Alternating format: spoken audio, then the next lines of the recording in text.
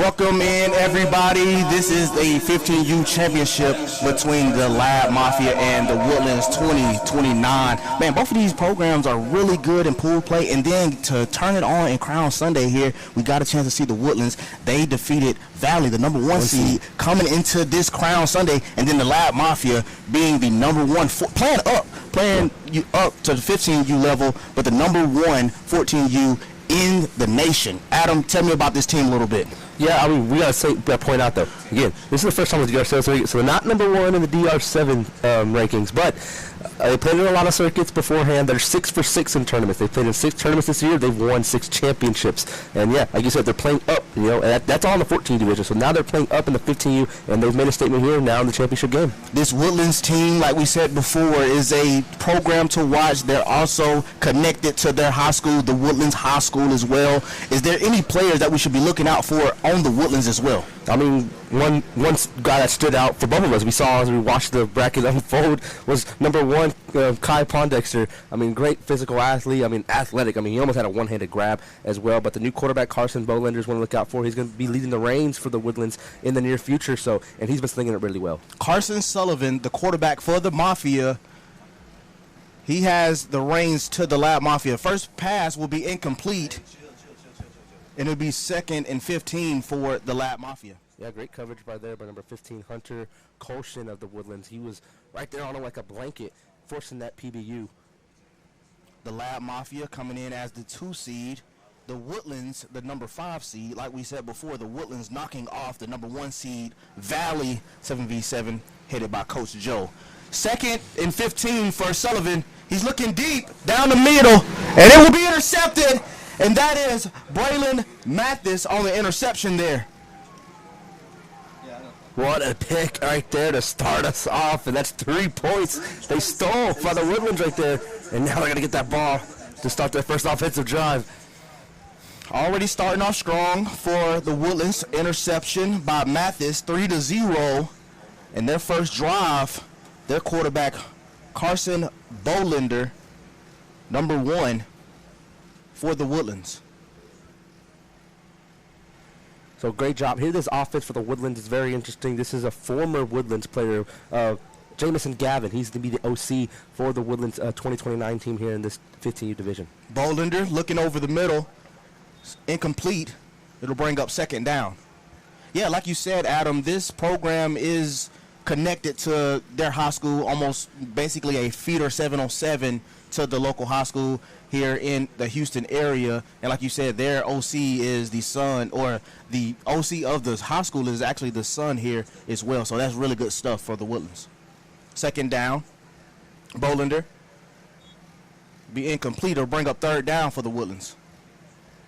A great job. Now for the Lab, they have a chance here on this next play on 3rd down. They're going to get those couple points back if they get a defensive stop, but these teams did play before already. They played yesterday in the pool play game, and the Mafia was the one that came out on top with that one, 23-15. So, again, this is a good rematch we're seeing today.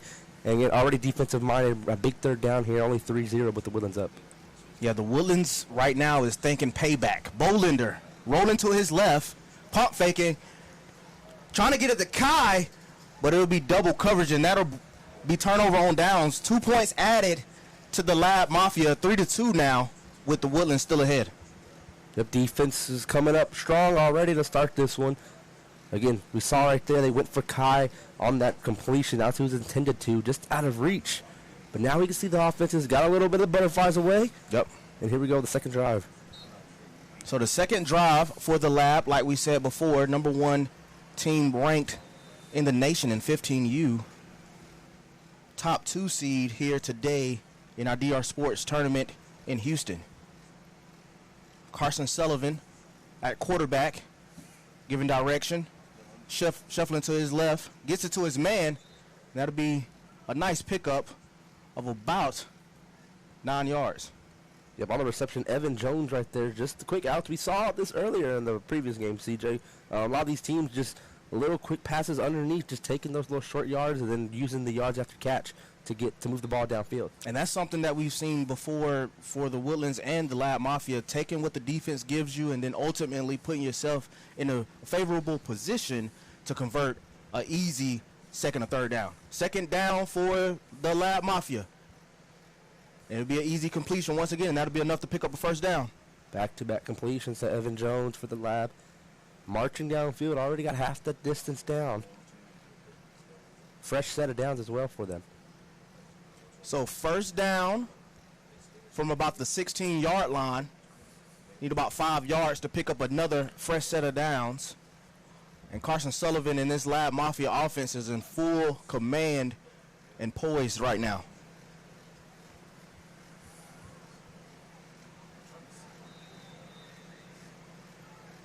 Get the snap. Getting things situated right now.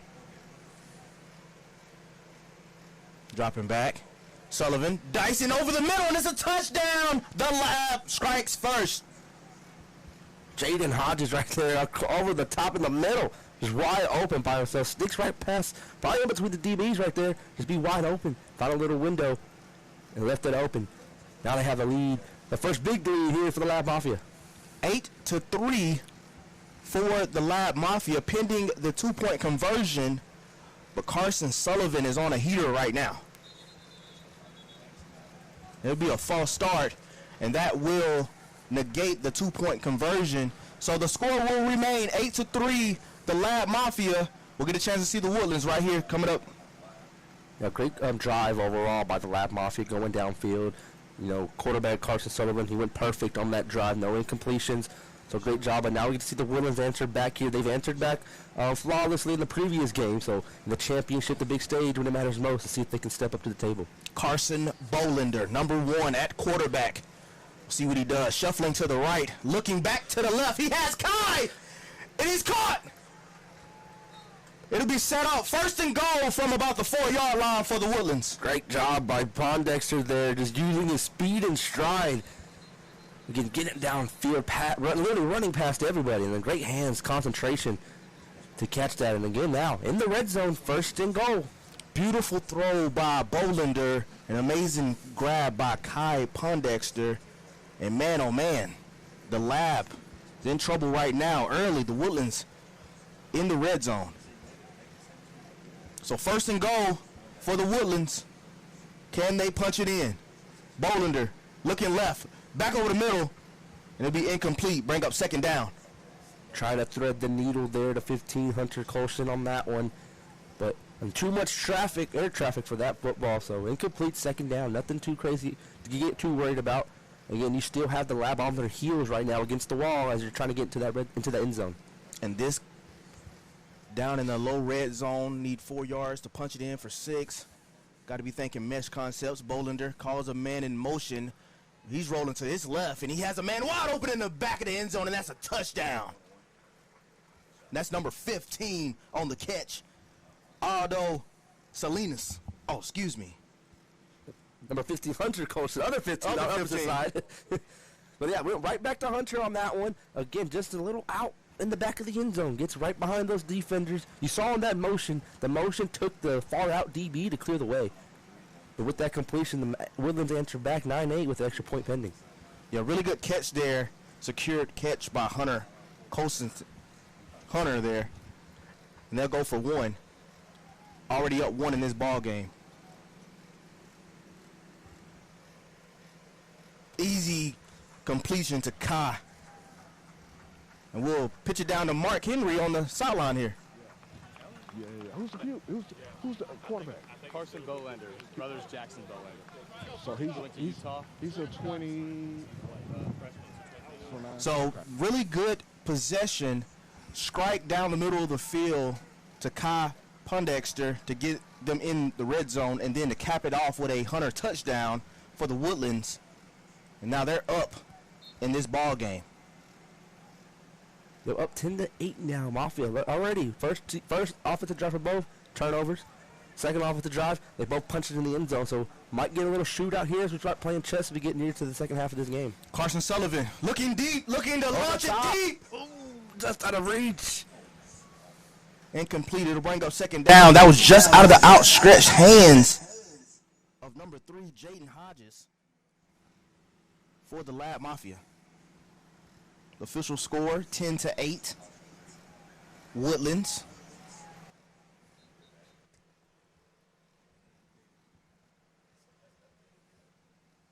See, second down here.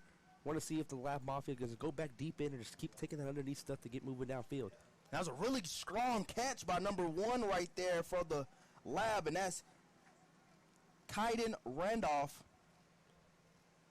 Call him Pack. Yeah, good job right there by Pack hauling in. A little bit off target, but he still put his body on the line, stretched out for it. Got the completion, but now it's third down for the Lab Mafia. They need about 4 yards for the first to keep this drive alive. Got to be thinking Evan Jones right here. He's been a consistent piece for the Lab. What is Carson going to do right here? He's launching it deep, but good pass breakup by Tom Combs for the Woodlands. Great job by that Woodlands defense there. They went for a shot. The Mafia did. Like you said, Tom Combs right there got his hand in at the last second to bat it into the turf. They got 2 more points added to the score now, 12-8. The Woodlands have a chance to put up a big separation here. And Combs had that interception early in the ball game to put them up. So, really good pass breakup. And now the Woodlands up 12-8 with the ball. Bolander shuffling right, looking over the middle. And it's called easy pitch and catch. He had the speed.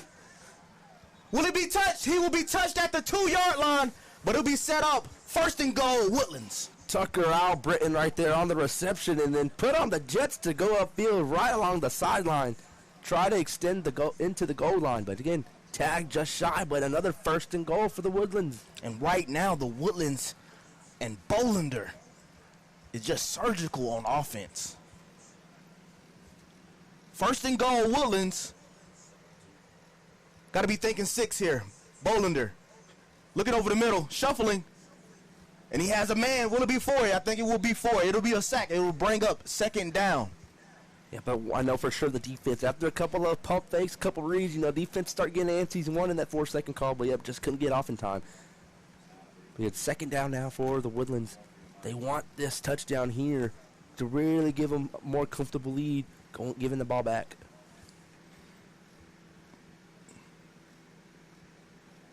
The Woodlands in the low red zone here. You can see right there, offensive coordinator giving Bolander the instruction, the play call to try to punch it in for 6 right here. Already up 12-8 with 13:45 left to go in this 15U championship. Second down and goal. Bolander looking for Kai's direction. Easy touchdown. Kai Pondexter. Great job right there by Kai. As you saw, he stuck his hand up, wanting the ball. And again, he had the sideline to his whole advantage all behind him. So quarterback Bolander just led it to his back shoulder and just hauls it in. And now an extended lead for the Woodlands. And Kai Pondexter is a name to know. Class 2029 DB. Freshman. And he plays DB. And he plays DB. He's an athlete. He's shining right now as a receiver. Definitely a guy to put on your radar. Already have him on the platform. Nick Gradney, all those guys on the platform got him already on the board. And that will be a false start for Woodlands, and that'll be negating the extra point. So the score will remain 18-8. Woodlands, 12:45 in this 15U championship. Adam, what's your thoughts so far? I mean, right now, a great shootout. Now, one thing we got to point out, like we said, Mafia is a 14U team. They had a little bit of adversity against that FOE team, and they were able to withstand it. So now, with the rematch here, a little bit more at stake, I want to see for sure how gritty is this Lab Mafia team down in the championship game. First down, Carson is going to have to eat it. He's going to bring up second down, and I think that's a really good thing as far as, in pool play. They got that win over the Woodlands, end up being 23-15, but ultimately it's Crown Sunday. Everything's on the line. You're playing for an automatic paid bid to the Crown held later on this year, and then the runner-up gets a half-paid bid, but ultimately the heat's on today. Yeah, heat is on. No clouds in the sky either, so we're getting all sun rays and all hot today on Sunday. Passes completed to 10 there. I think it's going to be enough for the first down. See where they mark it. And that was Mikey Rozek on the catch right there. And it'll bring up third down, 3rd and 5. A crucial down and distance right here for the Lab. Down 10, Carson Sullivan going deep. He has a man. Is he going to catch it? He caught it. What will it be? See, ref. It'll be Incomplete! Wow! He did haul the catch in. I just do not think he had a foot in bounds. I think that's what it's going to call, but we do have stoppage of time. And I do want everybody to know that you do have a challenge, so that may be what we're getting here. We are getting a challenge. We have a replay, DR Sports replay. Carson Sullivan launches it deep to his receiver, Jaden Hodges, and you see that he caught it. Did that knee get down? Because the control, foot down, yeah, the that's control is there. We get one more look at that amazing replay. But yep, the Mafia is going to challenge. Like you said, that's only what you get here on the DR Sports Network and the DR7 tournament. So you see right here, definitely a beautifully thrown ball by Sullivan. We'll see if we can get a stop right here. Got the see if we get the foot down right before the knee touches out of bounds. Only need 1 foot. Yep, 1 foot, 1 knee is all he needs. But yeah, just a great catch overall down there. Just getting the closest call we might have all day. And we have 2 number 3s on the roster. We have a Josiah Bush and then a Jaden Hodges. If you're watching our stream, let us know which number 3 made this amazing grab right here. But you see, we're trying to get it down. They got the. Let's see. Catch. I think does that foot in? It's close. The knee. Or is that knee on the white? It's simultaneously the foot knee down at the same time. Down at the same time. This one might be one of those calls where the call stands on the field. Yeah, it just has to be clear enough. I don't know if it is again. Like you said, it does look like they went down at the same time. If that toe would have tapped just a tad bit before. It's close. It's bang, bang. The referees on the field said it was incomplete. We'll have to have inconclusive visual evidence to overturn it. And we're trying to see if the foot came down before the knee. One more look at it.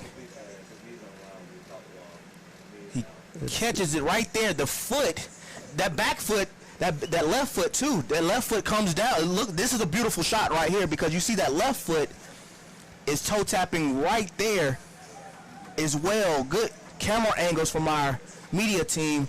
This one might, and it's actually incomplete. So I guess on the field it stands. What a job right there by the Lab Mafia on that play, but a great job on the DR Sports Network. Looking at that great replay. Camera angles. Great camera job, angles. yes. We're on top of it. But a very close play, but we got to get back to it now. Woodlands with the ball. Oh, you called it, CJ. Before we got here, you said he's bound to make a play, and he went up with one hand. You see this catch right here? Bolander knew where he had to go the whole time. He's looking right, but he checks back left. And Pondexter with the catch. What a head tap over the defender. But look how high, if you had that replay again, but look how high he jumped. His knees are at the head of the defender, so he got up for that one. And the pure athleticism and strength to haul that in with one hand. Now first down again for the Woodlands. That kid is special. Class 2029 out of the Woodlands High School. 10:30 left to go in this 15U championship. Bolander shuffling to his left. Looking in the end zone, he'll check it down to his receiver, and he'll pick up about 5 yards. That'll bring up first down for the Woodlands. First and goal for the Woodlands. Just great pitch and catch once they get to that red zone. Once they get into that red zone, you know, they do the quick passes, he said, underneath. That's that bread and butter for them. So, again, now a fresh set of downs. They get to rethink all their options here. Again, maybe take a little bit more time off that clock if they're going to extend the lead. Really impressed with Bolander's poise, stature in the pocket, calmness, and delivery on the ball. He set up first and goal for the Woodlands, up 20-8 in this 15U championship. Bolander shuffling to the right, and he'll just eat it, and it'll bring up second down. Yep, so with that stop on that big play we said that we reviewed, again, that was a turnover, so that did add the 2 points, CJ, to add to, as you said, 20-8 for the lead. But the Mafia here, they can still get a stop here and turn this game over. 2nd down and 3. 2nd and goal for the Woodlands. Under 9 minutes official. Bolander shuffling to the right, looking back over and it's an easy touchdown. And the Woodlands go up another 6. 26-8 Woodlands pending the extra point. Great job right there. Bolander to Salinas on the catch for the score. Again, look at the DR Sports Network replay. Salinas, again, they're doing a great job on these outs, just getting right past the DBs and breaking away into no man's land. Enough for them to get some more points to the board. Bolander going back across his body, and that'll be an extra point. It is now 27-8.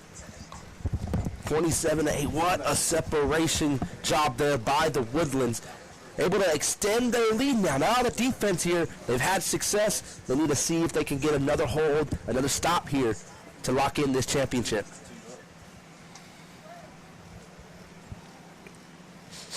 So that extra point makes it 27-8. Carson Sullivan has to do something with the lap. He's going to launch it down the field. He has the man, but he overshoots him.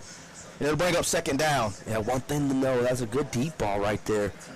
Throw by the quarterback, by Sullivan. But you got to look, if you look at the flags here, they are playing with the wind. So that ball did carry a little bit more to fall out of reach. So 7.5 minutes in this 15U championship. The Lab Mafia on the ropes. Can Carson Sullivan and company mount a comeback? Underneath, pick up about 6 yards right there. One of the number 3s with the completion on that one. Whether if it was Josiah Bush or Jaden Hodges, but now the short game brings up a 3rd down. Sullivan getting it to his target, and we know that target. He's been a player to watch, and that's number 8. He made a great grab, Makai Adams, in the semifinal game.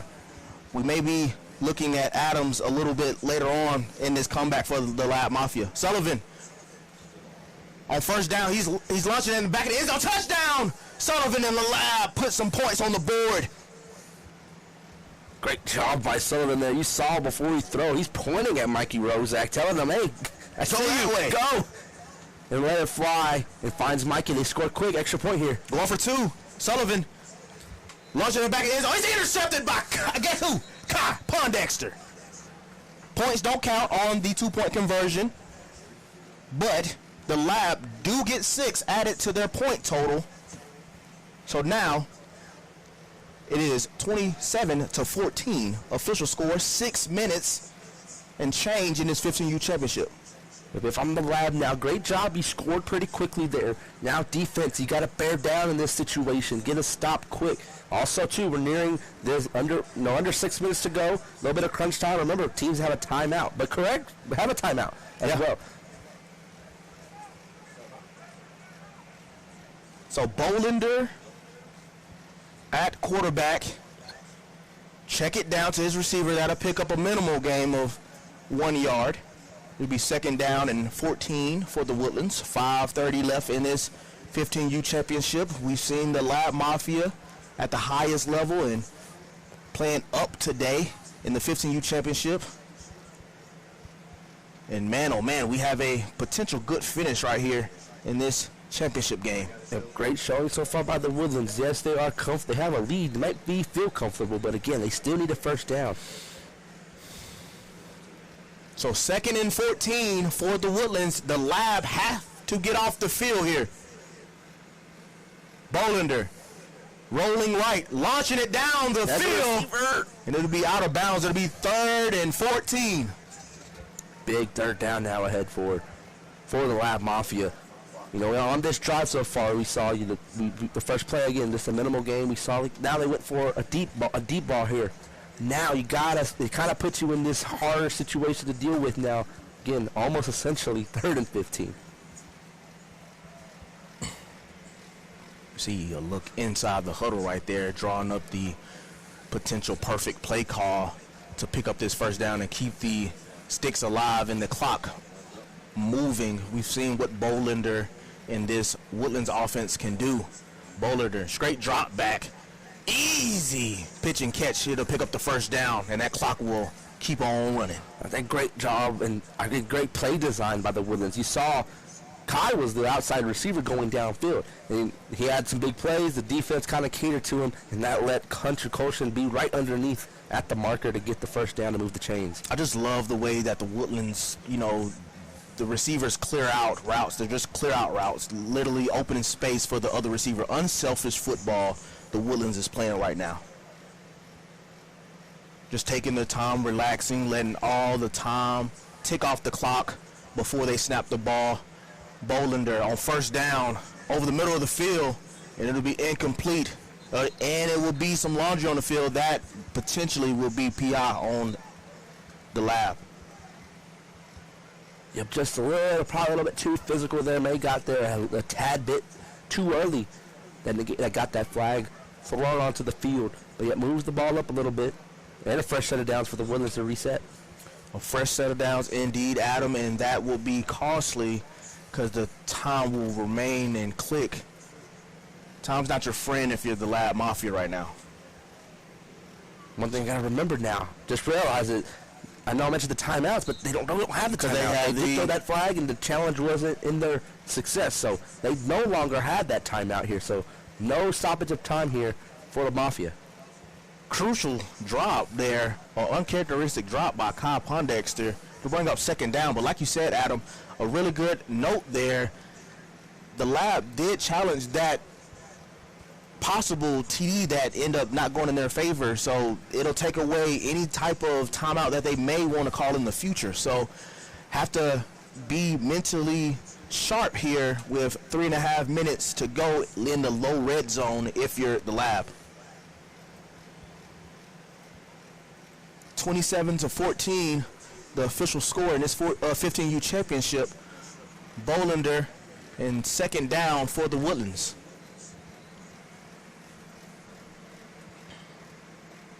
Bolander looking over the middle, good strong catch, and that'll be enough to pick up a Woodlands first down.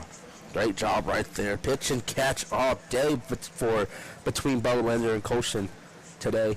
Again, all these short games, they're playing just as big of a role for the Woodlands offense as, you know, a big game by Kai on the one-handed catch. Dink and dunk. That is the name of the game if you're the Woodlands, and pick your shots. Bolander is doing that to a T. Perfection.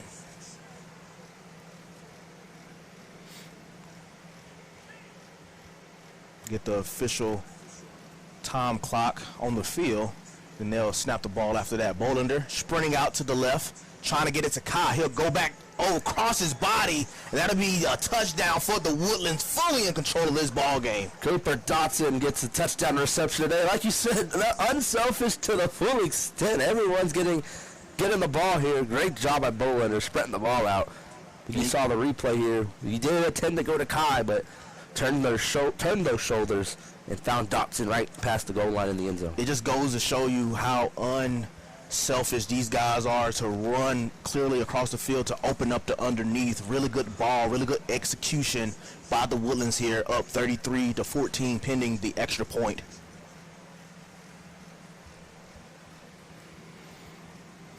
So running the time down, officially under 90 seconds in this 15U championship. The Woodlands in full control. Bolander sprinting out to the left, easy, but it will be dropped, so the score will remain 33-14. All Woodlands.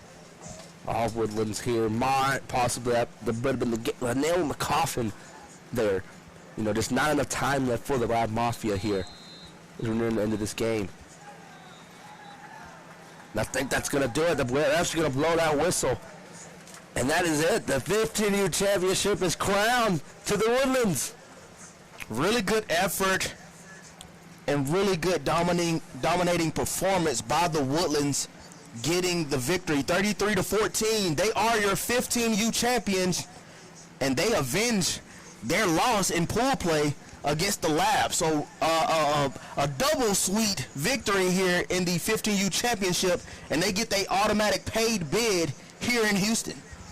Yeah, great job by the offense and the defense too. It had an interception earlier today as well. But I mean, the Woodlands program. I was able to interview Coach Rich Watchers. He's the head coach of all the Woodlands teams here on 7-on-7, and he talked about again these teams helping each other out continuously through their year. So, a huge shout out to Coach Walters, and shout out to their OC, Jamison Gavin, his first championship on the DR7 circuit. So he great job by him, a young guy, committed this past fall, finished his senior year. So now he's, returning the favor, and he's bringing home another championship. Yeah, really good stuff overall by the Woodlands. We saw them guys locked in early, fighting through a treacherous 15U bracket this morning, and to cap it off with a 15U championship is the epitome of what the Woodlands program is about. So they will get the victory here, 33-14. Hey, we got an 18U championship coming in just a few minutes, so I can't wait for that. I mean, it's going to be really electric going into our 18U championship, but this 15U group is just as excited, just as deep, just as important to the future of what we're seeing here in Houston. Yeah, great job. Look at the guys at the Woodlands celebrating the championship win. Well, like you said, CJ, we have 18U coming up pretty soon. 106 down, a few more to go, and it's only going to get better. For this Woodlands team, are there any guys that you felt like were just the standout guys for you? I mean, you obviously say Kai, with the one-handed catch, and he had an interception on an extra point. But, I mean, just great Bolander. I mean, spreading the ball out all game. He was able to connect with Colson, Dobson, Pondexter, Combs, Salinas. And, again, everyone got the ball. Yeah, that was really good. Carson Bolander, he tossed it around. Kai Pondexter had an amazing grab. But, hey, we got them to be crowned. We'll send it down to our CEO, Jonathan Mumphrey. Hey guys, first of all, I want to congratulate you guys on a big dominant win at the Road to the Crown, Houston. Congratulations, Coach. Hey, I always love seeing the Woodlands team, and I'm gonna tell you why. Because everybody go pick everybody from around the city, and you guys just stay with your nucleus. And the goal is to translate what you guys learning and doing this spring into 707. Our goal, and I know the ultimate goal, we'd love to have you guys, is to win the crown. I tell people you're not a national 7-on-7 champion until you get that middle trophy. And that's the crown. It's very hefty. So you guys punch your ticket today to the crown in April. So congratulations. We'll take care of all. Let's go. Hey, with that said, guys, I just want to make sure I communicate what we do here at DR7 on the Road to the Crown. Y'all know we got our scouts, we got our broadcast team. What we've built here is we call the Crown Pathway. So today, a lot of you guys getting interviews, you're going to get articles written about you, you're going to get invites. Y'all earn, it ain't an invite, it's y'all earn a spot to come to our college exposed and exposed camp where we'll have college coaches and our scouts will be there. From there, what we're looking for is the top 80 athletes that we've seen with our eyes. Not on Twitter, we ain't nobody chits in the Twitter or anything, that we've seen ball. You know what I'm saying? So, and we're going to invite you to, then once you're there, we're going to choose the top 80 for our Crown 80 All-American Bowl. And from there, what we're doing is taking you from shorts and T-shirts, from local to national, from unknown to known, and from shorts to T-shirts to pads. So we're going to put on full pads. Only thing you have to do is get to the event. We're going to feed you, we're going to room you, and we're going to give you a swag bag. We're going to take care of you. But also what we do with our 7-on-7 circuit is we have a couple MVPs, ballers. We like to identify our ballers for our Crown MVP Bowl, which is a Friday night before our national championship in April. So with that said, we got a couple here today. We're going to get them one by one. We got number one. Right here.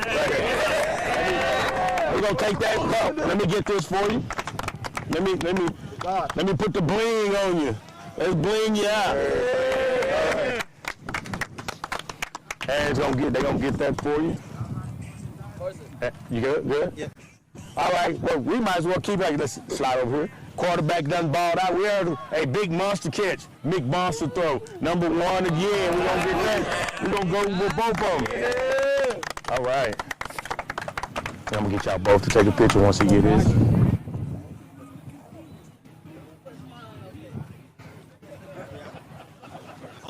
You get two? Yeah, absolutely.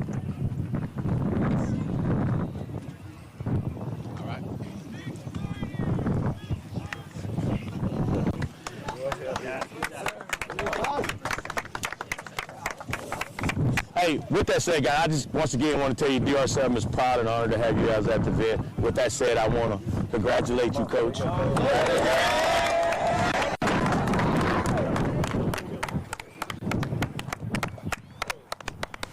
And there you have it. The Woodlands are crowned 15U champions.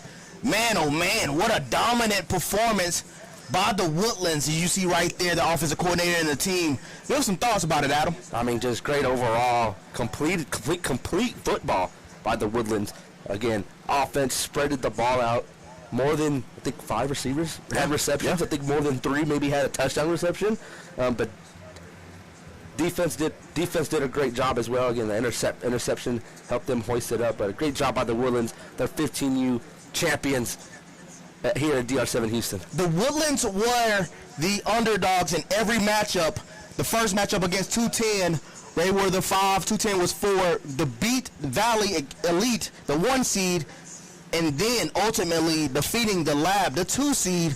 So a Cinderella story for the Woodlands and Bolander and his offense and the total team victory. They are your 15U champions.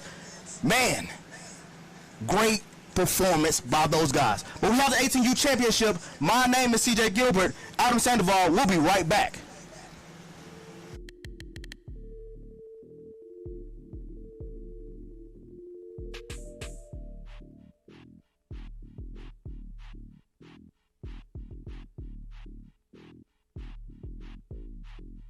Adam Sandoval with the platform.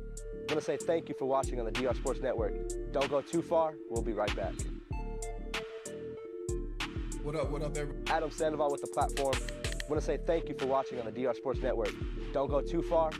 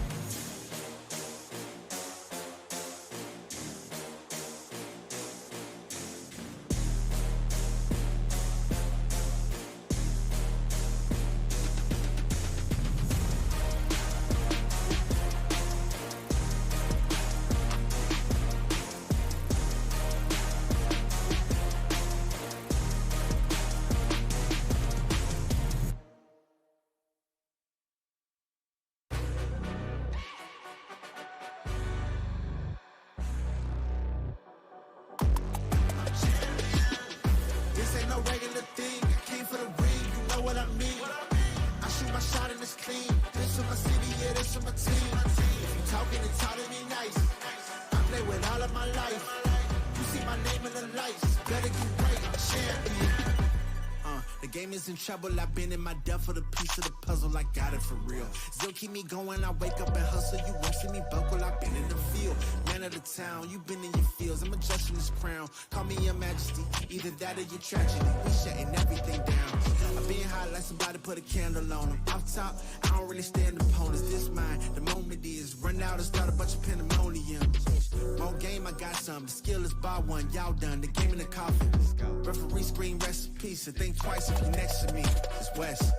This ain't no regular thing, I came for the ring, you know what I mean. I shoot my shot and it's clean, this for my city, yeah, this for my team. If you talking and talking me nice, I play with all of my life.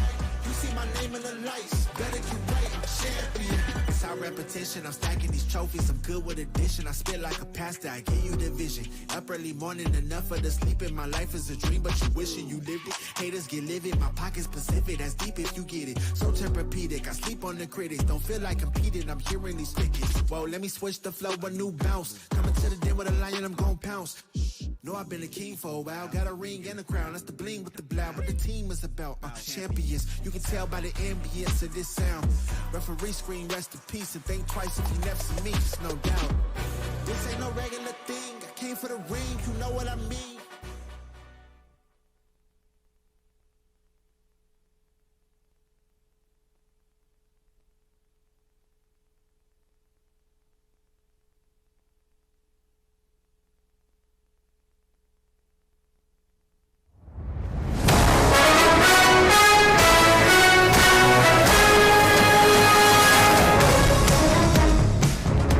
Network.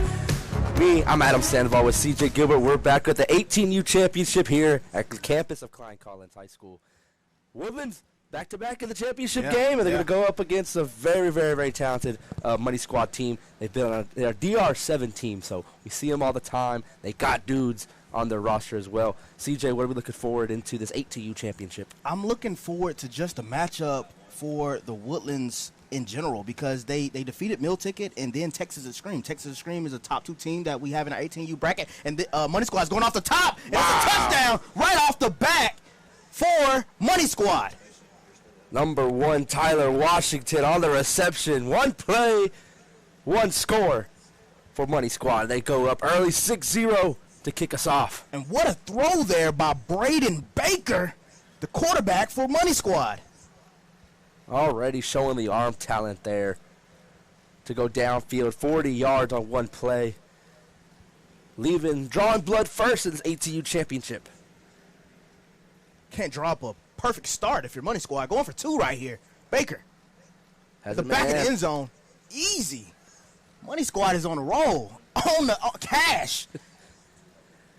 Great job right there. Now a quick 8-0 lead. Again, not much to say. It happened so quick. Only 2 plays. Just got now. We have the Woodlands coming back on offense. We were able to see them yesterday, CJ, in a couple pool play games. A lot of guys to look out for. And I know you featured a few on the platform as well. Yes. Just overall, the Woodlands being that program. Number 19 right there, big tight end. He's definitely a name to watch. So Woodlands on first down right here. It'll be incomplete. And like we said before, number 19, Colton Weddle, the tight end. Big tight end, 6'5" tight end, over 200 pounds. No offers on our platform. Go check that out on our social media platforms. And then, of course, the quarterback, number 15, Caden Copeland as well.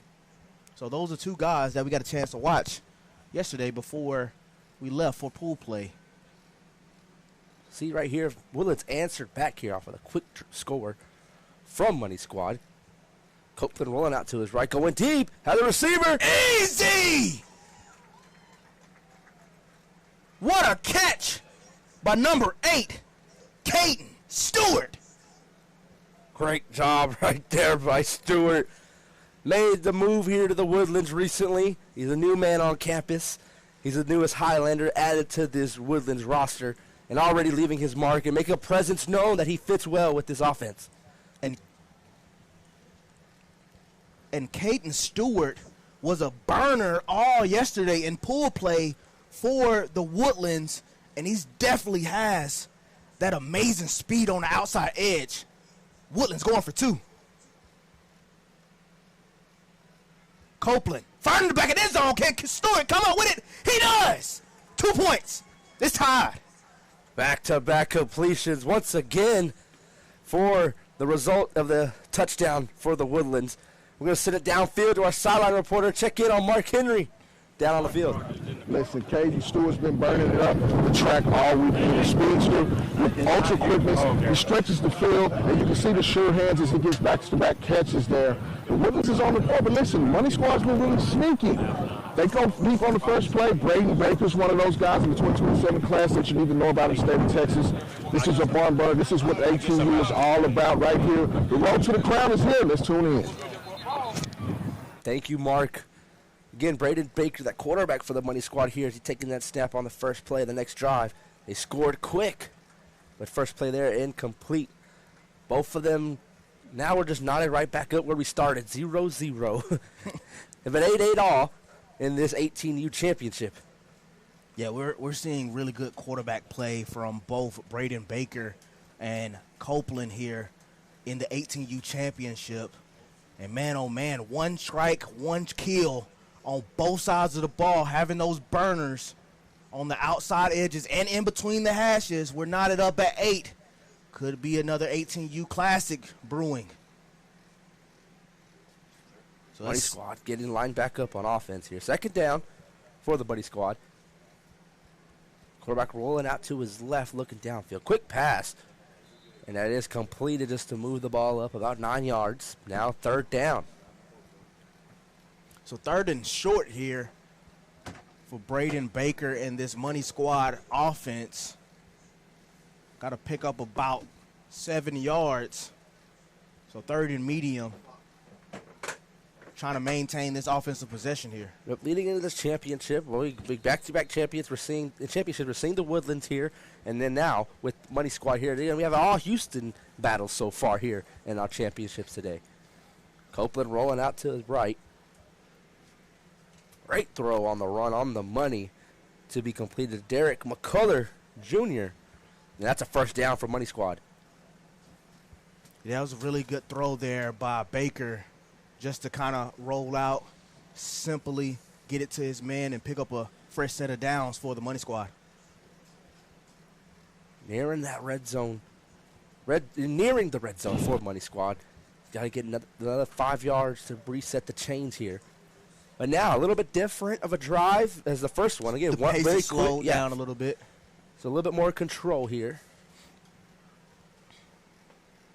Easy pitch and catch from Baker, getting it to his receiver, Joshua Richard Jr. A great job. Pick up a fresh set of downs. Yeah, I was going to just say that. Great job enough to get the 1st down. Now rethink your cards, what you want to play with now in the red zone. Let's talk about this 18U division as a whole. We're going to have a lot of shakeups in the future as well. You saw yesterday we dropped our official rankings, and a couple of teams noted in there, aren't playing anymore right now. Yeah, no, definitely. We see Baker right here launching it, toe tapping. Did he get it in there? It'll be at the 1 yard line, maybe a ½ inch.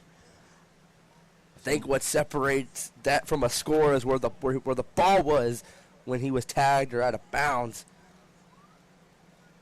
I think when he had possession, that foot was still on the 1 yard line. This is bringing up 2nd down.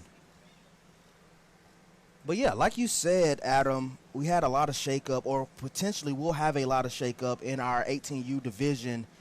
Right now, Texas Chaos is 1. Texas Extreme, who lost to the Money Squad, is number 2. Juice at 3, Gifted at 4, and AP Ranch at 5. And that pass is completed for a touchdown. We do have a flag on the field. See what the call is.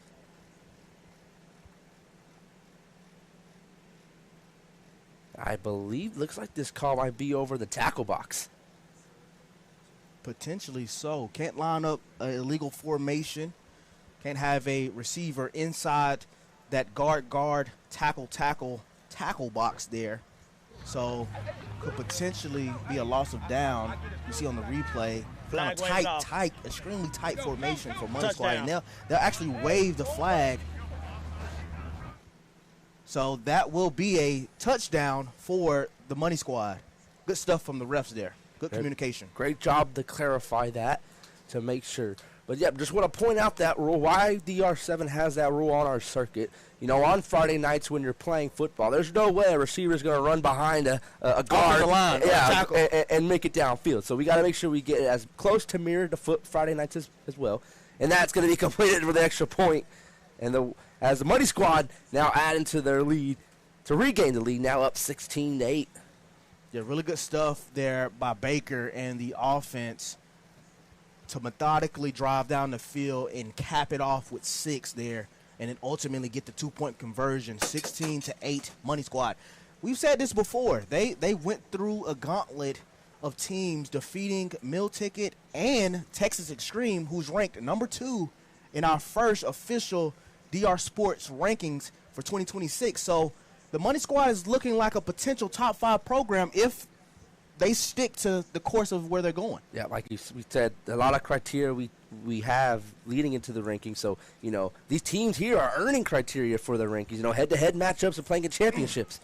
That pass there incomplete for the Woodlands. Pass intended for number 2, Carter Cass.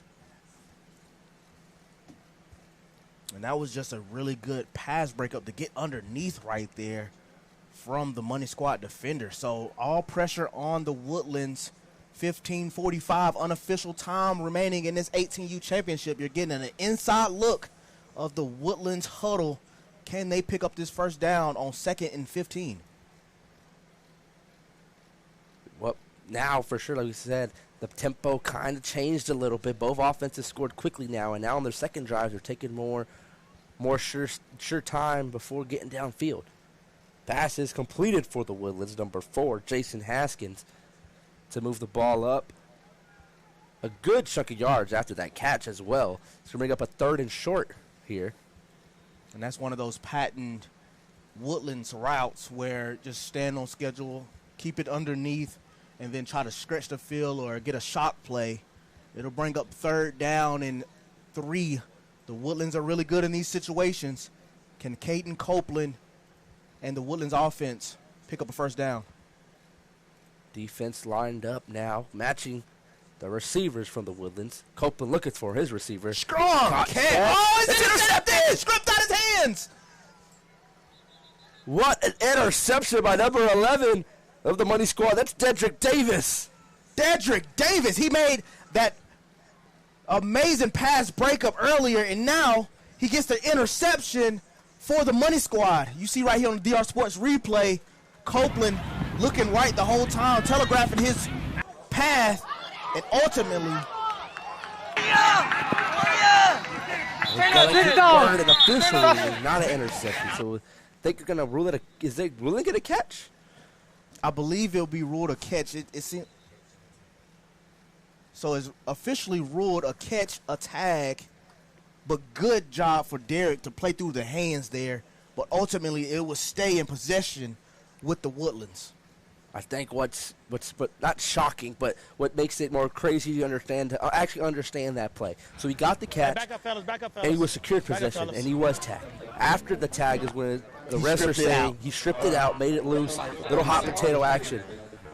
But one thing you got to point out, it's just a great job by Davis as well. You know, this on DR7, we're translating this to Friday nights. 36, 15-yard penalty, first down. Got a flag on the play as well, so we'll see if we can get some sound down there. Unsportsmanlike. Got unsportsmanlike on Money Squad, so that'll pick up a huge chunk of change right there, maybe 15 yards and an automatic first down. Correct. Maybe upset of the last play. Of the call, yes. And we'll toss it down to Mark Henry on the sideline and get what he thinks about what's going on down there on the field. So the defensive back play, they teach you to play through the ball. From the ground level, it looks like The receiver had the football. The defensive back is playing through the ball. My opinion is interception. If I'm coaching, I challenge you. You got to get that back. You know what I'm saying? Great play by the defensive back. But let's tune in and see what the Woodlands does on this drive. As we come back from Mark, thank you, Mark, for your opinion on that. That's a great job right there. Again, it's a bang play. Yeah, bang play for sure. But one thing I wanted to finish about that was Davis. Again, DR7 we're translating this to Friday night. So Friday night, that's a pick, you know. Yeah. And he fought, like Mark said, he trained, fought through the hands, fought the ball out, and got it. But again, unfortunately, the flag extended the ball downfield as well against Money Squad, and a completion now for the Woodlands. They're about a yard short now before they get into the end zone. 2nd and goal for Copeland. Can he get it in there? Strong catch, touchdown. The Woodlands answer back. Jason Haskins has a DB all over him, but it doesn't matter. Uses the hand straight and extension. Look at the DR Sports replay. Copeland rolls to his left, throwing back against the grain. And as you see there, Haskins using his stretch and reach to secure that touchdown. And they answer back. Woodland's going to go for 2 here to try to tie it back up.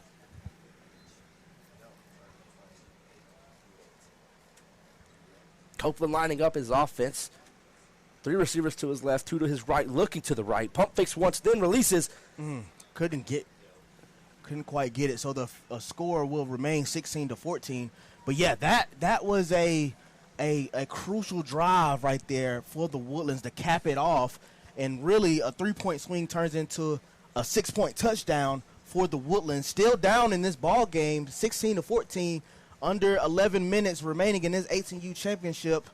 The Woodlands have to tighten up on defense if they want to gain the lead here. One thing I do want to try to mention about that last drive, too, Mark pointed it out, too. You know, maybe questionable. They could have challenged that, too, as well, on that controversial call. But, again, it resulted in 6 points for the Woodlands.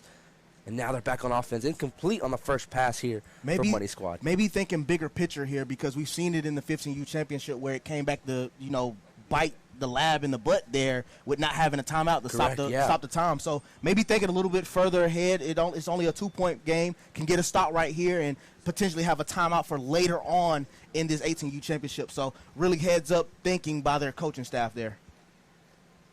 So the Money Squad back on offense. 2nd down now. Quarterback's low, drops, rolling to his left. He's pump faking. He's going to his target. He catches it. Good stuff. Really good stuff. And I think that's, again, Dedrick Davis on the reception. Again, running down the sideline. Look at the DR Sports replay. Yep, that pump fake. Pump fake turned it upfield. Little out and up action there. And that's a 1st down for the Money Squad. Got the DBs lacking right there. Undisciplined, uncharacteristic by the Woodlands. Braden Baker, Dedrick Davis, that's the connection right now. They're set up beautifully in the low red zone. They're walking it down to the 10-yard line. Be 1st and goal for the Woodlands. Yeah, there was a flag as well on that play that I believe might have been a sideline warning. But in the end, again, that penalty moving that ball up more. So now 1st and goal for Money Squad. Strong catch by Money Squad. That number 8 Joshua Richard Jr. on that completion. Again, wasn't stopped or deterred at all with the coverage there. And now Money Squad adds to their lead now, extending it late in this 18U championship. And that was a strong catch there by Joshua Richard Jr. Had a man draped all over him. And it was down at the 1-yard line, looks like. I think, too, at the same time that what happened earlier, he's getting tagged, might have been in the end zone, but that ball isn't past the goal line. It doesn't matter! That's a touchdown! Back to Joshua Richard again. No, I think that's number 2. That is Derek McCullough Jr. Look at the DR Sports Network replay. McCullough goes up just over the DB. Great ball as well by the quarterback. Outreach to the arms of the defender there. Dropped that dime to add to the lead. For Money Squad, they're going to go for 1 point here on the extra point. Baker scanning over the field, going back across his body. It's batted out. The score will be 22-14. You can see the Woodlands really going down the field, getting ready, getting set to go. This is going to be 7:30 and ticking. This is lining up to be a good one. Yep, crunch time now. Again, now Woodlands only down 8 here, so if you score, you have a chance to go for 2 to tie. So still got ball left to play. But again, now you got to start thinking more of time control, time management, clock management. Score quick. Both teams still have their timeout in the back pocket as well. They could use later down the road. But Woodlands have to score here to keep this game within striking distance.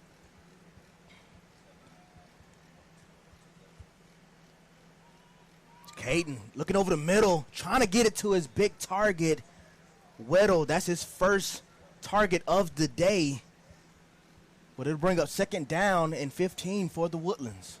Yep, might have been just a little bit more desperation throw on there to try to spark something on this drive. But you don't want to do that. You got to keep your composure, stay confident. The Woodlands offense has been successful today as a whole, so you don't want to deter away from that. Just keep using what's working right now to score. So 2nd and 15 for Caden Copeland and this Woodlands offense. Can they stay on schedule? Copeland looking for a receiver. Releases it. It's completed at number 2. Carter Cass. Again, a guy we were mentioned about yesterday. He wasn't here yesterday in the pool play game. Had a track meet that he attended. But he is here on Crown Sunday trying to win him a championship as well. But that with that completion, it's marked short. It's going to be a 3rd and 1 for the Woodlands. And you see Copeland locked in right now, trying to pick up this 1st down and possibly thinking touchdown for the Woodlands.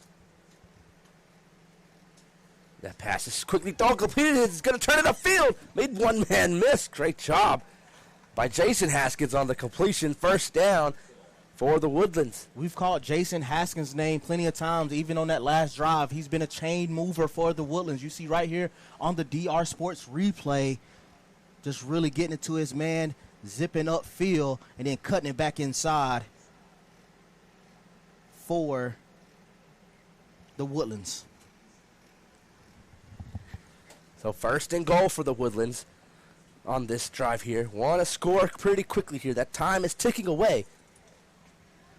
Copeland looks, fires, releases. Easy. And Stewart again with the completion in the end zone. Touchdown, Woodlands. And you see that Stewart and Copeland connection is on full display for the Woodlands. And really good stuff going for 2 here to try to tie it up. Yep, so great job here. We're under 5 to go here. Woodlands need the 2-point conversion.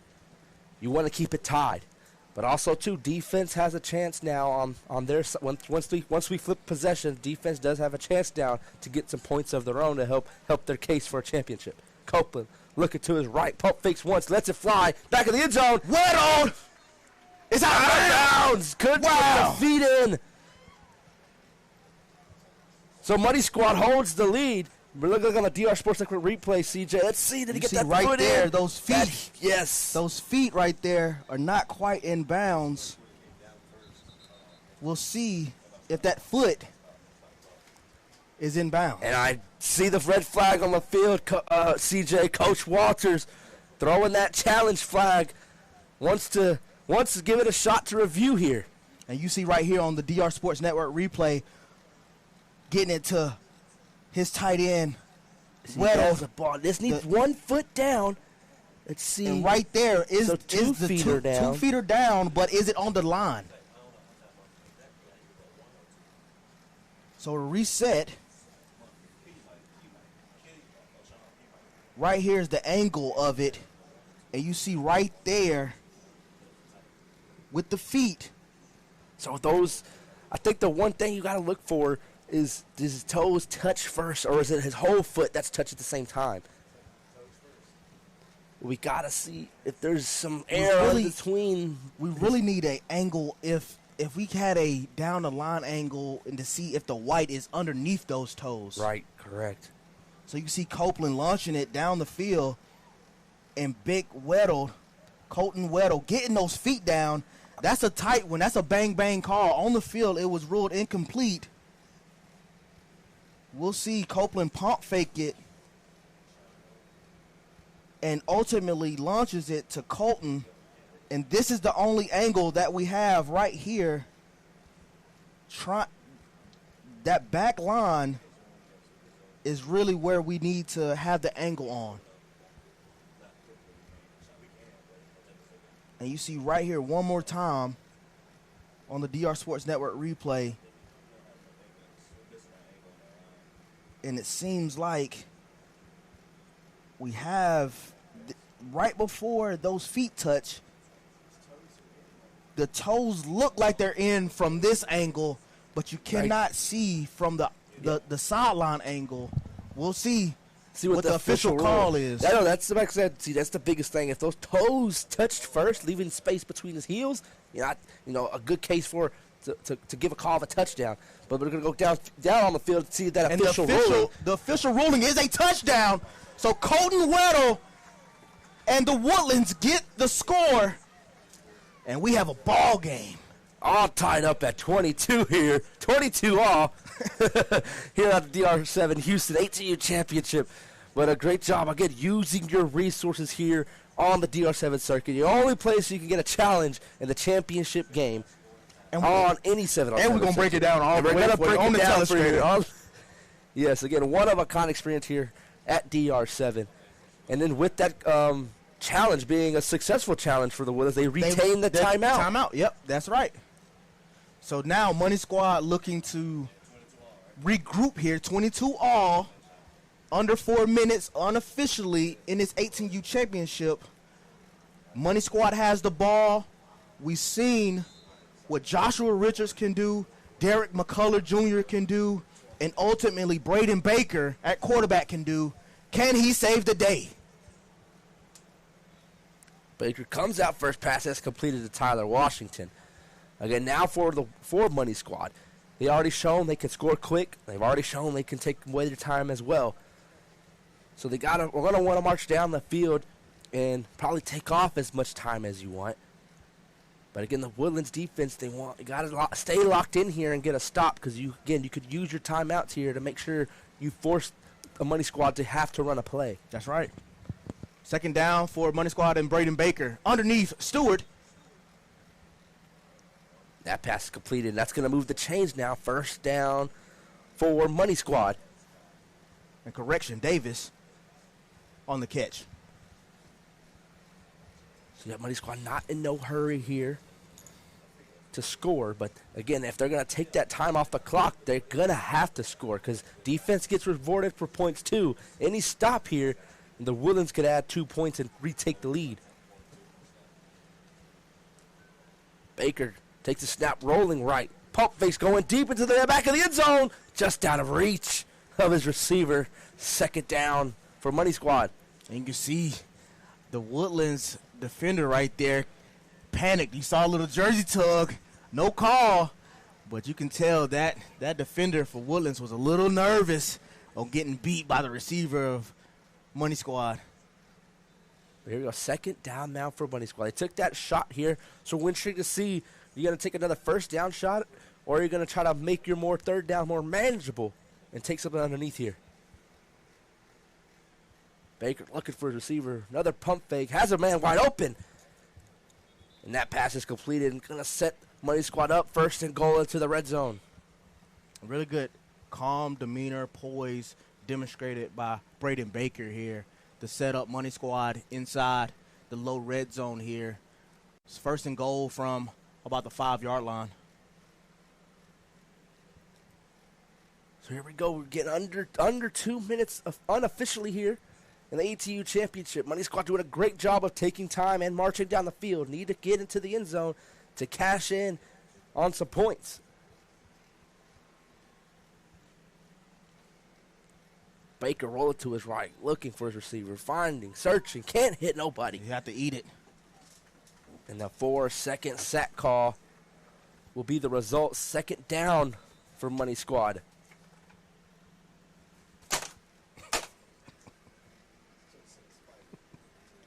The Money Squad now smelling the end zone here. 2nd and goal for the Money Squad. 22 up right here. Braden Baker looking pretty good in this 18U championship. Time is winding down.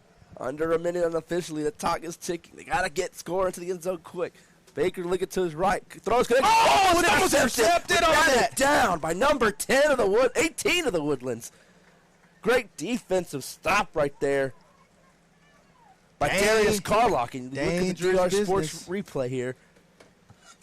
You see right here, Braden launching it out, and really good stuff there by the defender. He's playing a little off-man coverage, tighten it down, really in the Here we low go, red third zone. down here for the Woodlands. Need a score or a stop could win it. Baker looking, flies, batted down. We got a flag on the field.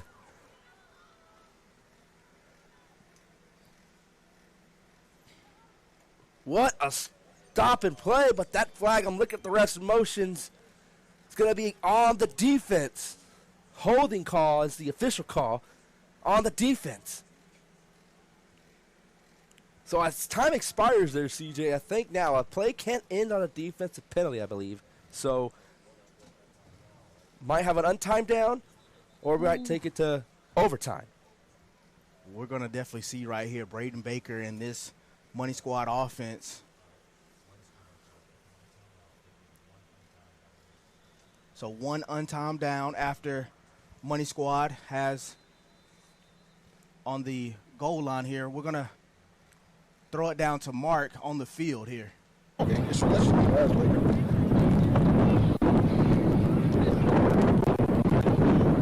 Hey, Luke.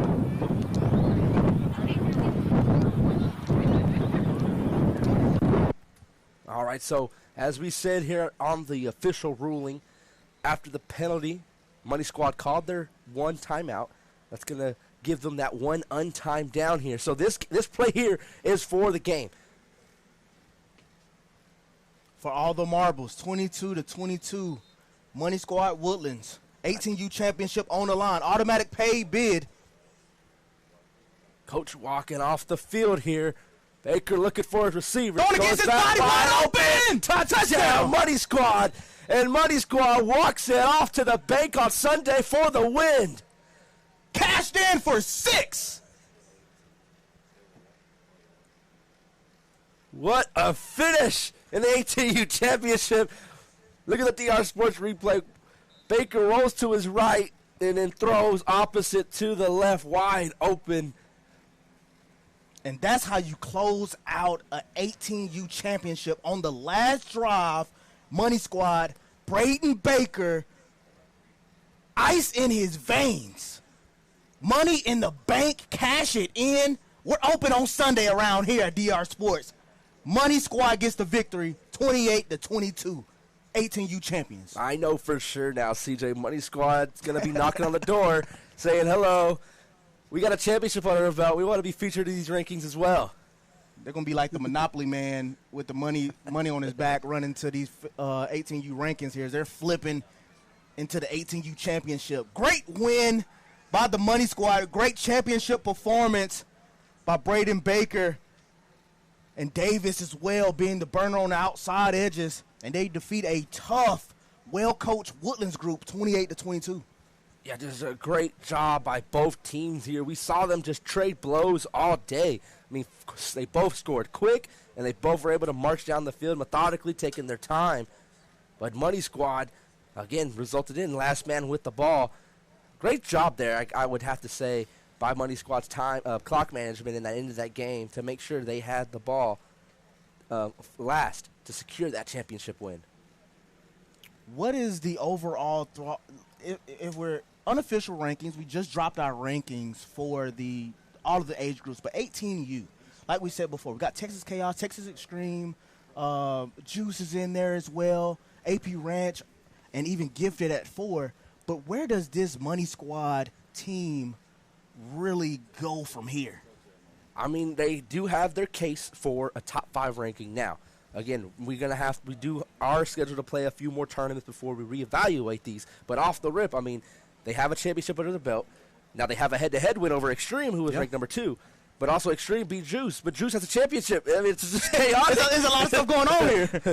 But the Woodlands, again, they were a 5 seed, and they kind of marched their way here, went through a little gauntlet to get here. So they have a little bit under their belt as well. And now runner-up finish as well be added to their notes. But, again, I would say that Money Squad proved they can fit themselves into a top 5 team in our unofficial rankings that will be able to reset in the near future. Thoughts on Braden Baker, Derek Davis, thoughts on these different guys that we saw, Dorian Rogers, McCullough Jr. What do you think about these different guys that have played out of their minds today? One thing I'd say about Baker, quarterback, he did keep his composure throughout this game. I mean, first play, nonchalantly just threw a dime downfield, and then we got down to crunch time when it was needed most, again, kept the composure to roll right and then throw against the grain and go back against the defense. But a great job, again. Baker had a great showing today. Davis, again, played on both sides of the ball, had, the PBUs as well and receptions down the sideline. So good two-way athletes as well we had on display in this ATU championship. I will definitely say Derek Davis was a guy that played both sides of the ball that really represents what the Money Squads is. But we'll toss it down to our platform senior-led scout, Mark Henry, down on the field. Hey, clap it up, Money Squad! Listen, congratulations. You officially punched your ticket to the crown in Florida. Way to represent H-Town. Let's go! All right, listen, man. We got 2 MVPs. The first MVP, Braden Baker, QB1. Let's go!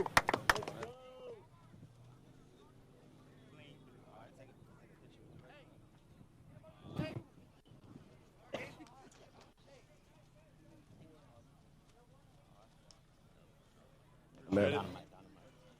Hey, you know you're explosive when you got a nickname like Dynamite. He's back like he never left.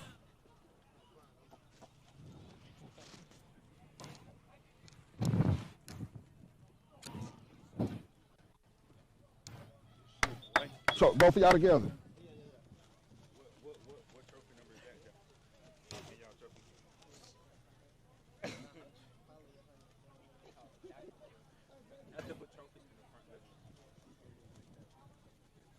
All right, listen, guys, you have punched your ticket to Florida, representing H-Town, representing Texas. Listen, everybody knows that the best ball is in the state of Texas, and the Money Squad is the champions of the ATU division. You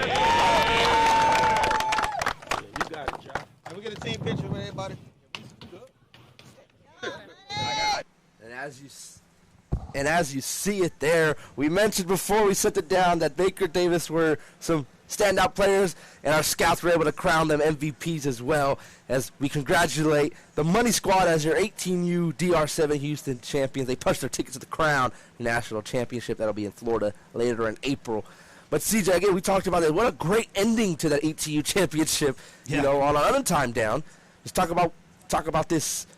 Just talk about this, the ending of this championship, ATU championship. I think the ending was absolutely crazy to end it on an untimed down. It just shows you just overall the poise that, Baker had to get it down to his receiver in the winning seconds of the ball game.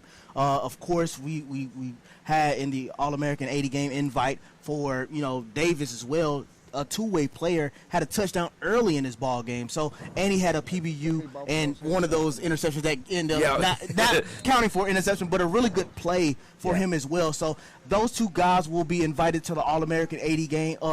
It held in later on this year as well. But overall, man, it was a great performance by the Money Squad, getting a close, narrow victory on the 1 yard line, 28-22.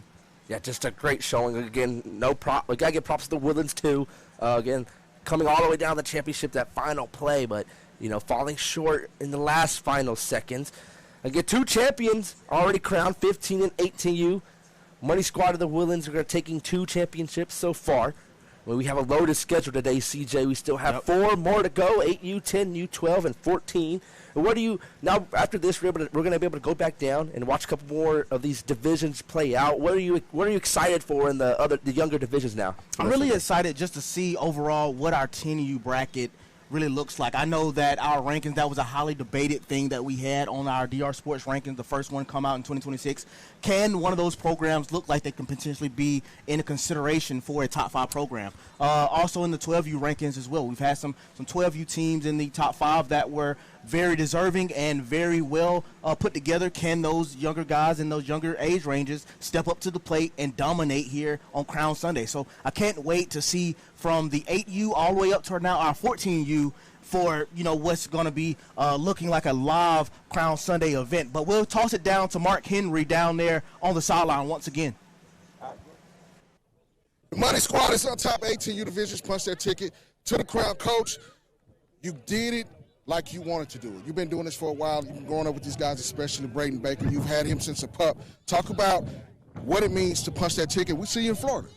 Man, what it means is it just shows a testament to the hard work that we've been putting in. These boys, we get so close and we may be short a boy or two, and we just hadn't, been able to put it all together. But this tournament, we put it all together. We really did. Now, last play, you walked off, you threw it up. You know what I'm saying? You knew it was a touchdown. Talk about that last play and what goes into it. So the last play we ran, I don't want to give too much about it because I know that it's on film and folks going to go watch it. But it's a play we work on, and I've always told the boys that if we run in this play, it's to win a championship. We're only going to run this play when it's to win a championship, and that's what happened.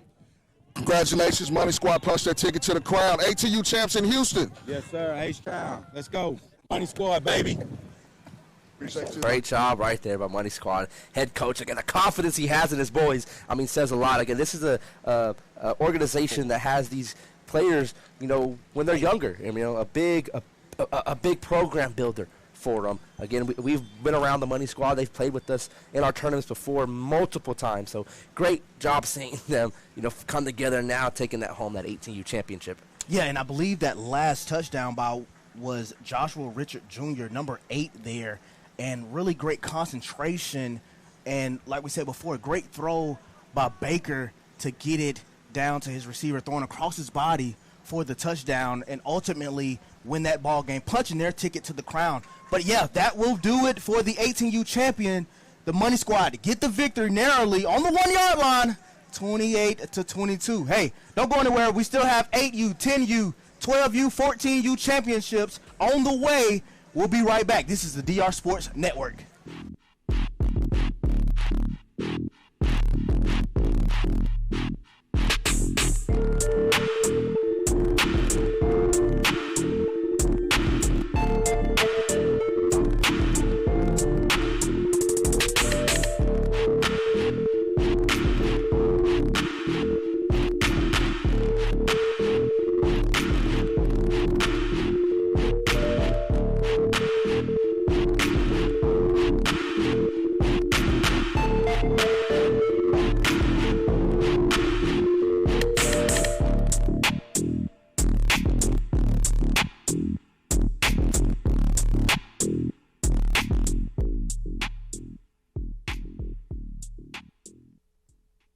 What's going on, everybody? My name is CJ Gilbert, here with the DR Sports Network. Hey, are you looking for your event to be live streamed? Well, we provide that here. We live stream games, live events, and even a podcast. Look us up at drsportswithaz.com, info@drsports.com if you're interested. The offseason is here. Of course, we know 707 is prominent, but now we got something for the trenches. We got something for the bigs. Of course, I am Mark Henry here with DR Sports and the platform, and every year we put it on for the skill positions, the quarterbacks, the DBs, the wide receivers. But this time, we're going to drive the bigs. Of course, it's the Drive 7 Bigs. First one down in Florida. Davenport, Florida is going down this weekend. We got, of course, my guy, CEO Jonathan Mafia in the building. But we got the coaches in the building, one on offense, one on defense. Coach McGlynn and Coach Vickerson join us as well. And we're going to dive deep into it. But first, man, we want you to make sure that you're in the building. This is for the age groups of 14 and 18U, and we're going to have the trenches lit up. Monk, come on in, man. How you doing today, man? Let's talk about the Drive 7 Bigs. Of course, Coach Vickerson and Coach McGlynn join us as well. But, Monk, tell me what the genesis was of getting this started and what the opportunity that these guys have to come out and compete. Well, Mark, man, I appreciate you having me on today. But, the whole purpose of the DR7 Bigs, when you look at, we've been working with the skills since 2018. Our whole mission here at DR Sports and everything we do is about exposure. And, that's the whole thing. If it ain't exposure for the kids, we don't do it. And, but you can't play a football game without having those trenches, so that's why we talk about DR7 Bigs and no line, no shine. So the vision behind that was to get all 22 athletes, 11 on offense, 11 on defense, to compete at one facility, and we can see all the talent at one time. We see the elite 7-on-7 kids from across the nation every weekend. And so the vision was, as continued to look at this, wanted to get those skilled players and also give them opportunity, especially with the new changes in the way college recruiting has happened. You got to get on the board early. You got to really be on the board, college boards, by the time you're a junior. And so at DR Sports, we wanted to establish that vertical, and that's where DR7 Bigs came from. Well, the ball game is played in the trenches, man, and I think that's a big thing that we're trying to bring to the table this year. Is we want to include everybody, all 22 you mentioned, but a lot of times in the off season, it's 7-on-7s are taking on in the world or a thing in itself. But now you give these guys a chance to come in at each stop on the road to the crown, and they get a chance to compete. And they get a chance to be put in the limelight as well. Talk about how important that is. Yeah, it's very important, man. I mean, anytime you can give an athlete the opportunity to compete against top talent from all around the country, because, everybody plays different levels of football on different A, whether if it's class 1A, 2A, or 6A. There's different levels, but it doesn't matter what level. You're not going to see elite talent every Friday night. So you have to get that work in, and you have to develop, and you got to go against some competition. And being a national platform, that's what we want to provide to these athletes. That, hey, you'll get a chance in your springtime to sharpen your skills against people that's at your level or even a bit higher your level. So you get to measure yourself. And so that's the purpose and the genesis behind the whole DR7 Bigs. We wanted to make sure that if we're going to do it here at DR Sports, Dedication, Respect Sports, we was going to bring the top offensive lineman guys that we could lock in with, as well as defensive lineman go. We want you to get the best knowledge, people who've done it at a very, very high level. And so, that's what, our motto, we're elite. And that's what we're going to always continue to be, no matter what we roll out, what vertical, whatever product we roll out is going to be elite. Part of it, and finding one guy on the offensive side and one guy on the defensive side to kind of lead the charge for this. We got Mike McGlynn and Coach Kevin Vickerson here. Talk about what you were looking for when you brought these guys to the table and what you see that they bring to the table. And this is a monumental thing. This is something that we're kicking off, and this is for the bigs. This is for the trenches. Absolutely, Mark. Great question. We've tried to roll this DR7 Bigs out for the past 3-4 years. I don't want people to think we just thought about it, but it's been a process. And with our motto of being elite and our motto of not rolling anything out that's not great for the athletes. We've had some people that we've came to the land and some things I felt like God just stopped me. And, Coach Vic and I met through some mutual relationships about 2 or 3 years ago. And it was a timing thing. I mean, he had things going on, We didn't know each other, so we had to build a relationship. And it's a trust thing because, man, I feel like every kid that comes to a DR Sports, DR7, DR7 Big events are my kids. I know they come with coaches and they got parents, but they're my kids when they're on that field up under the umbrella. So I didn't want to just bring anybody and just throw any product out.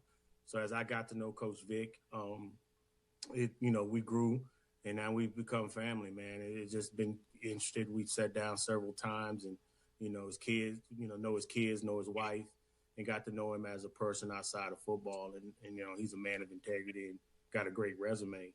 And then, Mike introduced me to, Kevin introduced me to Coach Mike, who's down there in Orlando, and did several calls with him and felt good about the calls, but never hadn't looked the man in the eye and I was happened to be down in the Orlando area in the Villages. We had an event down there, and Mike and I went to a lunch and got a chance to spend some time with.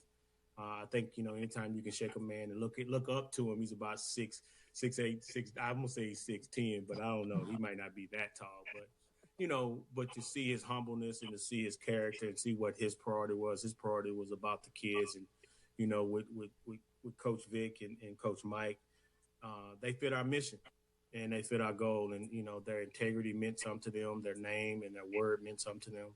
And so I really felt very, very blessed to not only God gives me exactly what I asked for. I wanted a ex-NFL defensive line guy that has been there some time. He's got 10 years of experience.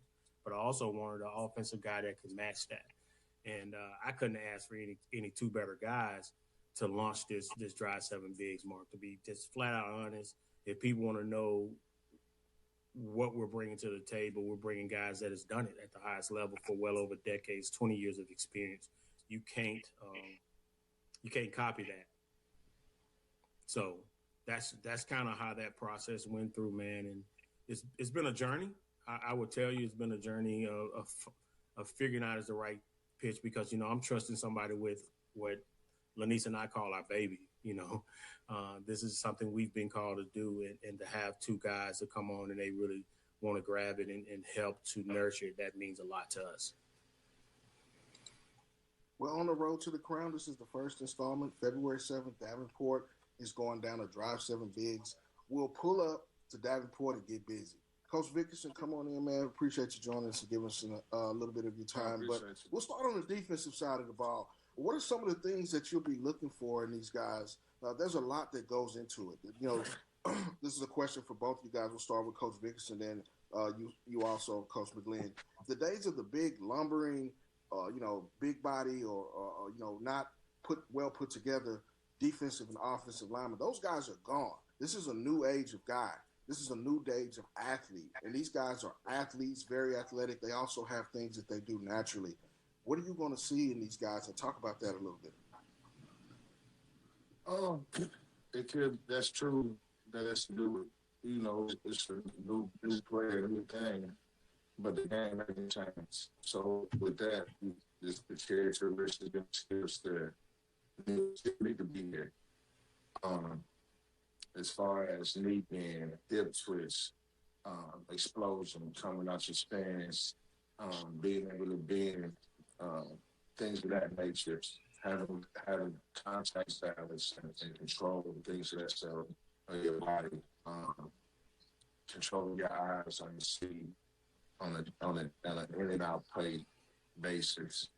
Just trying to give them different techniques and tools that they can take back to their high schools or wherever they at when they leave us, and still crack on this technical skills that help them get to wherever they need to be.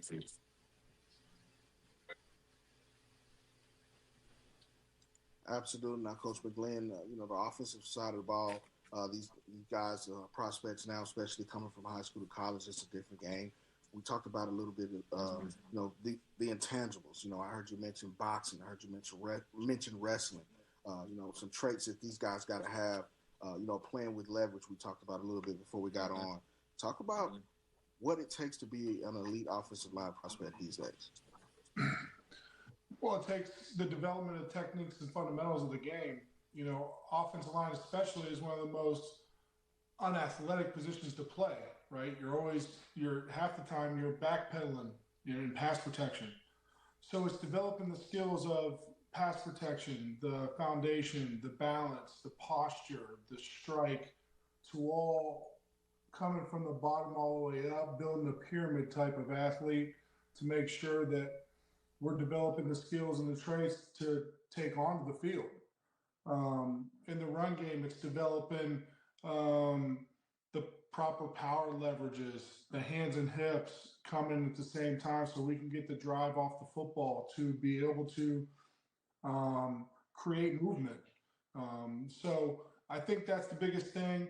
Me and Kevin have, a lot of knowledge and experience to bring to the table And I know we are very excited about rolling this out on February 7th.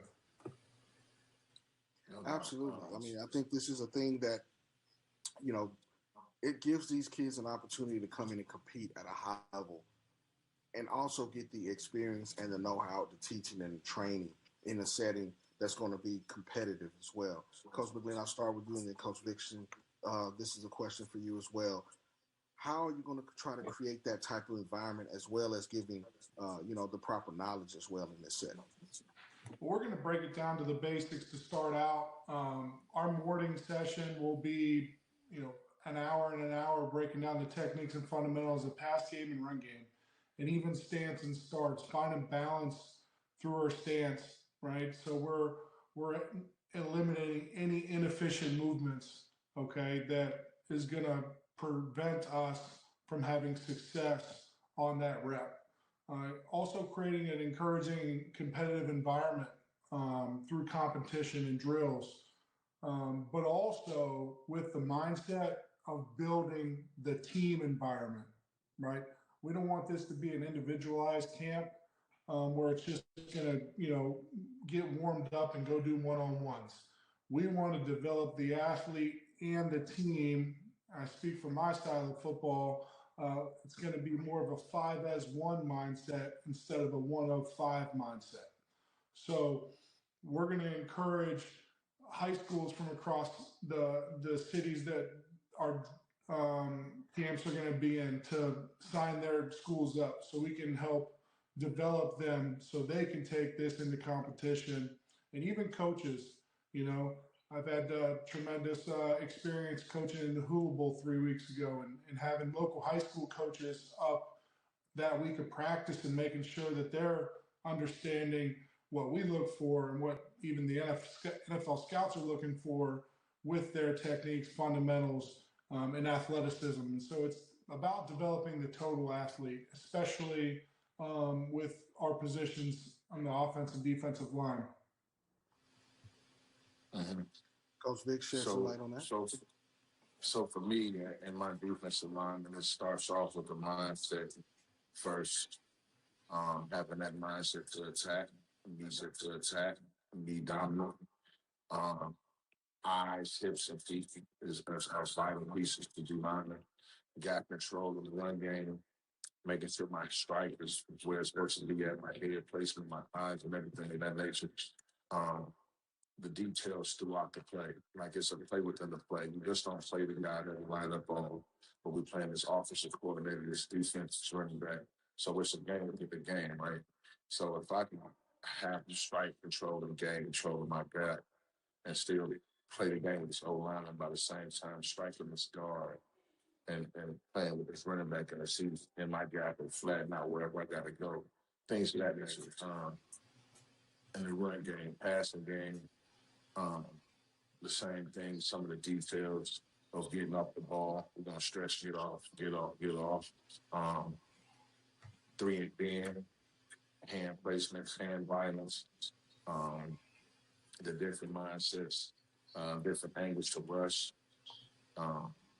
things of that nature, man. PowerPoints.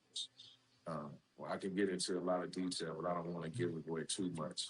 But it's definitely going to be a lot of things covered as far as being D-line play, and then on the team aspects as well, having them learn how to work together and the 4 rushness, gap train, lane control, things of that nature. So it's the experience that me and Mike have been doing this. We had good results in the past, and I think there definitely be a vital turnover to these kids, man. That's can get something definitely out of this stuff that we're going to be here. Now, both guys, Coach Vic, we'll start with you. Talk about the mental aspect of the game. There's scheme, there's knowing where you're supposed to be. I heard you guys both mention stance, proper leverage, and things like that. When it come out to a Drive 7 big event, talk about the mental aspect that you guys are trying to preach and teach as well. So I got an acronym that I call ACTIVE, and that's alignment, technique, right? My eyes, my know what to do, and my knockback. So if I understand my alignment and my assignment, my technique comes after that. So now I know what to do. So now after the ball is snaps, I go out and I just knock down. My knockback mentality is just me being physical every play, putting my hands on the side. In the pass game, I want to be effective. My mindset is getting on the field, getting to the rushers about 2 or 3 seconds. At the end of the day, these guys in high school don't know how fast the ball comes out. You don't have 2 or 3 moves that you can move. We're going to narrow that down, and we're going to figure out what you do best and what suits you, and then we're going to understand and let you understand how to work that into your repertoire on a day-to-day rep of playing. So different ways to bring those techniques and skills out. But I think the overall mindset for these kids is I really want them to get better. I mean, they're just supposed to game that way because there's going to be some different techniques, some new techniques, some stuff that they ain't seen. So, my biggest thing is just trying to simplify this game so that they can play faster. You know what I mean? Every time that I have a coach going throughout my career, like somebody that helped me simplify something, it helped me play faster on the field. You know what I mean? So, if I can give a kid a jewel or something that could help them, I mean, I think it's a good piece. And Coach Mike shed some light on the mental aspect of the game. Yeah, it's just how do we combat certain techniques? What's our game plan going in? Whether it's a situation to where it's a 3rd and 10, and I know it's going to be a pass rush type of scenario, and how do I set a tight 3 technique, a wide 3 technique, a 1 technique, and then also individually, I speak individually there, but as a unit, how do we want to make sure that we are all working as one with our set angles, right? Not creating natural level changes to give defensive linemen the ability to get to our hips, or we want to teach those things and educate these guys and give them the why. And I think with Vic and myself, like Vic said, we've done this for about 8 years now and have had success in helping young men develop and understand and take the knowledge that we have and apply it. And that's the biggest thing throughout. As we go out throughout the day, we will have drills in that we'll get into drills, and those expectations are going to be those techniques and fundamentals that we teach in the morning session when it's all about the basics, and then we build from the basics all the way up. Those are going to be evaluated in the carryover period in the afternoon. So we're gonna look to really educate. We're going to see how these athletes can retain the information and apply the information in highly competitive circumstances. Because that's the biggest thing is like these kids right now, their minds are like Velcro walls, right? We throw so much stuff at it, some stuff stick, some stuff fall out. So at the same time, we go over and reiterate it again just to see if it can stick a little, and they can retain a little more of the information. But you understand the type of athletes we're dealing with. I mean, at the younger level, yeah, but at the older level, it shouldn't be that.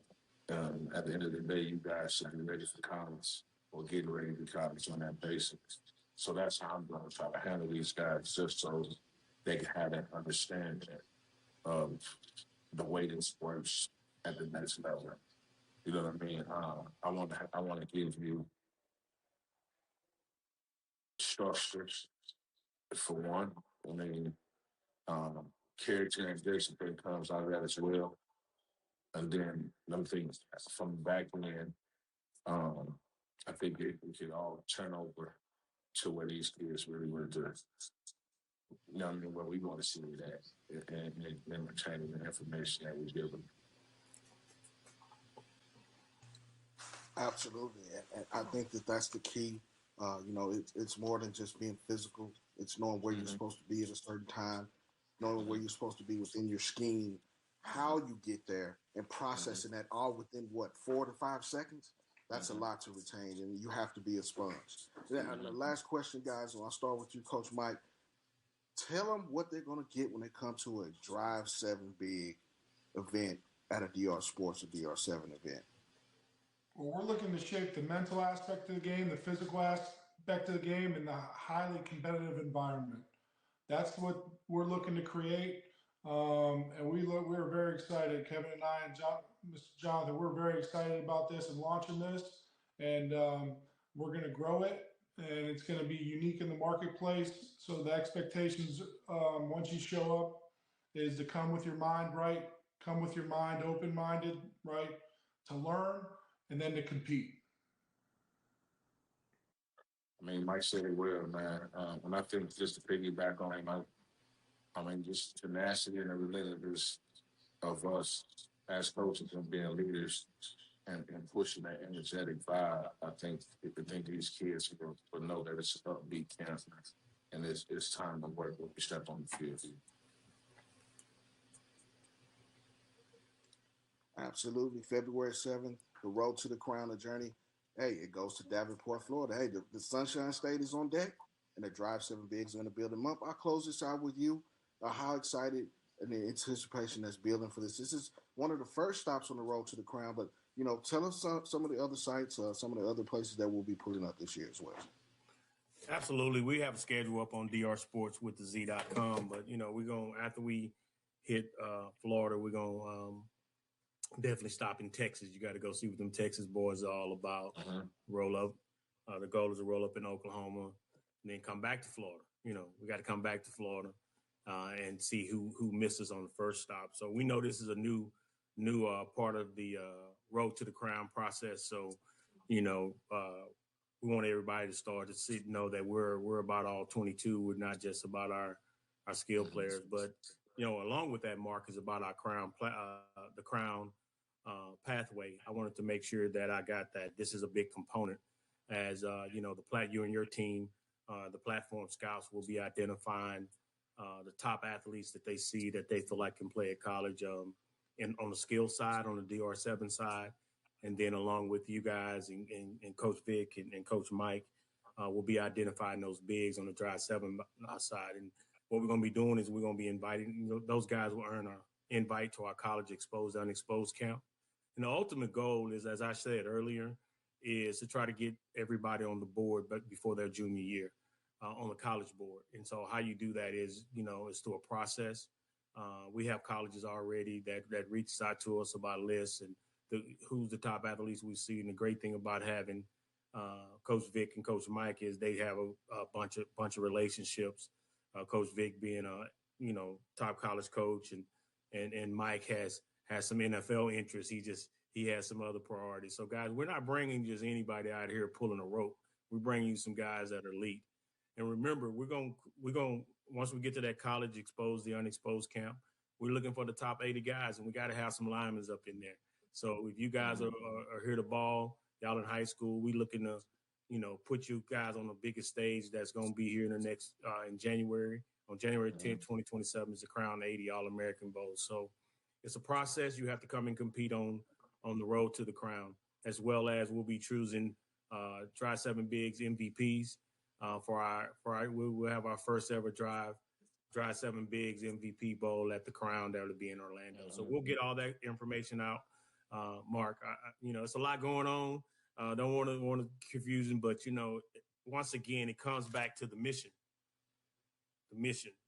and that's the kid. And if you guys are truly about getting exposure, you got to come to DR Sports platform. We pretty much got you covered everywhere from media to we got scouts. Now we have NFL guys leading you in a whole different perspective with great knowledge. They probably forgot more football than most of us know. So we're here to serve you athletes. So come and compete. Go to drsportswiththez.com and register. We made it very, very easy for everybody. So hopefully, Mark, is there anything else? I appreciate you having me on today. Absolutely. Listen, man, it gets down and dirty in the trenches, and we got all 22 in the building. Davenport, One stop on the road to the crown of Drive 7 Bigs for Coach Vickerson, for Coach McGlenn, Mumfrey, and myself. Let's get busy. Shout out to everybody. Listen, if you don't want to get passed up, stop in Florida. Follow us around on the road to the crown, the college exposed the unexposed camp, and of course, the Crown 80, the All-Americans. It's happening. 2026 is up. We'll see you. Be there or be square. Yes, sir. Appreciate it. What's going on, everybody? My name is CJ Gilbert. I'm here with Mark Henry, man. Hey, we're in the booth, but the platform nationwide. Tell us a little bit what the platform means. Well, it's about exposing the unexposed, giving players, coaches, especially those players, a chance to get that exposure that they need, to get recruited, to get seen.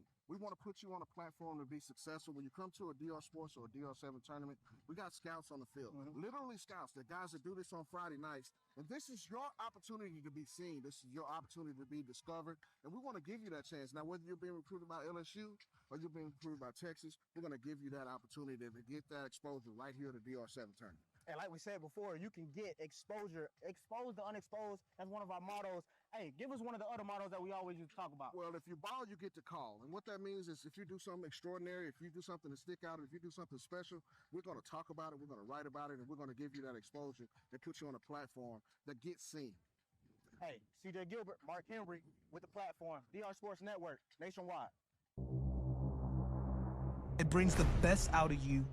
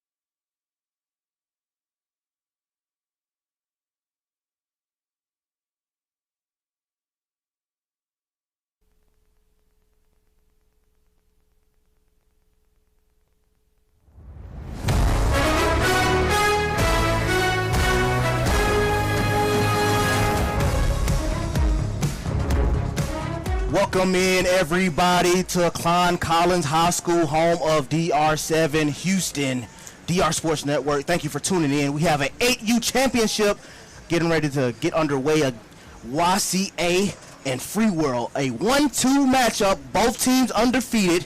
My name is CJ Gilbert. I'm joined in with Mark Henry.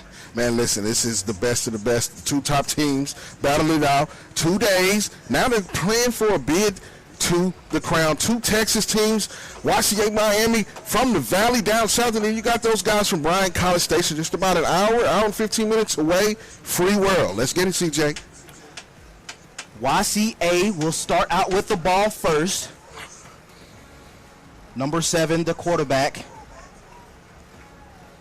Aranja at quarterback.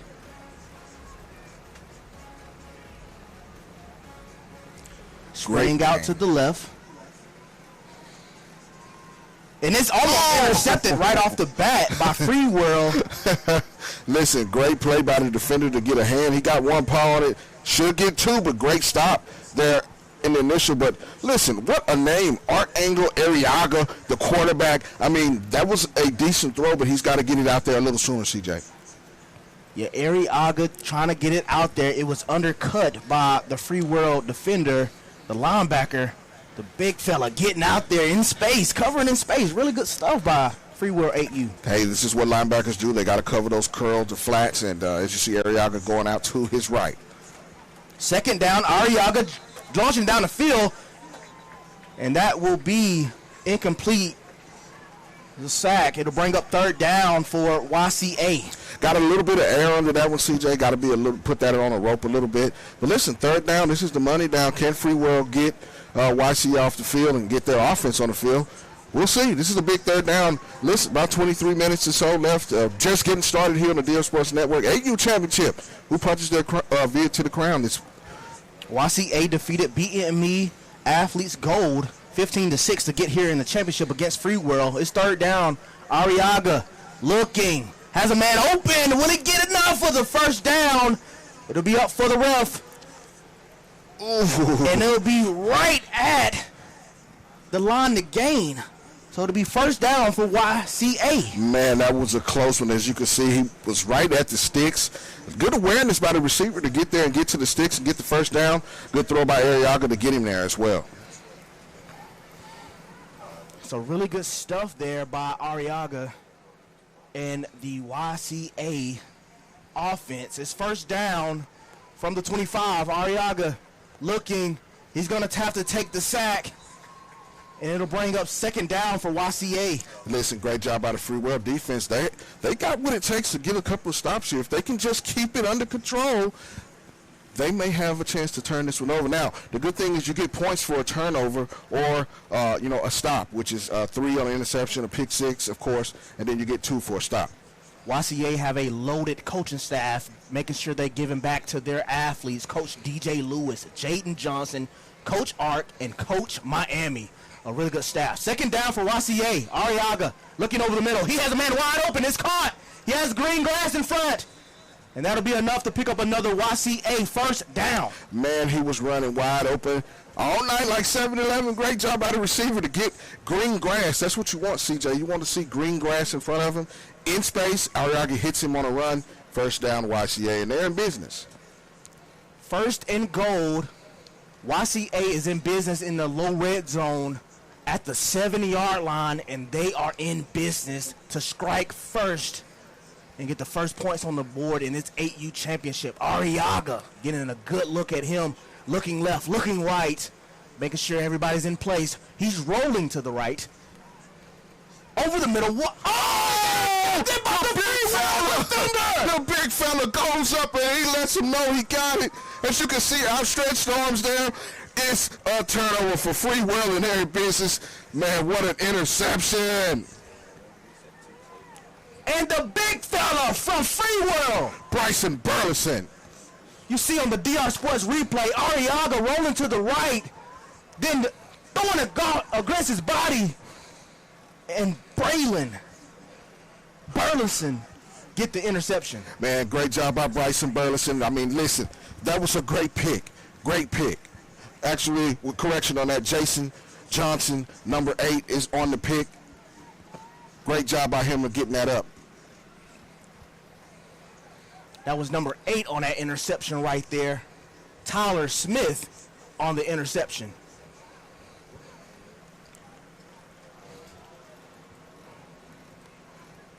Great job by YCA getting a hand on that one, a close one there. But great interception. As you can see, that YCA was driving. They had the momentum there, CJ. But the interception turns the tide. Now let's see what they can do offensively with the football. So it'll be second down for the Free World 8U guys here. Second and 15, getting it to Goody. And he picks up 5 yards. 3rd and 10 for Free World. Great completion there. He picks up enough to kind of move the 6 there, but you know, in 7-on-7, you got to get north and south. He got as much as he could. This is a critical 3rd down here.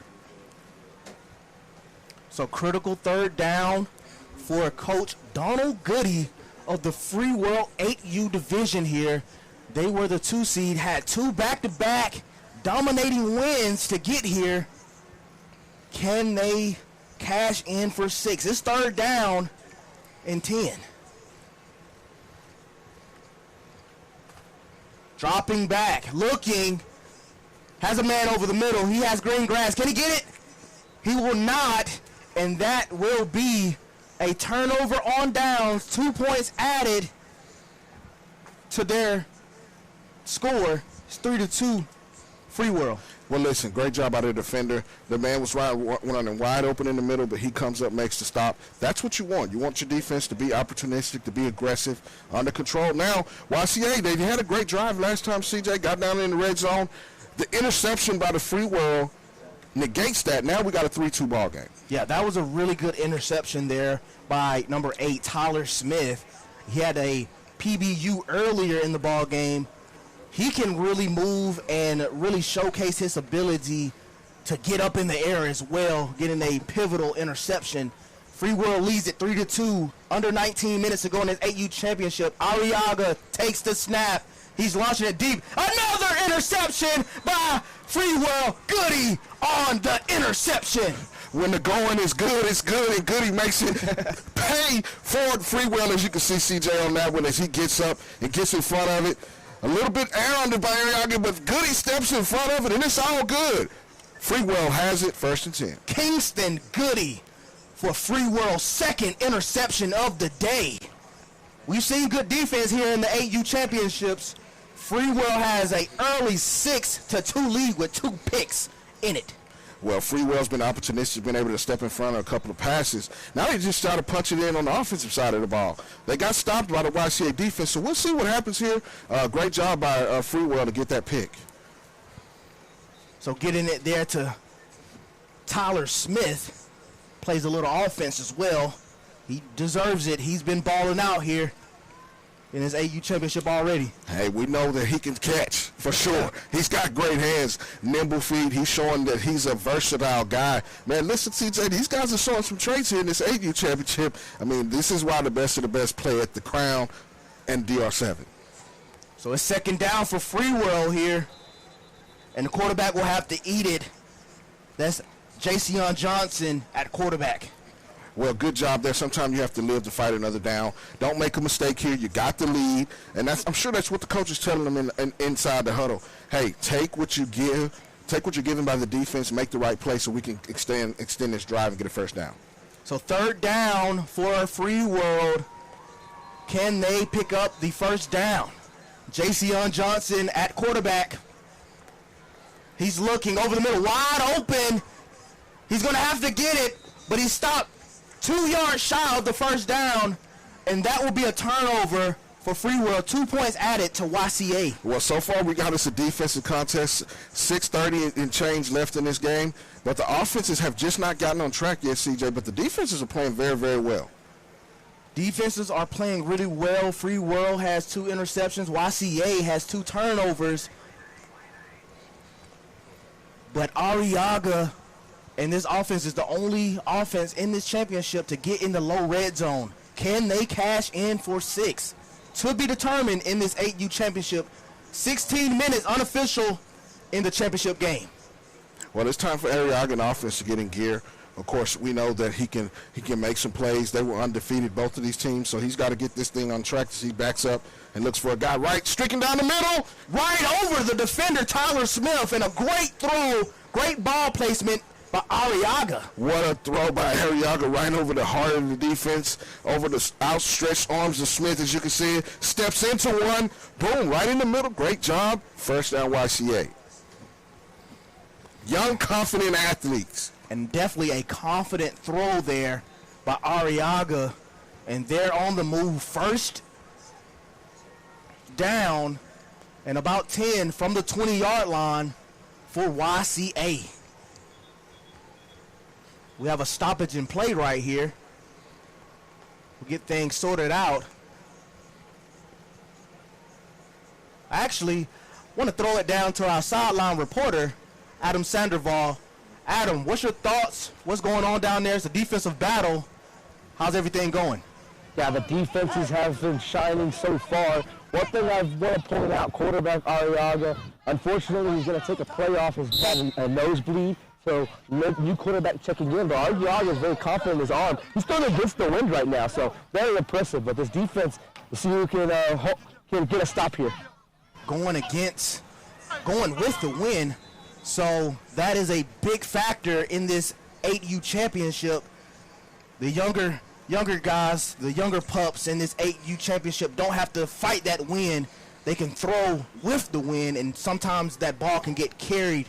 So we'll see if that helps Arriaga and this offense in the low red zone. 2nd and 1, 2nd and inches for YCA. Well, so now as a coach, you got to make sure that he gets the nose of the ball down, that he's making throws that, don't have to hang up too long. That's what I'm telling them in the huddle. Make sure we get guys that are open where they can make plays in open field. That's been the key with YCA is when they've actually completed the football, they've been able to have some yak yards, some yards after catch, and to extend this drive. They need to punch this in the end zone to get back in this game. And I believe we have a quarterback switch, number 3 at the quarterback, and he launched it in the back of the end zone. Did he come down with it?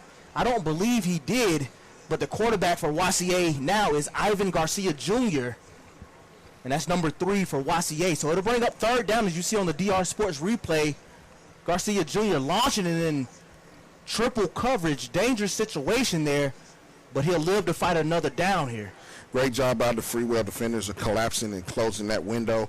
The ball got hung up there. We just talked about the wind. That's a big factor right now. The winds are swirling down there on the field, as you can see. So Ivan Garcia Jr., can he punch it in for 6 for YCA? He's looking over the middle, and it's caught. It's a touchdown, YCA. And the first points on the board comes from Ivan Garcia connecting to his receiver. Man, what a throw right over the defender for 6. They get the pay dirt. We got us a ball game here now. As you see, the quarterback takes it, looks over to his right, and comes back over the middle, throws a dot right on time for 6. YCA, young, confident athletes. I love it, CJ. And that's Julius Fuentes on the touchdown reception, making it now 10-6. YCA, they're lining up to go for the 1-point conversion.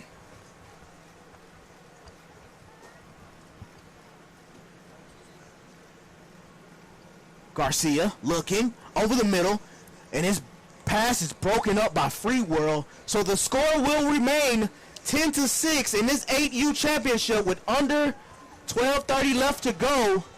YCA up 10-0. YCA, 10-6, excuse me. YCA made the statement there. They got in the end zone. Now it's time for Freewell to get this offense going, get on track in order to stay in this game. The defense has been playing well, but they got to get some continuity and some confidence on the offensive side to get back in this game.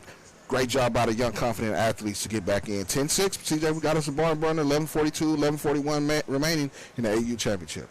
We've gotten word that we should be looking out for Dakari Roberts, number 14. Haven't got a chance to see him yet. It's been really the Tyler Smith show.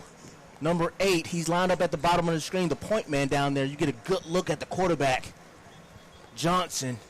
And that's a false start for Free World. So it'll bring up 2nd down and 15 for Free World. Well, you got to get the guys lined up. Got in a little hurry there, as you can see. Get them in the huddle. Hey, guys, we got to watch the ball. We got to watch it snapped before we take off. As you can see, a great look inside the Free World huddle as they line up for 2nd down. You see right there, Coach Goody talking to his guys, talking to Jackson Sanchez, Tyler Smith, and, of course, Jason Johnson at quarterback. Number 8, the lead man, making sure that he's fully locked into the playbook on 2nd and 15. Johnson rolling out to the right. He's looking in Roberts' direction, but he will have to eat it, and it'll bring up 3rd down for Free World. Well, you definitely got to get the quarterback to get in the rhythm a little bit, get that ball out of his hands. You can see a little frustration building there. If I'm the coach, I'm like, hey, guys, we're still in this game. We're only down by 4. We got to get us a first down here. We're behind the sticks. 3rd down. This is a crucial down for Free World. They were in the head here early, CJ, but it looks like YCA starting to build their momentum and taking over this game. So 10-6, YCA up in this ball game. What will Free World draw up on 3rd and 15 to move the sticks? This has got to be a big down. This is a big turn in the game, a big moment in the game. Can Free World get it? Here we go. Johnson. Tyler Smith wasn't looking, and that will be a turnover on down. So the official score, 12-6, YCA, they will get the ball back. Absolutely. The YCA defense has been there. The offense got cooking now. Now they got the ball out. They're in complete control here with 9 minutes, 30 seconds left in the 8U title game. Who's going to punch their ticket to the crown in Florida in April? That's the national championship. These guys get to play for it, whoever wins it. And Arriaga has looked the part, has led a drive along with Ivan Garcia Jr., a 2-quarterback system for YCA. Young and confident, athletic, of course. And a drop by the receiver, and it'll bring up 2nd down. So if he comes back to the huddle, I'm encouraging him, hey, listen, big guy, don't get in your head about that. That was a small drop. We got more time to play here. Let's work on what we need to work on offensively. We got a lead, 12-6. Shake it off. We got another play. 8:45 and counting. Unofficial time on our DR Sports Network is 2nd down for YCA, 15 yards to try to pick up a 1st down. Arriaga rolling out to the right, looking back left. It's dropped. Ivan Garcia Jr. could not corral it in. It's 3rd down. Right there, Tyler Smith on it again. This is the defense that's been carrying them. Can they get 2 more points to get that offense back? But when they get it back, they got to make something happen there. Getting a little bit late in the game with about 8 minutes left in the 8U championship right here from Klein Collins High School. Beautiful facility here in Klein Collins High School, northwest of downtown Houston. H-Town going down. You know it. Arriaga launching it in triple coverage, and it's intercepted by Roberts. The big guy, 8U division, gets the interception and give Free World another 3 points added to the total. And there may have been a stoppage in play for a sack, so instead of an interception, you see right there on the DR Sports replay, Arriaga launching it down the field in triple coverage, and Roberts, Dakari Roberts, heard his name before all tournament long, making a big play. A turnover on downs, so the official score now 14-6, YCA. And they're going deep to Roberts, but it's in double coverage. Great job by Roberts to extend for the interception, and they go to him on the offensive side of the football, trying to get their guys, their playmakers involved. But listen, with a 12-8 ball game, Free World has to get in this game, CJ. They have to get in this game offensively to get back in this game. So the 2 points will go in favor of Free World, so the score is 12-8. 12-8, YCA over Free World. Free World has the ball, driving here with 6.5 minutes remaining in this 8U championship. Johnson rolling left, looking to throw it over the middle. He has a man wide open, and that will be enough for a Free World 1st down. Great job by the receiver to get himself open, and he finds him. And this is what they need. They need to get this momentum going. They can actually win this game. They just got to make the plays on offense. Their defense has been carrying them so far, CJ. Free World's defense indeed has been carrying them. Kingston and Goody had the 2nd interception. Tyler Smith had the 1st. Can they cash in for 6? Down only 4 in this ball game. Johnson looking. He's going to have to eat it, take the sack, live to fight another down. It's second down for Free World. Nothing wrong with that there. Just as the coaches tell them, hey, guys, look, run your routes, get open. He's going to find you. We got to get this going. They got the momentum with the interception, CJ, but 5 minutes and change left. They have to make some decisive plays, some decisive throws to get back in this one and punch it in. 5.5 minutes unofficial time on the DR Sports Network in this 8U championship. Jason Johnson at quarterback. Second down. He's launching in the middle of the field. Pass broken up by YCA. Great job by the defender to get a hand in there. He was streaking down the middle. Johnson finds him, but the defender gets in front of him. Great DB play, playing through the hands. That's what you want, CJ. And that's Julius Fuentes on the pass breakup. It'll bring up third down for Free World. Crucial third down. The offense is, look, they've stalled out on third down. They have to make this one count. As you can see, the coach in the huddle getting his guys ready, getting them lined up. Crucial third down here with 4 minutes and change left in the ball game here, CJ. Who's going to win it? Have to pick up 11 yards. Johnson launching it in the end zone. It's going to Roberts. Did he come down with it? He did! Dakari Roberts! We told you to look out for him. And he gets the touchdown. What a catch, what a play and throw. Free World is all up in here. Great job by Johnson finding him. As you can see him looking to his left, he comes back and sees his guy streaking over the middle, tosses up where he can only get it. Head top, big boy catch by Roberts. Johnson said, Roberts down there somewhere. Mama, there goes that man. There he is. And he's definitely a man against boys on that play. Double coverage doesn't matter. Dakari Roberts comes down with it. Climbing the ladder, that's what you call playing above the rim, high point in the football. At a young age, that's great body control as well. So the official score 14-12, Free World way. It'll be a turnover on downs, maybe a potential false start, so they will not be able to go for the extra point. Official score 14-12, 3.5 minutes left unofficial in this 8U championship. Now, we talk about this all the time with extra points. They could be the difference in swaying the game one way or another. That's what you look for here. Now, Free World's been playing great defense. They finally got the offense connected with Johnson and Robinson on the big catch. 3 minutes left. Who's going to make the decisive plays here? YCA with the offense on the field, CJ, 14-12 Free World. Like you said, Mark, Dakari Roberts is a dog. Man. Arriaga at great quarterback. Catch. He's been a dog. He's led the offense down there on multiple occasions. Can he do it again? First down, great throw connecting with his receiver. That's Julius Fuentes.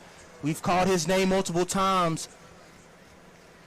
Absolutely. 2 minutes and change. Offense knows this could be the final possession. The coach is drawing it up, dispersing the guys out of the huddle. CJ, you have to make the play. Or can Free World close it out with a defensive stop?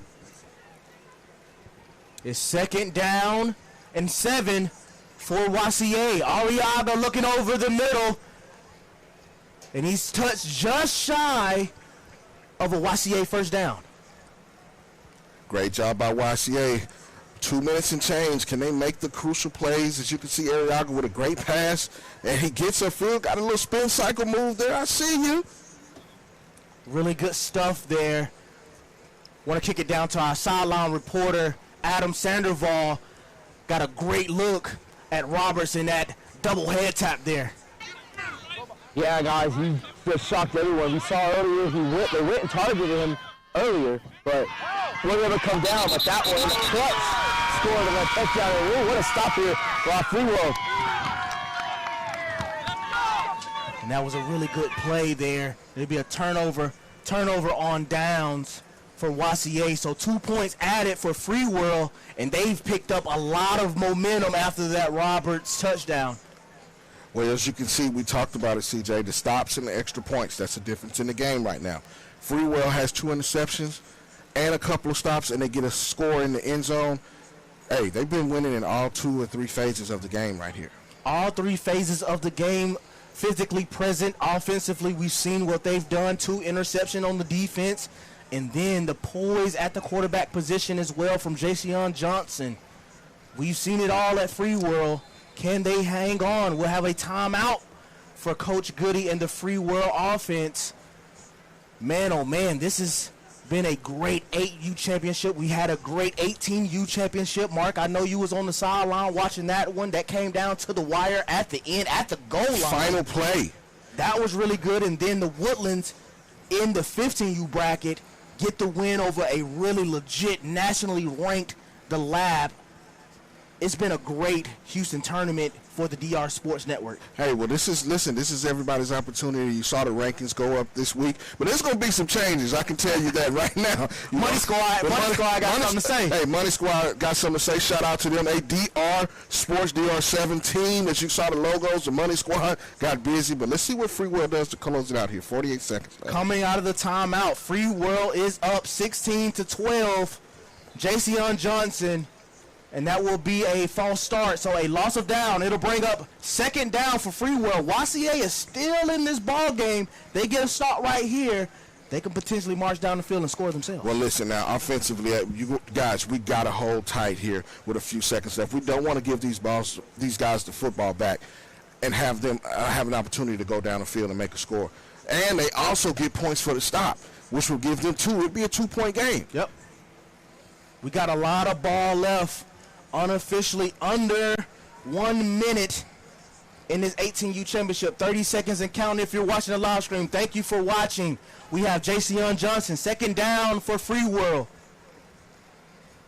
It seems like we have another stoppage in play, and it seems like they would just time it out, and we have a timeout.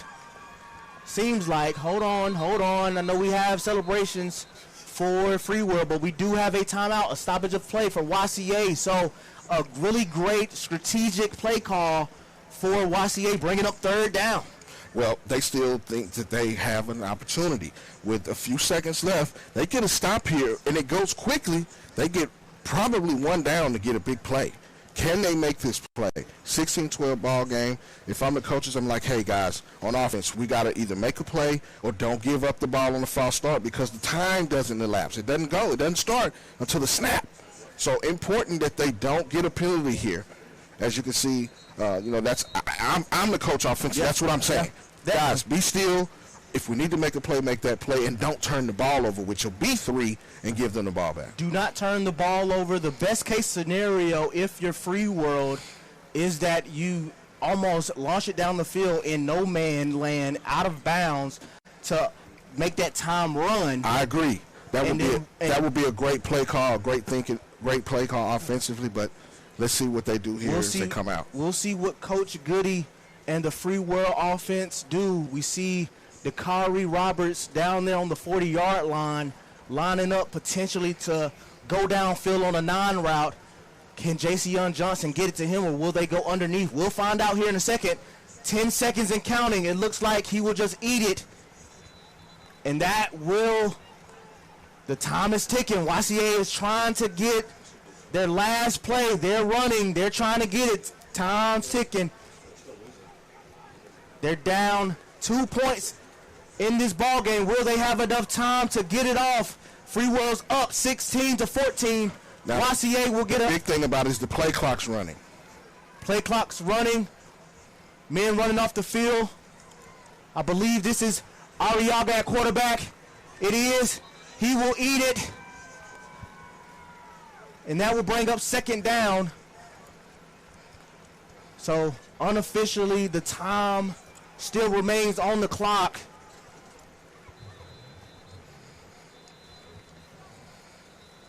And that will do it. That is time. Free World gets the victory. A full total team effort from Free World. 16-14. They are 8U Crown champions. Congratulations to Free World. Punch their ticket to Florida. Next month, the Crown, they challenge for the 8U National Championship. Great job by those guys. Defensively, extra point they got, and also the interceptions. Man, and the offense got going when they needed to, CJ. Yeah. Capitalize on opportunities. You see the guys are super excited. Congratulations to Free World. I know this will definitely impact our 8U rankings. We've seen a valid effort from YCA and Free World being a dominating team potentially at the Crown held in Florida later on in April. getting the win 16-14. What's your thoughts about Dakari Roberts getting that touchdown? I thought that was a big catch, a big momentum swing as well. But that's what they needed. They needed somebody to step up and make a play and be demonstrative about it, decisive. He goes up over 2 defenders, skies, catches it at the high point. And that's what you want, man. You're looking for your playmakers to step up and make big plays, CJ. I think right off the bat, Free World was not playing any games. Tyler Smith had the PBU, and then later on in that drive, when they needed it, YCA was driving in the low red zone, and he makes a monster interception. I think that set the tone from the jump. And then the very next possession, Kingston Goody, the son of Coach Goody, gets another interception, and they were up 6-4. And then after that, Free World found their stride, and Dakari Roberts comes in with the head topper, the double head tap, to get on the board and the victory for Free World for YCA. Well, I think that Free World knows that they had a valiant effort on both sides of the football to get this one. Of course, Coach Goody and the offense started out a little slow, but the defense was there to pick them up, and they make the big play down in the end zone in the latter part of the game to get it done. And now they push their ticket to the crown. Now, shout out to YCA. Now, guys, this is the thing about it. The runner-up gets a chance to go as well. You know, they get half off. You know what I'm saying? And that was a really, like I said, a valid performance from Free World. But yeah, I mean, the 8U rankings right now, DEFCON, Temple Flex, All the Smoke at 3, DFE at 4, Baby Goats at 5. And we have some really good action that we've seen with Free World. And I'm telling you, this can potentially shake things up in the 8U rankings as we go further. Of course, we have a couple of more tournaments before we come out with our next rankings for 2026. But I'm telling you, this is going to shake things up, Mark. Well, I mean, looking at the rankings now, I still like DEFCON at 1, but Tampa Flex is coming in. But you got to throw Free World. But yeah, we'll toss things down to our CEO, Jonathan Mumphrey, as he crowns Free World our 8U champions. 8U championship champions, Free World. All right. Hey guys, I just want to tell y'all I'm super proud of y'all balling through it. I know it was a hard-fought battle to get to the top. Y'all need to give yourself a round of applause. One more round of applause. Good energy. Hey, the great thing about it is the goal is to get y'all to win the crown. Crown National Championship, that's the goal, right? That's where we're trying to go. I want to congratulate you guys on punching your ticket today. Congratulations. We have a page there international. With that said, we have 2 MVP players. Understand this about our MVP. What you doing with yourself? All right, come on up here. So we have 2 MVPs. The great thing about it is we have what's called the Crown MVP Bowl. We're launching our youth division this year. The Friday night, it's a 7-on-7 All-Star game. The Friday night before the Crown National Championship, we're going to have a great time with family, and you get to come play on a big stage at the Crown MVP Bowl on Friday night. So I got a couple MVPs that we're going to announce here in just a second. Hey, so my first MVP that I want to crown today is number 8. Where number 8 at? That's my linebacker right there. I saw him making plays. I saw you making plays, linebacker, and then he was catching balls on offense. Let's flip this right. Then we're going to catch balls on offense. So what we're going to do, we're going to take our time. That right there. And Mr. Nick, put it on side of you. Stay, hold it from the top so you can get your smiley face on there. I'm going to get that picture right there. There we go. Absolutely. He was over there balling. You got it? Okay.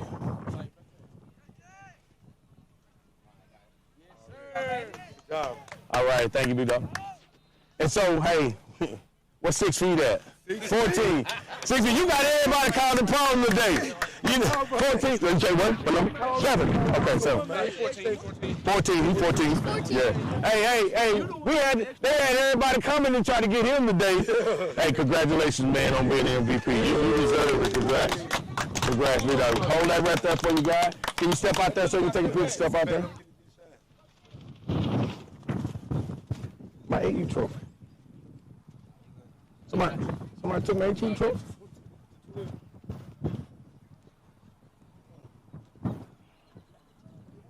Coach, I'm going to figure it out. We'll get it. I might take somebody took the trophy. Hey, I want to congratulate you, though, Coach. We'll get it right. Hey, man, somebody else took the trophy.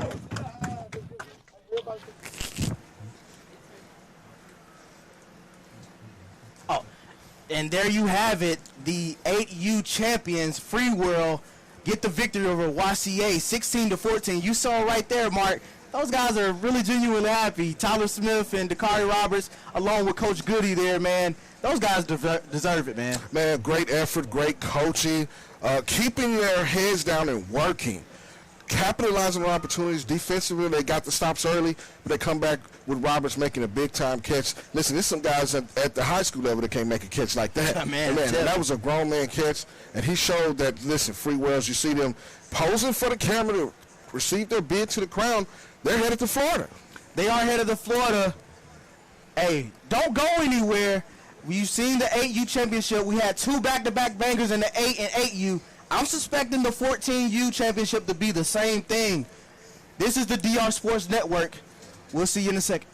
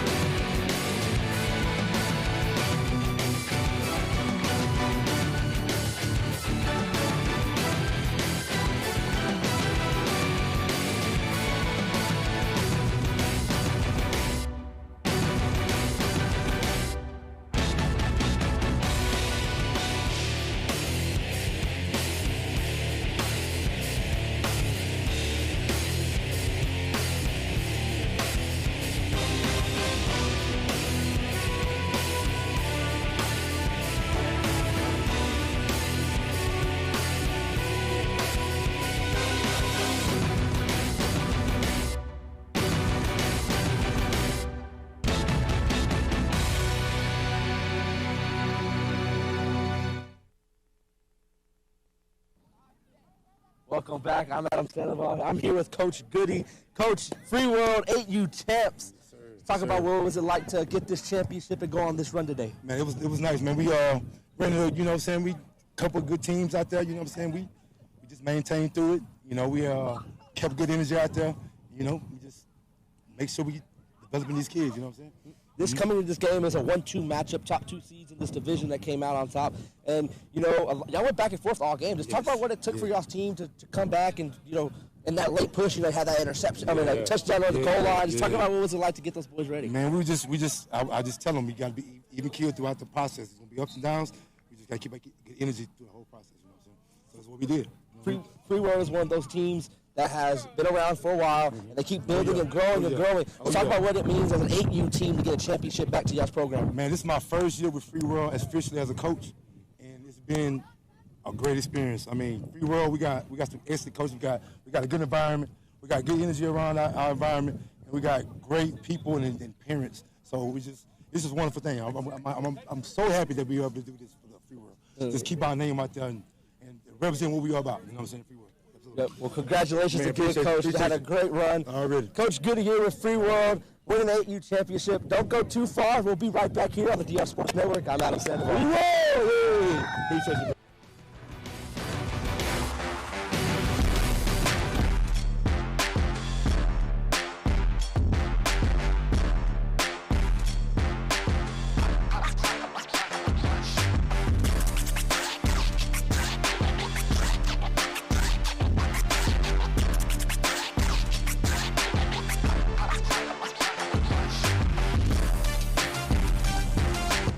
Brings the best out of you and the worst.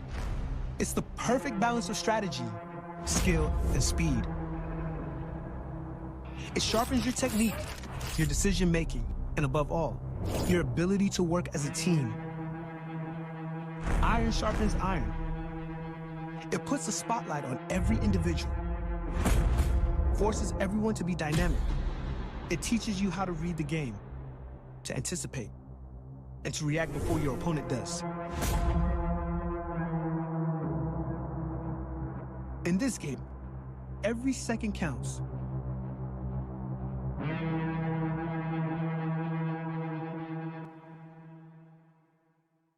Hey, it's Adam Sandoval with DR Sports. Just want to give y'all a reminder, if you haven't yet, be sure to register for our DR7 tournament this season. We got a lot of them coming up, and they do sell out quick. Early bird gets the worm, and you don't want to miss out. It brings the best out of you and the worst. It's the perfect balance of strategy, skill, and speed. It sharpens your technique, your decision-making, and above all, your ability to work as a team. Iron sharpens iron. It puts a spotlight on every individual, forces everyone to be dynamic. It teaches you how to read the game, to anticipate, and to react before your opponent does. In this game, every second counts.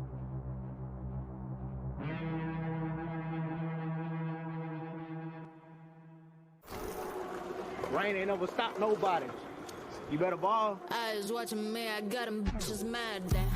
2:33 and I'm still going hard then. I'll buy a building just to burn it down then. Phone keeps on ringing but ain't calling back then.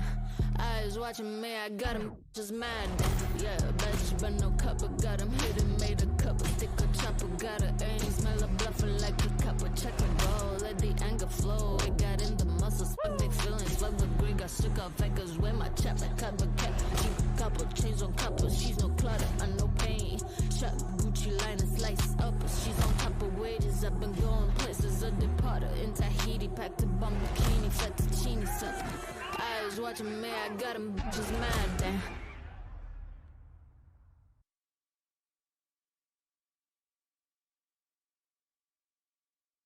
What's going on, everybody? My name is CJ Gilbert, here with the DR Sports Network. Hey, are you looking for your event to be live streamed? Well, we provide that here. We live stream games, live events, and even a podcast. Look us up at drsportswithaz.com, info@drsports.com if you're interested.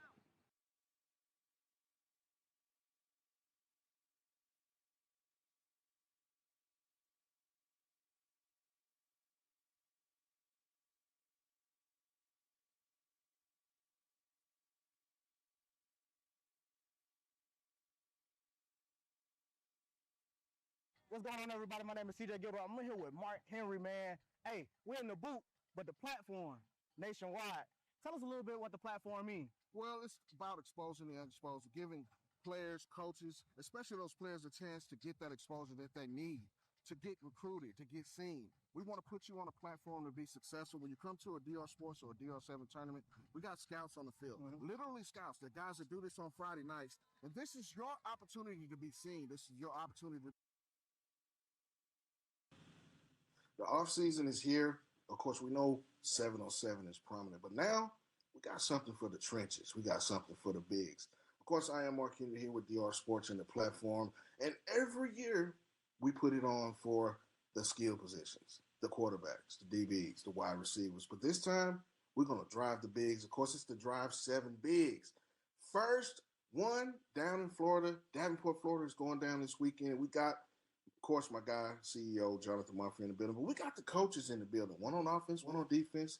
Coach McGlynn and Coach Vickerson join us as well. And we're going to dive deep into it. But first, man, we want you to make sure that you're in the building. This is for the age groups of 14 and 18U, and we're going to have the trenches lit up. Monk, come on in, man. How you doing today, man? Let's talk about the Drive 7 Bigs. Of course, Coach Vickerson and Coach McGlynn join us as well. But, Monk, tell me what the genesis was of getting this started and what the opportunity that these guys have to come out and compete. Well, Mark, man, I appreciate you having me on today. But, the whole purpose of the Drive 7 Bigs, when you look at, we've been working with the skills since 2018. Our whole mission here at DR Sports and everything we do is about exposure. And, that's the whole thing. If it ain't exposure for the kids, we don't do it. And, but you can't play a football game without having those trenches, so that's why we talk about Drive 7 Bigs and no line, no shine. So the vision behind that was to get all 22 athletes, 11 on offense, 11 on defense, to compete at one facility, and we can see all the talent at one time. We see the elite 7-on-7 kids from across the nation, every weekend. And so the vision was, as continued to look at this, wanted to get those skilled players and also give them opportunity, especially with the new changes in the way college recruiting has happened. You got to get on the board early. You got to really be on the board, college boards, by the time you're a junior. And so at DR Sports, we wanted to establish that vertical, and that's where DR7 Bigs came from. Well, the ball game is played in the trenches, man, and I think that's a big thing that we're trying to bring to the table this year. Is we want to include everybody, all 22 you mentioned it, but a lot of times in the off season, it's 7-on-7 is taking on in the world or a thing in itself. But now you give these guys a chance to come in at each stop on the road to the crown, and they get a chance to compete. And they get a chance to be put in the limelight as well. Talk about how important that is. Yeah, it's very important, man. I mean, anytime you can give an athlete the opportunity to compete against top talent from all around the country, because, everybody plays different levels of football on different A, whether if it's class 1A, 2A, or 6A. There's different levels, but it doesn't matter what level, you're not going to see elite talent every Friday night. So you have to get that work in, and you have to develop, and you got to go against some competition. And being a national platform, that's what we want to provide to these athletes. That, hey, you'll get a chance in your springtime to sharpen your skills against people that's at your level or even a bit higher your level. So you get to measure yourself. And so that's the purpose and the genesis behind the whole DR7 Bigs. And, we wanted to make sure that if we're going to do it here at DR Sports, Dedication, Respect Sports, we was going to bring the top offensive lineman guys that we could lock in with, as well as defensive linemen go. We want you to get the best knowledge, people who've done it at a very, very high level. And so, that's what, our motto, we're elite. And that's what we're going to always continue to be, no matter what we roll out, what vertical, whatever product we roll out, is going to be elite. Part of it. And finding one guy on the offensive side and one guy on the defensive side to kind of lead the charge for this. We got Mike McGlynn and Coach Kevin Vickerson here. Talk about what you were looking for when you brought these guys to the table and what you see that they bring to the table in this. This is a monumental thing. This is something that we're kicking off, and, this is for the bigs. This is for the trenches. Absolutely, Mark. Great question. We've tried to grow this DR7 Bigs out for the past, 3-4 years. I don't want people to think we just thought about it, but it's been a process. And, with our motto of being elite and our motto of not rolling anything out that's not great for the athletes, we've had some people that we've came to the land and some things I felt like God just stopped me. And, Coach Vic and I met through some mutual relationships about 2 or 3 years ago. And it was a timing thing. I mean, he had things going on, We didn't know each other, so we had to build a relationship. And it's a trust thing because, man, I feel like every kid that comes to a DR Sports, DR7, DR7 Big events are my kids. I know they come with coaches and they got parents, but they're my kids when they're on that field up under the umbrella. So I didn't want to just bring anybody and just throw any product out. So as I got to know Coach Vic, we grew. And now we've become family, man. It's just been interested. We've sat down several times and, his kids, know his kids, know his wife, and got to know him as a person outside of football. And he's a man of integrity and got a great resume. And then, Mike introduced me to, Kevin introduced me to Coach Mike, who's down there in Orlando, and did several calls with him and felt good about the calls, but never hadn't looked the man in the eye. And I was happened to be, down in the Orlando area in the Villages. We had an event down there, and Mike and I went to a lunch and got a chance to spend some time with. I think anytime you can shake a man and look up to him, he's about 6'8", 6. I'm gonna say he's 6'10", but I don't know. He might not be that tall, but to see his humbleness and to see his character and see what his priority was. His priority was about the kids, and with Coach Vic and Coach Mike, they fit our mission and they fit our goal. And, their integrity meant something to them. Their name and their word meant something to them. And so I really felt very, very blessed to not only God gives me exactly what I asked for, I wanted ex-NFL defensive line guy that has been there some time. He's got 10 years of experience. But I also wanted an offensive guy that could match that. And I couldn't ask for any two better guys to launch this Drive 7 Bigs, Mark, to be just flat out honest. If people want to know what we're bringing to the table, we're bringing guys that has done it at the highest level for well over decades, 20 years of experience. You can't copy that. So that's kind of how that process went through, man. And it's been a journey. I would tell you it's been a journey of figuring out is the right pitch because, I'm trusting somebody with what Lanice and I call our baby. This is something we've been called to do, and to have two guys to come on and they really want to grab it and help to nurture it, that means a lot to us. Well, on the road to the crown, this is the first installment. February 7th, Davenport is going down to Drive 7 Bigs. We'll pull up to Davenport and get busy. Coach Vickerson, come on in, man. Appreciate you joining us and giving us a little bit of your time. But we'll start on the defensive side of the ball. What are some of the things that you'll be looking for in these guys? There's a lot that goes into it. This is a question for both you guys. We'll start with Coach Vickerson, then you also, Coach McGlynn.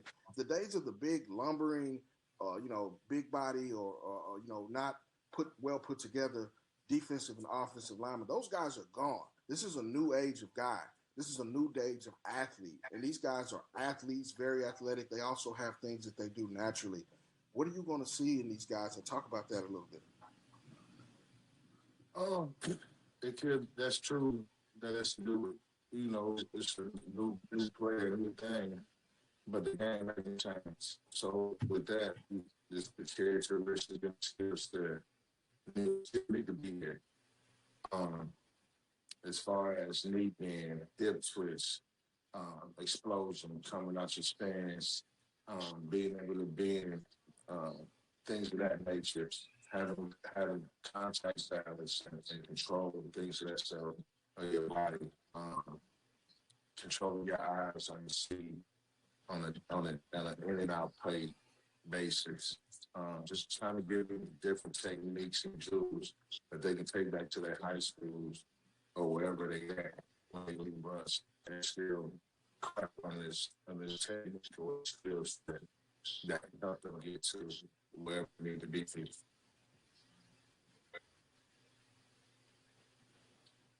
Absolutely. Now, Coach McGlynn, the offensive side of the ball, these guys, prospects now, especially coming from high school to college, it's a different game. We talked about a little bit of, the intangibles. I heard you mention boxing. I heard you mention wrestling. Some traits that these guys got to have. Playing with leverage. We talked about a little bit before we got on.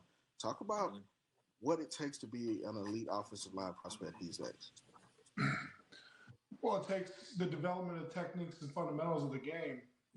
Offensive line especially is one of the most unathletic positions to play, right? You're half the time you're backpedaling, in pass protection. So it's developing the skills of pass protection, the foundation, the balance, the posture, the strike, to all coming from the bottom all the way up, building a pyramid type of athlete to make sure that we're developing the skills and the traits to take onto the field. In the run game, it's developing the proper power leverages, the hands and hips coming at the same time so we can get the drive off the football to be able to create movement. So I think that's the biggest thing. Me and Kevin have, a lot of knowledge and experience to bring to the table. And I know we are very excited about rolling this out on February 7th. Absolutely. I think this is a thing that, it gives these kids an opportunity to come in and compete at a high level and also get the experience and the know-how, the teaching and the training in a setting that's going to be competitive as well. Coach McGlynn, I'll start with you and then Coach Vickerson. This is a question for you as well. How are you going to try to create that type of environment as well as giving, the proper knowledge as well in this setting? We're going to break it down to the basics to start out. Our morning session will be, an hour and an hour breaking down the techniques and fundamentals of pass game and run game, and even stance and starts, finding balance through our stance right? So we're eliminating any inefficient movements, okay, that is going to prevent us from having success on that rep. Also creating an encouraging competitive environment through competition and drills, but also with the mindset of building the team environment, right? We don't want this to be an individualized camp where it's just going to, get warmed up and go do one-on-ones. We want to develop the athlete and the team. I speak from my style of football. It's going to be more of a 5-as-1 mindset instead of a 1-of-5 mindset.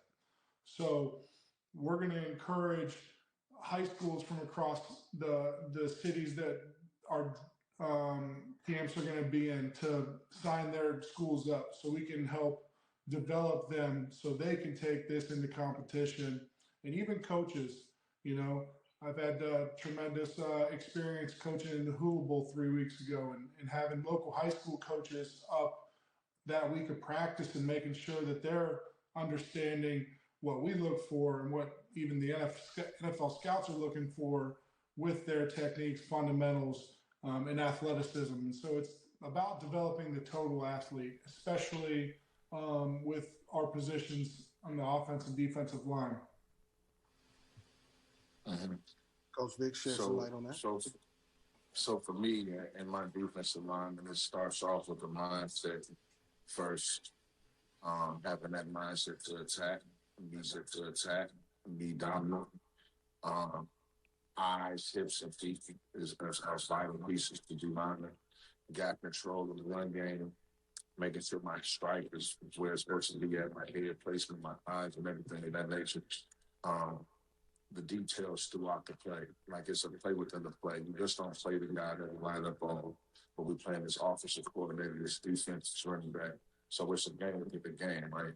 So if I can have strike control and game control of my back and still play the game with this O-line and by the same time striking this guard and playing with this running back and see in my gap and flatten out wherever I got to go. Things of that nature. And the run game, passing game, the same thing, some of the details of getting off the ball. We're going to stretch, get off. 3 and bend, hand placements, hand violence, the different mindsets, different angles to rush, things of that nature, man. PowerPoints. Well, I can get into a lot of detail, but I don't want to give away too much. But it's definitely going to be a lot of things covered as far as being D-line play, and then on the team aspects as well, having them learn how to work together and the 4 rushness, gap train, lane control, things of that nature. So it's the experience that me and Mike have been doing this. We had good results in the past. And I think there definitely be a vital turnover to these kids, man, that's can get something definitely out of this stuff that we're going to get. Now, both guys, Coach Vixen, will start with you. Talk about the mental aspect of the game. There's schemes, there's knowing where you're supposed to be. I heard you guys both mention stance, proper leverage, and things like that. When it come out to a Drive 7 big event, talk about the mental aspect that you guys are trying to preach and teach as well. So I got an acronym that I call ACTIVE, and that's alignment, technique, right? My eyes, my know what to do, and my knockback. So if I understand my alignment and my assignment, my technique comes after that. So now I know what to do. So now after the ball is snapped, I go well, I just knock down. My knockback mentality is just me being physical every play, put my hands on the side. In the pass game, I want to be effective. My mindset is getting on the field, getting to the rushers about 2 or 3 seconds. At the end of the day, these guys in high school don't know how fast the ball comes out. You don't have 2 or 3 moves that you can move. We're going to narrow that down, and we're going to do figure out what you do best and what suits you, and then we're going to understand it, let you understand it, how to work that into your repertoire on a day-to-day rep of playing. So different ways to bring those techniques and skills out. But I think the overall mindset for these kids is I really want them to get better. I mean, they're just supposed to game that way because there's going to be some different techniques, some new techniques, some stuff that they ain't seen. So, my biggest thing is just trying to simplify this game so that they can play faster. You know what I mean? Every time that I have a coach going throughout my career, like somebody that helped me simplify something, it helped me play faster on the field. You know what I mean? So, if I can give a kid a jewel or something that could help them, I mean, I think it's a good piece. And Coach Mike shed some light on the mental aspect of the game.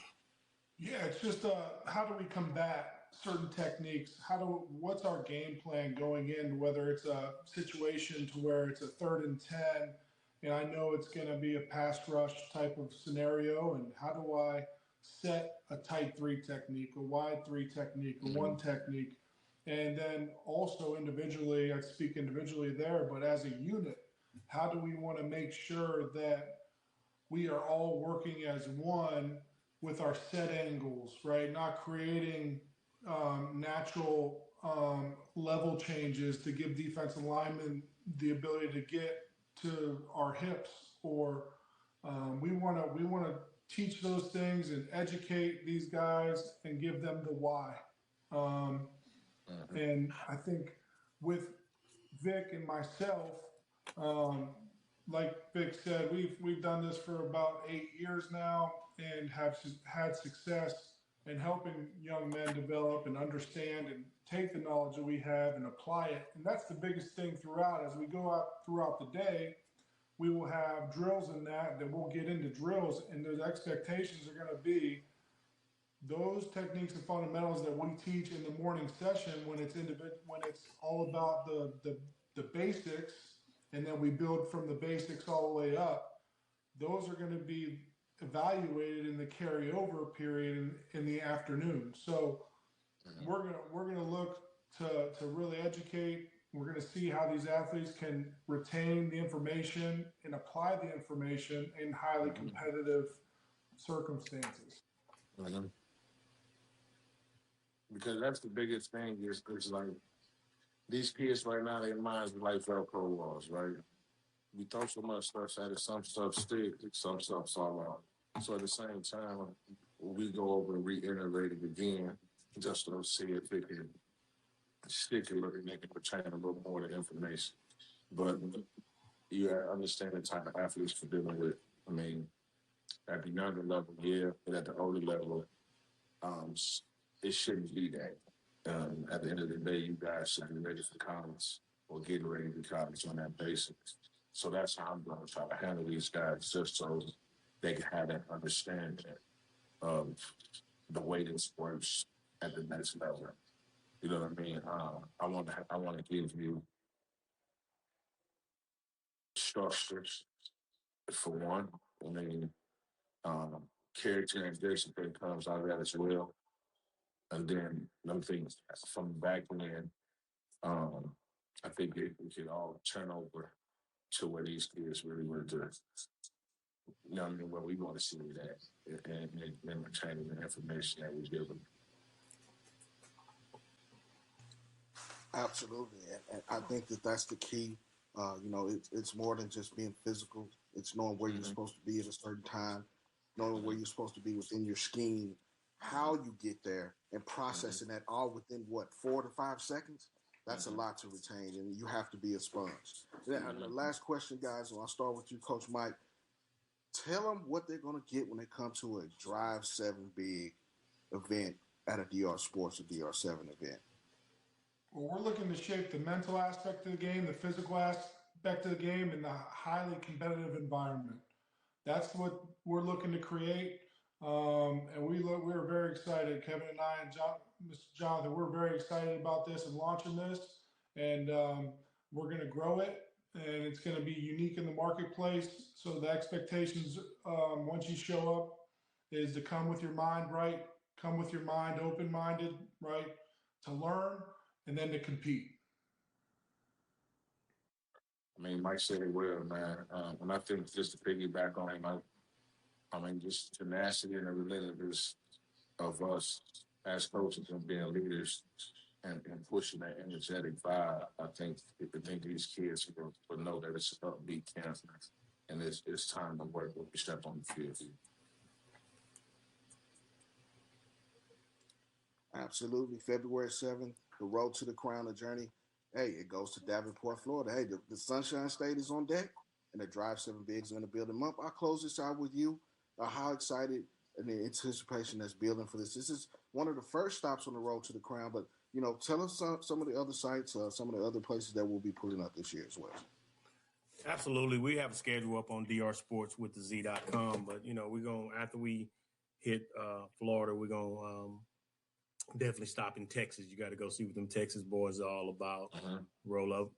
The goal is to roll up in Oklahoma and then come back to Florida. We got to come back to Florida and see who missed us on the first stop. So we know this is a new part of the road to the crown process. So, we want everybody to start to know that we're about all 22. We're not just about our skill players, but along with that, Mark, is about our the crown pathway. I wanted to make sure that I got that. This is a big component, as you and your team, the platform scouts will be identifying the top athletes that they see that they feel like can play at college, and on the skill side, on the DR7 side. And then along with you guys and Coach Vic and Coach Mike, we'll be identifying those bigs on the Drive 7 side. And what we're going to be doing is we're going to be inviting, those guys will earn an invite to our college exposed, unexposed camp. And the ultimate goal is, as I said earlier, is to try to get everybody on the board but before their junior year on the college board. And so how you do that is, is through a process. We have colleges already that reaches out to us about lists and who's the top athletes we see. And the great thing about having Coach Vic and Coach Mike is they have a bunch of relationships. Coach Vic being a top college coach, and Mike has some NFL interests. He has some other priorities. So guys, we're not bringing just anybody out here pulling a rope. We're bringing you some guys that are elite. And remember, we're going once we get to that college exposed, the unexposed camp, we're looking for the top 80 guys, and we got to have some linemen up in there. So if you guys are here to ball, y'all in high school, we looking to, put you guys on the biggest stage that's going to be here in the next, in January. On January 10th, 2027 is the Crown 80 All-American Bowl. So it's a process. You have to come and compete on the road to the crown, as well as we'll be choosing Drive 7 Bigs MVPs we'll have our first ever Drive 7 Bigs MVP Bowl at the Crown that will be in Orlando. So we'll get all that information out. Mark, it's a lot going on. Don't want to confusion, but once again, it comes back to the mission, and that's the kid. And if you guys are truly about getting exposure, you got to come to DR Sports platform. We pretty much got you covered everywhere from media to we got scouts. Now we have NFL guys leading you in a whole different perspective with great knowledge. They probably forgot more football than most of us know. So we're here to serve you athletes. So come and compete. Go to drsportswiththez.com and register. We made it very, very easy for everybody. So hopefully, Mark, is there anything else? I appreciate you having me on today. Absolutely. Listen, man, it gets down and dirty in the trenches, and we got all 22 in the building. Davenport, one stop on the road to the crown of Drive 7 Bigs for Coach Vickerson, for Coach McGlenn, Mafia, and myself. Let's get busy. Shout out to everybody. Listen, if you don't want to get passed up, stop in Florida.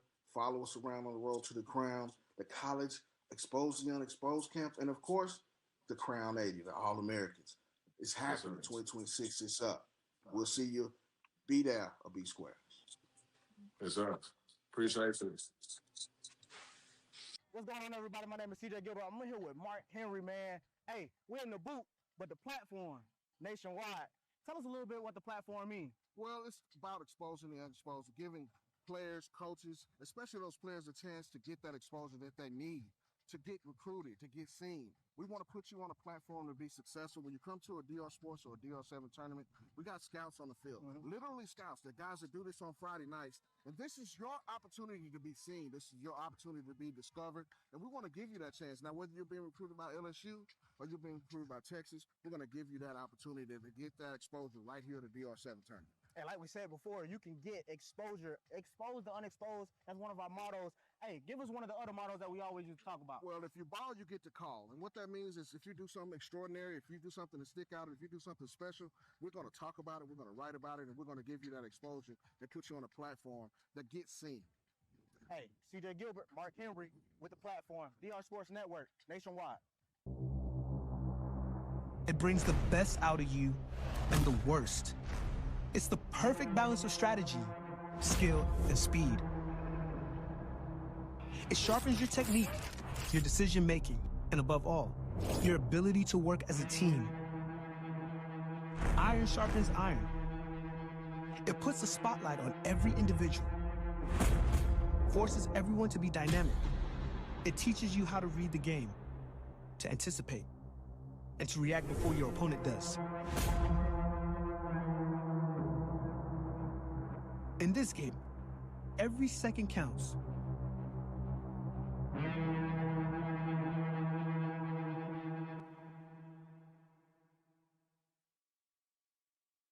What's going on, everybody? My name is CJ Gilbert. Thank you for watching the DR Sports Network. Stay tuned. We'll be right back.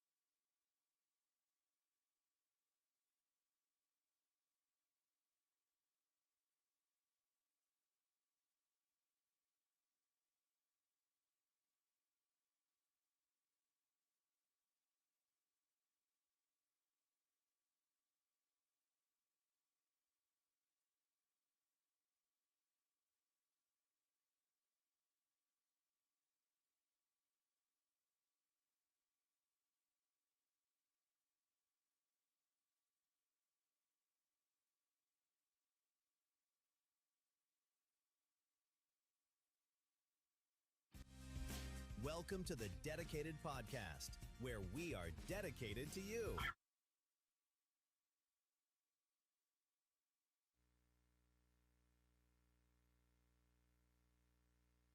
Stop.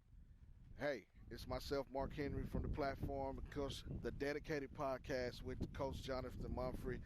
Man, it's a great day for football, as you can see behind us, man. It's already going on. 90 teams, 90-plus teams right here in Houston. Klein College High School, man, home of Tucker Parks, if you remember. Absolutely. KC Elite, Absolutely. shout out to my guys. Absolutely. But this is about dedication and respect. This is the Dedicated Podcast. This is what we want to talk about today. But let's travel back a little bit for the people that may not know this. How did you come about with dedication and respect sports? You've been in the youth space for, quite a lot of time, over a decade plus. But dedication and respect, that was something that kind of bubbled to the surface. Yeah, absolutely, Mark. I mean, we're so, honored to be back here in H-Town, man, But, as we go back and think through this journey, through just heard the word of God just talk about, hey, your mission is to go help these kids gain exposure. I heard an audible voice, and then a guy come 48 hours later talking to me about 7-on-7. I did not know 7-on-7. Lanice and I had built a very large youth flag football league, as you had talked about earlier, for our son. I mean, that was really for him, for development. But once I got this call 48 hours later, sat down with a gentleman. I've been running with 7-on-7 ever since. And then, when you're building anything and you're really understanding your journey, you have to be dedicated. But then you have to also respect what you're doing and respect the people and the other people that's with you along the way. And so dedication just became, we wanted to know a little bit more about our coaches. We want people to know a little bit more about who we are, our scouts, get down into the nitty-gritty of who they are, where you come from. Because everybody has a different journey to get life. But I think it's a moment in your life that you make a decision to dedicate to something. That moment for me was about age 16. I grew up, loved my family, but my dad had an addiction. And about 16, and that addiction caused him to be a little bit more abusive. And so that's when I became dedicated to the weight room, because I'm protecting my mom as a 16-year-old kid. But I didn't know how that would translate into football, and then begin to predicate through my life. So, I think it's very important as different kids see their coaches and their different program, we want to know who's behind the man, who's behind the people, because, a lot of people labor, a lot of our guys in our community, street agents, but these are real businessmen. These guys have been through things in life, and they're dedicated to these kids. Well, I'm glad you brought that up, because that's the thing that we want to bring to the tables. We want to make sure that we get to know these guys. We get to know these programs. As you'll see later on today, we'll get a chance to interview some of these guys, tell their stories. They're not just street agents. They invest in the kids just as much as their parents and stuff. They spend a lot of time in the off season with these kids, taking them here, exposing them to things that they'll see outside of the norm. That's what it's all about. And when you come to a DR Sports or DR7 event, now we're expanding it a little bit. We'll talk about that a little bit. We want to give you that feel from the check-in to the team that's bringing you this broadcast, the media team. You mentioned the platform scouts. We want to be a lead at everything. We're taking it to a next level. How did you try to get that across at the beginning of everything? Well, I think you just got to communicate your message. I think everywhere I went, I'm telling people visions. I'm saying, hey, look, we'll be global, which we're getting there. We talked about global. We're going global. Then I think what's happened for us is people saw Lanice and I's dedication. I mean, I got refs that I've been telling them since 2018 that we'll travel around the country, and now we're seeing that. And people start to, a lot of people do a lot of talking, but everybody don't deliver. So I think the whole vision is people have caught the vision. I mean, you talk about our gate team and our check-in team and our media team. Everybody makes sacrifices, not just Lanice and I as the owners. Everybody in the team is dedicated. You got moms that leave their kid every weekend and leave their husband every weekend to be check-in and be gate. And that's why we have the consistency of our product. It's from the dedication that our staff and our team upholds out in the marketplace. Now, as you can see, we've been to New Orleans last week. We've been to Florida, being a DFW, we want to take this as a national platform. It's not just about the particular area. Right. And to be successful, you have to broaden your horizons. Correct. How did you come up with that concept? Because, we're in Texas where, let's just be honest. We get jaded to think everything in Texas is just a standard. Correct. But no, we want to take this around and give you the opportunity to come out in a weekend. You get 2 days to put it up or put up or shut up. Correct. When it comes to what's happening on the field. Yes. This also gives these kids, coaches, to get out of their element. Taking it to a recruiting standpoint, you have to get out of your area and be seen. We talk about this recruiting. Right. And I think that's what a DR Sports or a DR7 tournament gives you. Talk about that a little bit. Absolutely. That's where the road to the crown come from. The crown is the end spot. For now, for 7-on-7, that's Absolutely. the end spot, the crown. And so the goal was to start. We started in Houston, right? And so we do an event in January in Houston, and we just roll from state to state. We go Houston, Florida, Dallas, then New Orleans, and then back to Houston, then Florida, then Alabama. We just do Georgia. Chicago this year. We're going to Oklahoma, Chicago. We're coming to the Midwest. Absolutely. Then we're coming back to Texas, where we feel football. Absolutely. It's And key. Right. then we finish in Florida. And our whole goal was we want to be able to spread our rings around different talent. And what we've seen, people are dedicated to travel. You just take Juice out of Austin. They was in Houston. Yeah. Then they came to New Orleans, and they'll be in Florida. I mean, so we see teams travel, because they like our product, but they want to compete against other talent. And, when you look at AAU football, AAU basketball, volleyball, football is the only sport that's never had an AAU football. Absolutely. So we're AAU, so we're just trying to continue to put that product out there where we give kids an opportunity to compete on the big stage.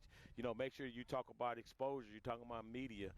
We've been investing in media and exposure and scout since the beginning. When we first put the logo out, that was our goal, to have the best event, to have the media, to have the scouts. So those are the things that is a foundation piece that we dedicated ourselves to from the beginning. Well, that's part of the piece, and we'll get to what we're doing with the Crown Exposed the Unexposed camp and the Crown 80. But early identification, we don't just take this just high school. Correct. We start from A to ATU, and I think that's what makes us different. I've been doing this a long time. Sometimes we get jaded and we want to watch just the high school guys. But in order to see those guys, you got to see where they start. Correct. And I think that's what makes a DR Sports and a DR7 tournament within those 2 days. You get a chance to see those 8U, 10U, 12U, 14U pups. And next thing you know, in 2-3 years, they're playing on Saturdays. We're seeing it now. You Correct. know what I mean? Absolutely. Talk about that vision as well. Absolutely.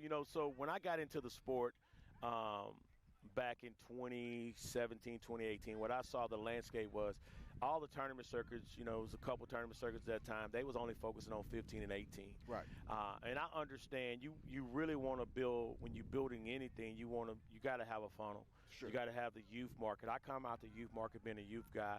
I had a guy tell me, man, and I guess it just still stick with me today. The guy tells me, hey, Mumphrey, XYZ company is going to have all the top athletes. Go get the B team. Right. I was like, well, you don't even know who we are. And now, so we just start to build the model out and add the youth. So we've become one of the largest, if not the largest, youth circuit. We launched 8U. Nobody was doing 8U other than a couple years ago before DR7 done it. So what we really believe is if we can identify that kid at 8 years old and he's in our funnel and he's in our process, instead of where you got other platforms out there don't come till he become famous, they connect. They don't jump on the bandwagon. We're here to make him famous. We're here to make them known. Right. You know what I'm saying? And, we have results with that. We have proof. Proof of concept. We've had athletes that nobody knew about it, that you and your team has written about. We done interviewed them. We done did all the different things. And then here comes a big national platform that has a name, and they're attached to them, and now they think they found them. But we already know them. Absolutely. So the great thing about it, we just stay dedicated to it, because as we go through this thing, we'll be the one closing that, and they'll be announcing on our platform. Absolutely. We've had a couple kids, within the last year commit, and we've done, shows with those guys. But this year we're bringing in a little new juice, a little flavor with the Crown 80 All-American Bowl and the Exposed the Unexposed College Camp. And I think that goes back to showing where you funnel everything through this part. In scouting, we mentioned on the previous broadcast, it starts with the off season. So the off season for this is the 7-on-7. Correct. It starts in January. But when we get to the meat and potatoes of spring ball, May, you got the you got the exposed and unexposed college camp. Right. And then the creme de la creme in January to celebrate it all. Correct. You got the Crown 80 All-American Bowl. Right. Talk about the genesis of that a little bit. Yeah, so coming out of 2025, just do a lot of prayer and just trying to figure out how do we expand, how do we help these kids, how do we really get them on a platform that we build credibility. We've taken 5 years of credibility, doing things as right as we possibly can. But what we, through a lot of prayer, is just like, hey, the Crown pathway was born. So what we looked at is we got the road to the Crown. We see the top athletes already in the 7-on-7 circuit. So that's where we drop DR7 bigs, and we're trying to get these big mans to own the stage and look at the whole all 22, because it takes 11 offensive players, 11 defensive players. But also, what we wanted to make sure we can do is we want to be able to take them from local to national, from unknown to known, from shorts and T-shirts, which is cool. But it ain't nothing like putting that helmet and pads on. When you get that clack, absolutely. then that's when we know. Yeah. But we wanted to be very legitimate in our process. We wanted to be where we have our scouts see, you guys see those athletes 2 or 3 settings live. Right. And then you watch tape on them. So it ain't just tape. You get to see how they act on the sideline. You get to see those things. So I really felt like the platform, you're the lead scout for the platform, need to step into that and control that pathway. Right. And so what we wanted to do at all the Road to the Crown events is to identify these top athletes, and they earn an invite. We're not just Twittering you, and we ain't sending you a Twitter invite. Right. You earn an invite to our college exposed, unexposed camp. Then at that camp, between our scouts and the college coaches, we will identify the top 80 athletes, right? Right. And we call that the Crown 80 Bowl, because Right. we want to. When we send that list to a Power 4 school, we want to say these are the top kids we've seen from around the country. Absolutely. And at the Crown 80 Bowl, all you got to do, if you're one of those recipients, you just got to show up. We're investing back in you. Right. We don't have sponsors. We don't have any endorsers. We don't have anything. DR Sports is saying, hey, we're going to invest back into you. You can get to the game. We're not charging no fees. We're going to feed you. We're going to room you. We're going to give you a swag bag. We're going to have a good time. But you got to come ball and put, and be dedicated to the process. And if you get on tape, I promise you, we're going to have kids get offers. And once that happens, it just changes the whole game. Right. I mean, and the thing about it, guys, is you have to actually attend an event. That makes it your baby. You know what I mean? That gives you the opportunity to put yourself on a platform that's going to get you that national coverage, that's going to get you that exposure. And then you'll start to get that. As you've seen, as a result, each week, each topic that we go, you come out, you get these quarterback camp invites, you get the Elite 11 invites. People are seeing this. And the proof is in the pudding. Yeah, you know what I mean? absolutely. All you got to do is come out, and if you ball, you get the call. Absolutely. If you put it right where you need to be, that's where it's going down. I mean, look at the schedule. As you can see right here, right on your tube, you see the DR7 2026 schedule in Houston. New Orleans, we've been to, great city. We're going to Oklahoma City, Chicago, the Midwest is getting involved. Back to Fort Worth, Tampa, Florida. Yeah. We're giving you a chance at each stop, at each region, to come out and perform, and I think that's what you have to do, is come out and perform. It's just the one element of it. And when it comes to recruiting, you can talk about this a little bit. What happens in shirt and shorts has to translate to Friday nights. With the platform, we follow you, not just in the off season, but we follow you through the fall as well. Absolutely. And that was another piece that came out the summer in the vision when you guys, we launched the platform podcast model, state model. And that whole point was we wanted to own the territory and really know the athletes in those markets year round. So you run the platform DFW, we got platform Houston, platform Alabama, Orlando, the Midwest, Bucket up in the Midwest, Rob over in Orlando. And so what we wanted to do there, we wanted to be able to keep a pulse, help these athletes continue to drive their exposure. If everything you want to know about DR Sports other than dedication and respect is about our mission is to expose the athlete. And if it don't happen with that, then we don't do it. We don't do it. But I think athletes got to understand and take control of their own destiny with this NIL stuff. Right. NIL is going to become harder and harder because they got so much money. We want to have so much data and information on you when a college coach calls us or the GM calls us. We can say, hey, we've seen Rico since he was 8. He's continued to do nothing but grow, and this is the way he acts at events. Hey, he also loved butter pecan ice cream. Absolutely. So we want to know a lot more about you because they're dropping millions of dollars in you now, in your pocket, not just giving you a scholarship. Yeah, absolutely. So you got to understand when you come into our events and we're scouting you, it's very serious for us because we know you're just one article away from from blowing up. Right. And that's what we're building here for our athletes. Now, at each stop you've been getting feedback this year. Of course, the stream has become a real component of what we do on a week-to-week basis. Not just on championship days, but we stream it on Saturdays. Correct.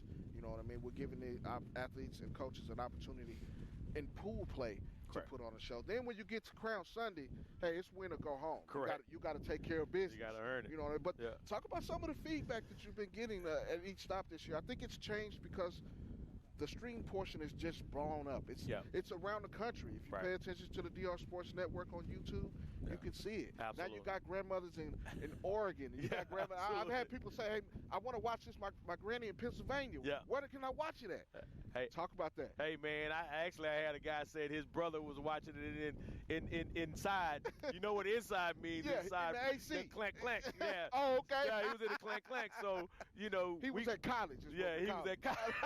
Okay. But the thing is, and it's great feedback, man. The great thing is, people are starting to recognize that there's nobody out doing what we're doing here at DR Sports and our DR Sports Network with the media and broadcasters. Shout out to German and the team there. Those guys do an amazing job. Matter of fact, I was just talking to a coach who came from the Valley.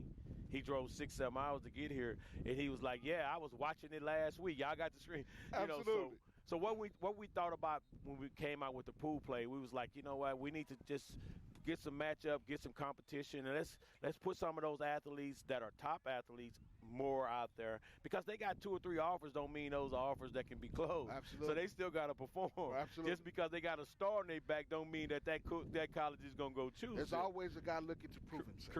Correct. So, so the great thing about it is we able to give a stage on Saturday that's very professional, very clean, and then we also able to, with families that may be sick and shut in or can't travel, they get the chance to see their kids and opportunity there. So our whole investment with the media piece is how do we help these athletes gain that exposure? Absolutely. And that was another component. So when you really just come back to what all we do here, man, it's pretty deep when you really think about it. And I tell people all the time, when you register for a DR7 event, we're going to give you a value back. Right. Well, and then another piece of, we've been kind of working on it. This is to the coaches and the team moms and everything.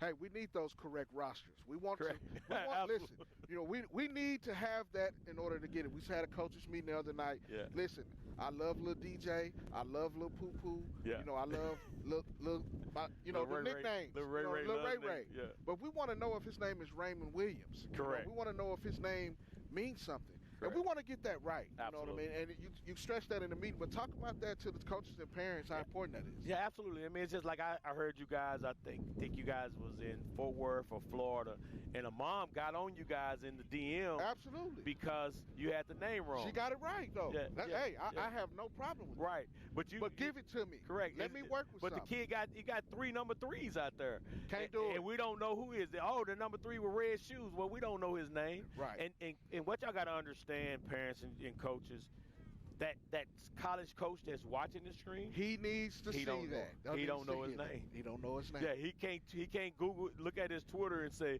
oh, his name was Ray Ray. Absolutely. And that's not his name. It's Raymond Williams. Absolutely. So help yourself. College coaches are watching the stream. Right, they are. They are, because we've got calls about it. Absolutely. Back the guys that we have contacts with are reaching out. Absolutely. Based on those things. They want to know a little bit more. Correct. And we want to give you the recipe for success right here. Absolutely. At a DR Sports or a dedication of, a DR7 event. Absolutely. You know what I mean? And no, Mark, and the other thing is, I tell people all the time, we literally are getting calls.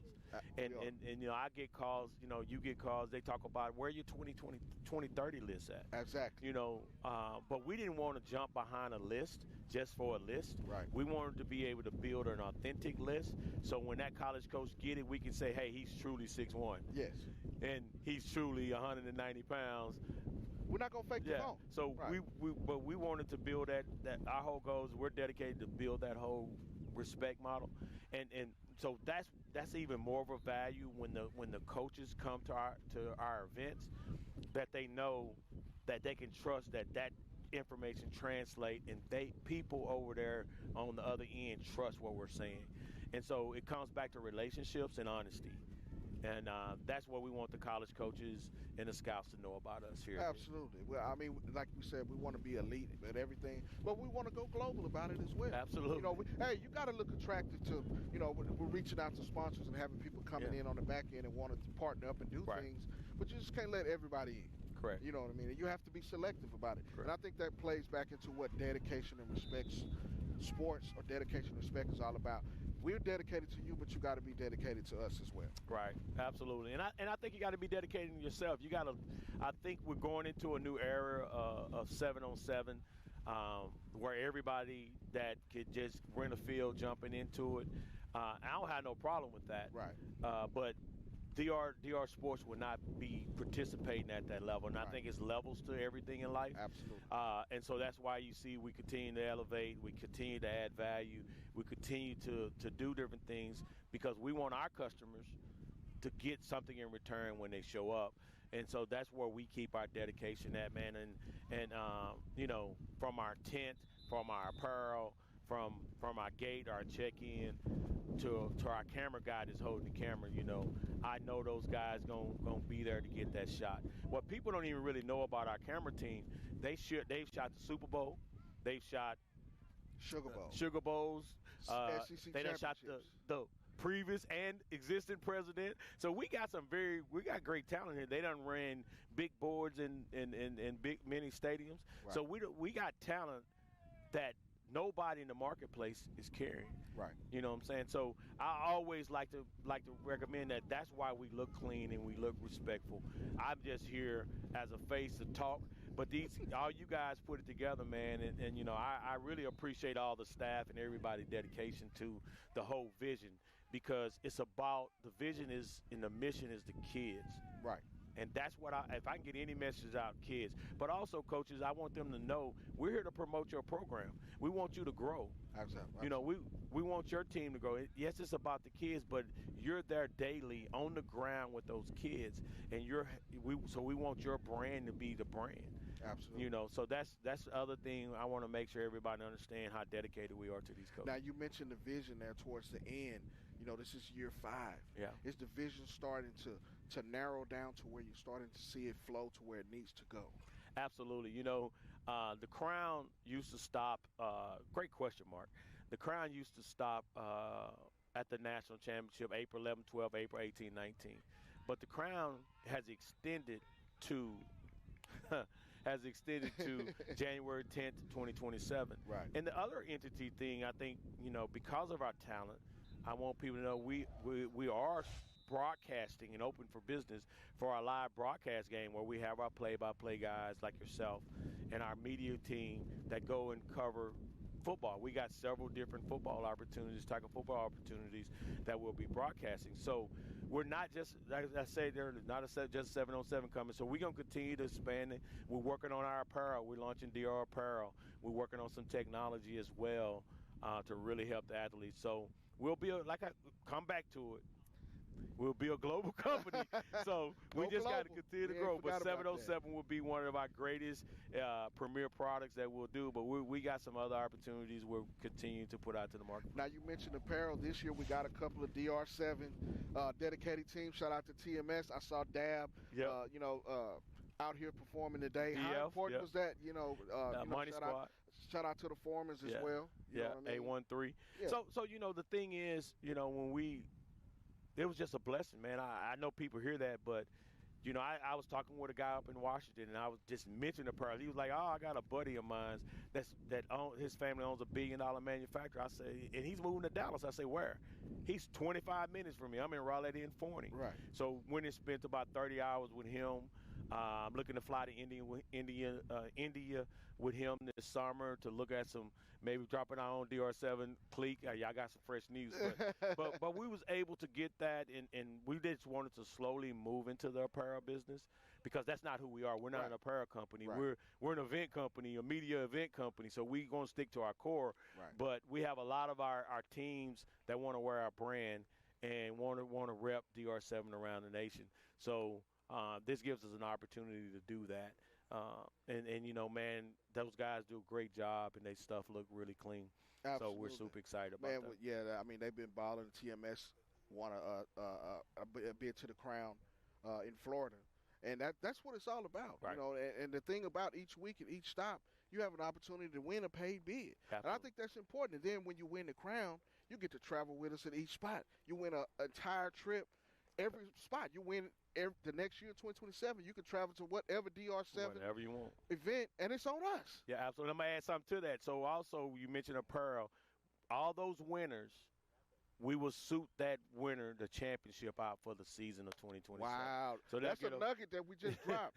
They didn't even know package. They'll get a full apparel package, you know, from 2 uniform sets, backpack, joggers. They'll get the whole set, and we'll pay for their bid the whole year. Then also, don't forget the runner-up. We always talk about, you know, everybody say they don't ever remember second. Bid. But we give them a half-paid bid to get into our national championship. So, but I tell you this, Mark, you're not a national champion if you hadn't got the crown. If you ain't won the crown, you don't have that trophy. Heaven's the king, right? Yeah. Well, I mean, you know, it just goes back to the thing I say. You know, if you don't have someone covering the event, it's kind of a glorified scrimmage. You know, who knows about it?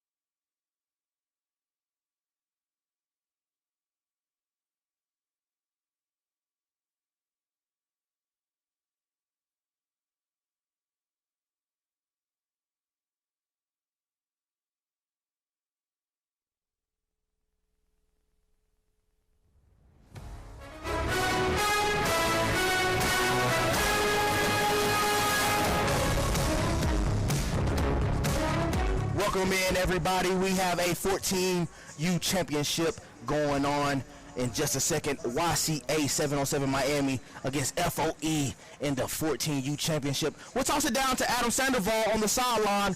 Get us a quick report right before the championship starts.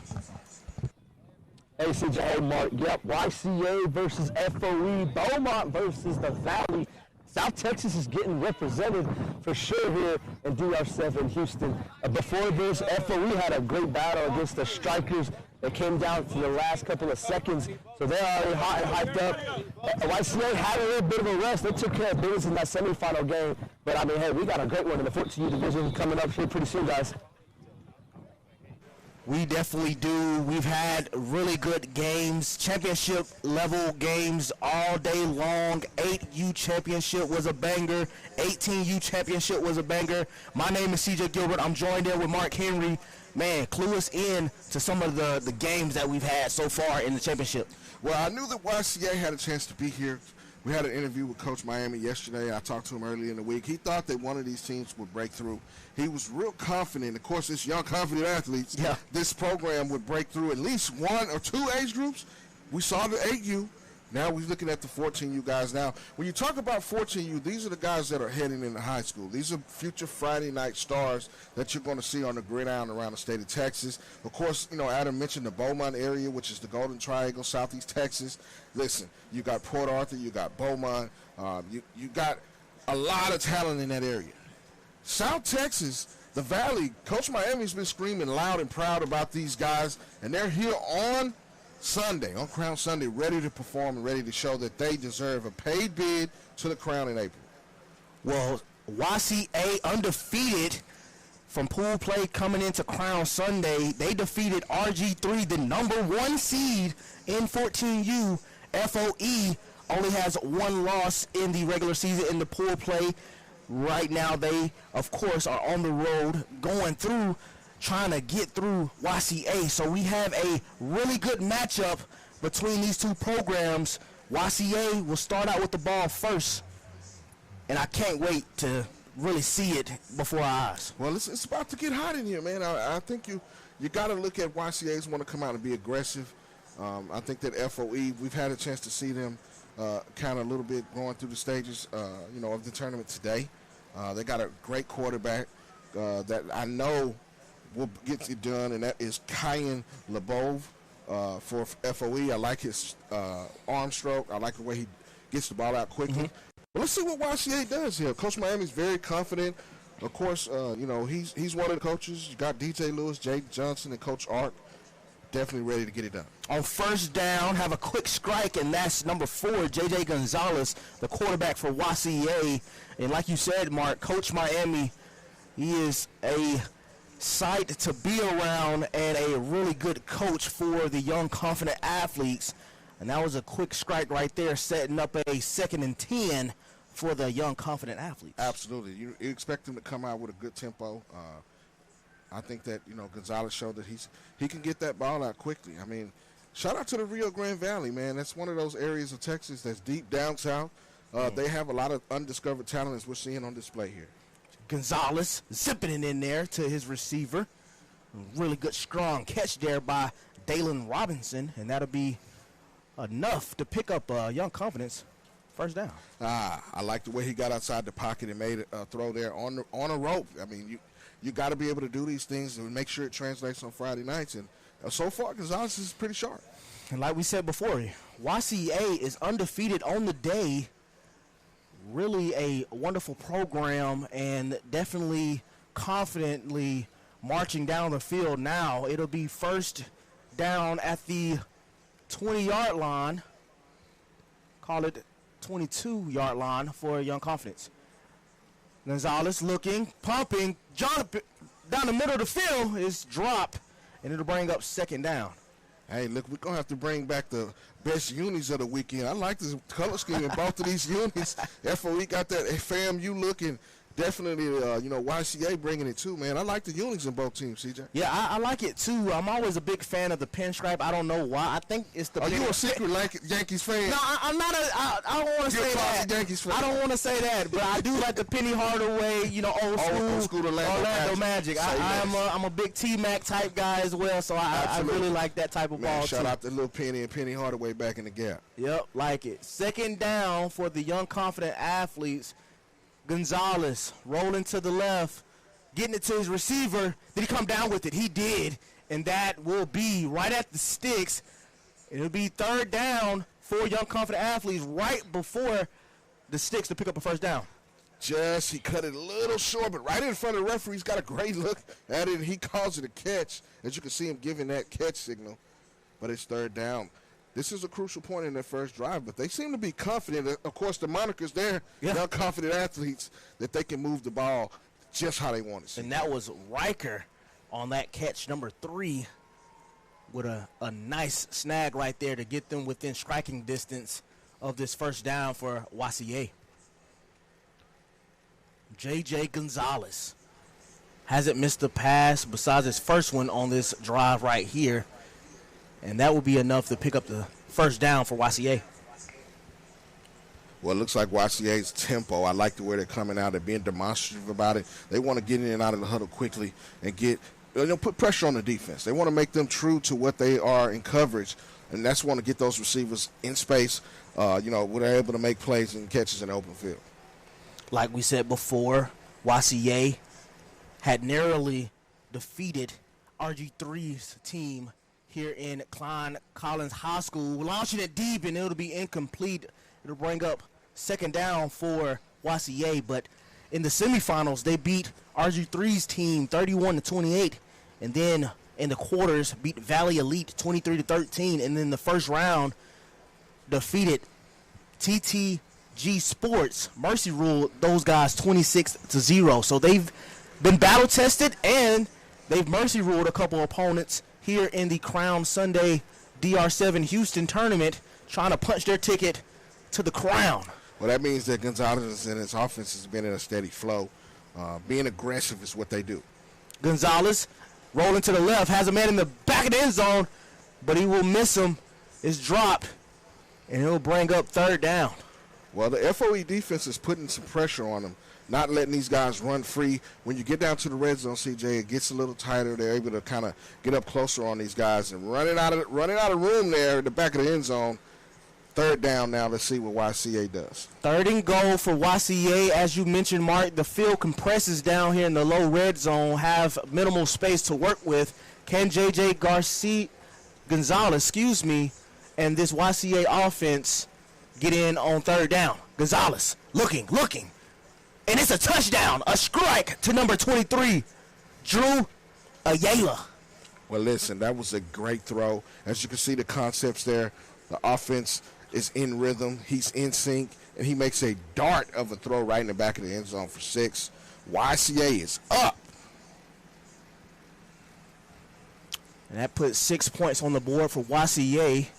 They will line up to go for the extra point, and they will cash in first, draw first blood for 6. Well, Drew Ayala made a great grab in the back of the end zone, CJ, as you pointed out. After Gonzalez saw him, he was in the back of the end zone for 6, and that's what you want. You want to get your guys open easily, and there they are. Oh, just a bit outside on the extra point. Come up short. Nonetheless, YCA gets on the board first, 6-0, right around 19 minutes in this 14U championship. We'll send it down to Adam Sandoval to get the sideline report. Hey, Mark, hey, CJ. Yeah, very impressed right there by the YCA quarterback, JJ. I mean, he's dropping a little bit down. He's zipping it today. Very confident of him for YCA as well. But I'm really seeing FOE. They're getting a lot of energy out of the gate, so we're going to see if they can replicate that answer back here on this drive. Really good stuff there by Adam Sandoval, our sideline reporter. And you see it's intercepted right off the bat. He nails it down. That'll be 3 points for YCA. They will be tallied on 9-0. A quick change of events for FOE. Malcolm McGee steps in front of that one. That was a big-time play as he makes the play on defense. YCA in full control right now, CJ, early in this game. So the official scored 9-0 as he kneeled it down for the 3 points, not returning it for 6. Kind of a double-dipping play here if YCA and offense can capitalize. Garcia sprinting out to the right, gets it to his receiver, and that'll be enough to be just shy of the first down. Great job. As you can see, he's mobile. J.J. Gonzalez showing his athleticism in the pocket. He's doing a great job masterfully running this offense for Coach Miami. Yeah, I really like what I'm seeing from J.J. Gonzalez right here and just overall the offense. A guy that I got a chance to see on that YCA bunch there on offense. Malcolm McGee, he's definitely been a guy that's balled out in the semis and in the quarters, and all day he'll be a top target. He's going his way. He's looking his direction, but he will opt to go for Dalen Robinson. We've called his name before, too, and that'll be enough to pick up another YCA first down. Now, if you notice, CJ, these YCA receivers are getting some chunk yardage after they make these receptions in the open field. I think that's the difference. FOE just hadn't been able to cover these guys up in the secondary. Let's see what happens here on this next play. And you can tell Coach Miami and this offense is in rhythm, in sync, and really dictating the flow of this 14U championship between YCA and FOE right now. And it seems to be all J.J. Gonzalez and YCA at the moment. Well, if I'm Coach Miami, I keep my foot on the gas. I want these guys to make plays for me offensively, and Gonzalez is at the helm. He's steering the ship right. He's swinging and banging with it. If you're FOE, you cannot break right here. One wrong move, and we're talking a double-digit ball game. J.J. Gonzalez looking, pumping, got a man, and he gets it in for 6. 15-0 YCA. great performance so far. I mean, these guys have put on a show. Gonzalez looks over the middle, throws a dot, and finds his receiver in the end zone for 6. He's flexing on him now, CJ. And that was Jaden Herrera on the TD grab right there. And like you said, Mark, 15-0, 16 minutes and counting in this 14U championship, and it's all young, confident athletes. Young, confident athletes putting the paws on them right now. I mean, they're really dictating the offensive flow. The defense got a pick, and you can see, what a catch. That's what you call keeping your eyes on the football, staying focused. It was a sea of hands there, off of the ricochet. YCA gets the extra point, as you can see. Let's go into the huddle on the DR Sports replay here. As you can see, Gonzalez comes backside. He tries to fit it in there. Bean, up. It's mine, and I'll claim it. Let's put a stamp on it. YCA up. As they get, look, this defense has been playing well for YCA. They got a pick. Yeah. Can FOE punch it in? We'll see. 16-0. Get a chance. First look. Real look at the quarterback for FOE, and that is Kean LeBeau at quarterback. He thrown an interception in the last drive, so his second opportunity to try to put some points on the board and try to escape a potential Mercer ruling here in the 14U championship. Well, I think LeBeau and company, they got to settle down, shake that first one off. Punch this was in the end zone. It's a different ballgame. LeBeau dropping back. It's second down. He's pumping, and he hits his man, and he's touched. And that's a lot of yards after catch right there. Not sure why the defense froze on that when they had a man running free, wide and open, and it looks like maybe they thought he got a sack or something. I'm wondering what the call was there on that one. But great job by LeBeau to find an open receiver. They're in the red zone. They're on the move. So first down for LeBeau and FOE. An easy pitch and catch right there, and that's enough to pick up another FOE first down. They're on the move in the low red zone, Mark. Well, they're picking up the tempo right here with 13:58 and change left in the 14U championship. 16-0. YCA's been in control, but FOE's on the move. You have to get this score for confidence if you're FOE, no pun intended.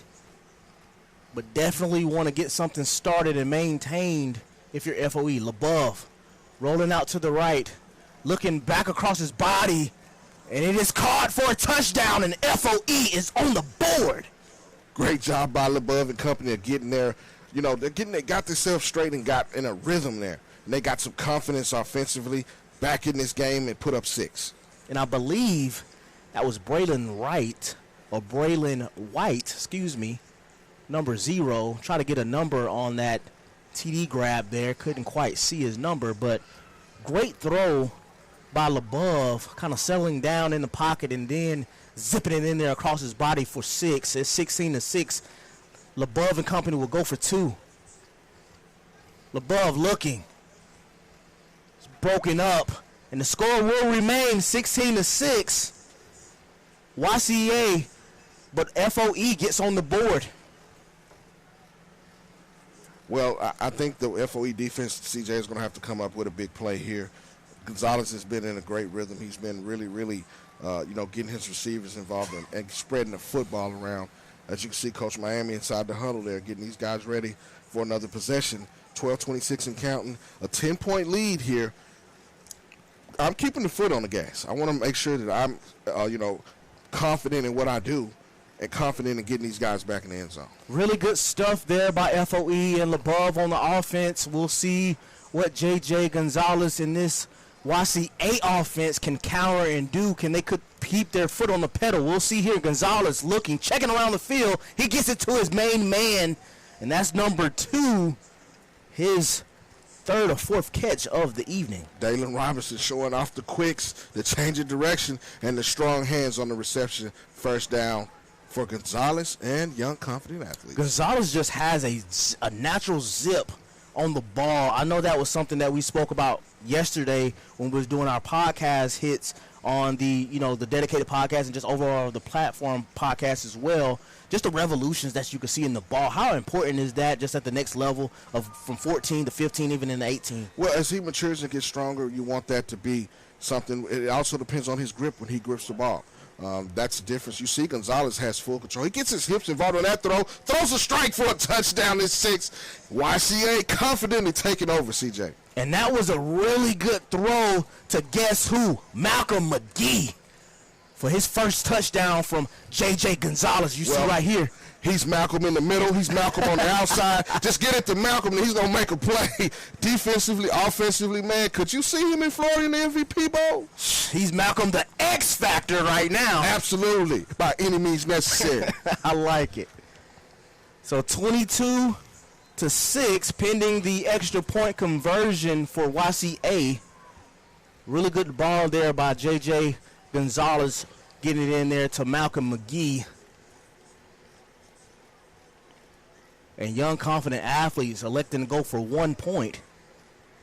22-6, YCA. Hey, well, they're taking their time. They want to get the right play. I know Coach Miami wants to keep this thing rolling. As you can see, McGee and Gonzalez, you know, they've been on a tear. He's on the inside right there. DB's playing him to the outside. Gonzalez checking, looking, got a man wide. Way to throw him open. Easy pitch and catch. That's 1 point added to the total. 23-6. No pun intended to number 23. Listen, Gonzalez has been on fire. I like the way he gets the ball out, as you said, on that completion, throwing the wide receiver open. He's getting him to his spot. He didn't throw it to where he was. He threw it to where he's supposed to be.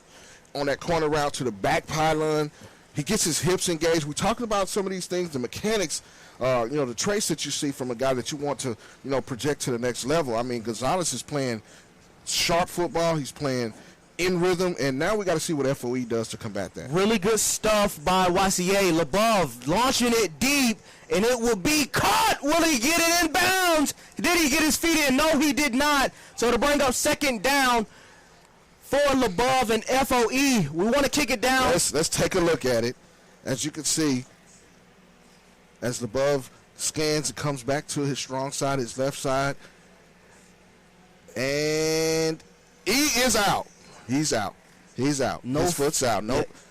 Hey, the great job by the official right there on it, as you can see on the DR Sports Network replay. That's what you get when you get a championship game. You get this kind of stuff on Saturdays and Sundays now when it's streaming on the DR Sports Network. Get a replay, a challenge, timeout, everything, all the above. It's third down, though, after that LeBeau incomplete pass. Want to kick it down to Adam Sandoval and what he thinks about this FOE ball club here trying to advance the ball. Yeah, an FOE offense. We saw in the previous drive before this LeBeau just had to find his groove. He found his groove, marched downfield. And this here on this drive, took a deep shot. Still a great athletic catch. Just couldn't get the feet in. I know right here on the previous incompletion, Coach said he needs to get his feet set. But if LeBeau can find his groove, this FOE offense could get rolling. LeBeau launching it to his receiver, and that was 777. Jordan Campbell couldn't corral it in, and it'll be turnover on down. So that'll be 2 points added to their 23-point total, 25-6, all YCA right now. Listen, YCA's in full control. FOE had a great drive the last time, CJ, but couldn't capitalize on it. I think, the catch on the outside was too close. It was out of bounds. They have to get a stop here if they want to remain in this game with 7:40 and change left in the 14U championship. Coach Miami, I talked to him yesterday. He said he likes Florida, but right now he's in the driver's seat to punch his ticket. J.J. Gonzalez, looking like an MVP candidate to me. He gets it to his main man once again, number 2, Dalen Robinson, and it's a flag on the play, but did he get touched at any point in time? And that is a touchdown for Robinson. We'll check the flag, and we'll see what the call is on the field. Listen, Robinson put up the Tyreek Hill peace sign and got north and got really quickly as Gonzalez hits him. He gets up the sideline, puts on the burners, hits it for 6, but we might have a little flag here for unsportsmanlike conduct. So regardless, the touchdown will stand for young confident athletes. Right now, unofficially, the score is 31-6. And you can see right there, Coach Miami talking a little noise right there, letting the people know what the young confidence is all about. Hey, well, listen, man, shout out to Coach Miami. He's been doing this for a long time, CJ, bringing his teams from the Valley to get that exposure, to play on the DR7 circuit, and get these kids the exposure. As you can see, Gonzalez is shaping himself up to be one of the better passers down in that area as he gets to high school. Now you're getting a chance to see it on a national stage, on a platform like the DR Sports Network, where this is broadcast around the country. You never know who's watching. You always want to be on your mark. You can see right there we have a unsportsmanlike on both sets of teams here. We'll try to get everything sorted out on the sideline. Kick it down to Adam Sandoval, see how things are going firsthand. Yep, guys. On that play, he had a chance. He was going to walk into the end zone, but sportsman like the taunting is what's going to bring that ball and mark him down short. So we're going to get the ball at the 2-yard line with the penalty, second down and goal for YCA here. If they do score, that would put us into the mercy rule, and we'll end this game here shortly. So you take the touchdown off of the board, is 25-6. J.J. Gonzalez throwing an air ball to his receiver, and it's a touchdown and a mercy rule for YCA. Easy money for the young, confident athletes. Well, listen, Coach Miami knew this was coming. He talked about this 14U group as being one of the best groups coming out of the Valley. He wanted to come and showcase these guys as Gonzalez lays the fade ball up. Look at the spin rate. You talk about that easy pitch and catch. And YCA has punched their ticket to the crown. Congrats. And I can't speak about it enough about how YCA came out and balled out today. J.J. Gonzalez, 4 touchdown passes. I mean, goodness gracious, the performance that he had today, which is by far some of the best we've seen in the 14U brackets so far this tournament. We have some really good teams here in Houston, 90 confirmed teams, of course, in the championship. Everything heated up here today, and YCA get a mercy ruling performance in the 14U championship, winning 31-6 over FOE. As you see the young, confident athletes take a bow. That's a great performance. Shout out to Coach Miami. They had a hurricane-like performance, if you will, yes, with the Miami. But I think that this team shows that, hey, these rankings can shake up a little bit. They can shake up. We had the 14U rankings come out yesterday. But listen, I like what YCA did. I like what they did offensively. And then they had that motorboat or that motor going the entire weekend. Yes. This wasn't just about the championship game. They wanted to prove a point that they're one of the top 14U programs in the country, and they'll get a chance to prove it at the Crown. If you don't know, now you know about this team here. We have a 14U rankings. At 1, we had South Tampa Elite G1 Football Academy at 2, MBK at 3, A1 Slimed Up, and Tampa Flex rounds us out at 5. But you got to think that the young, confident athletes have something to say and potentially can be in that upper echelon of 14U teams in our DR sports circuit. I think that they've made a case for it as we get ready for the trophy presentation down. And we'll toss it down to Jonathan Mumphrey at the podium for the trophy presentation.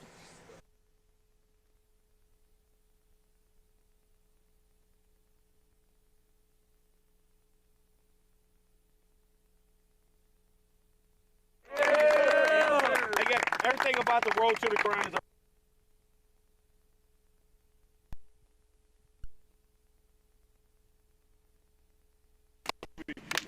you guys have punched your ticket to be into the crown, so I want to congratulate you guys.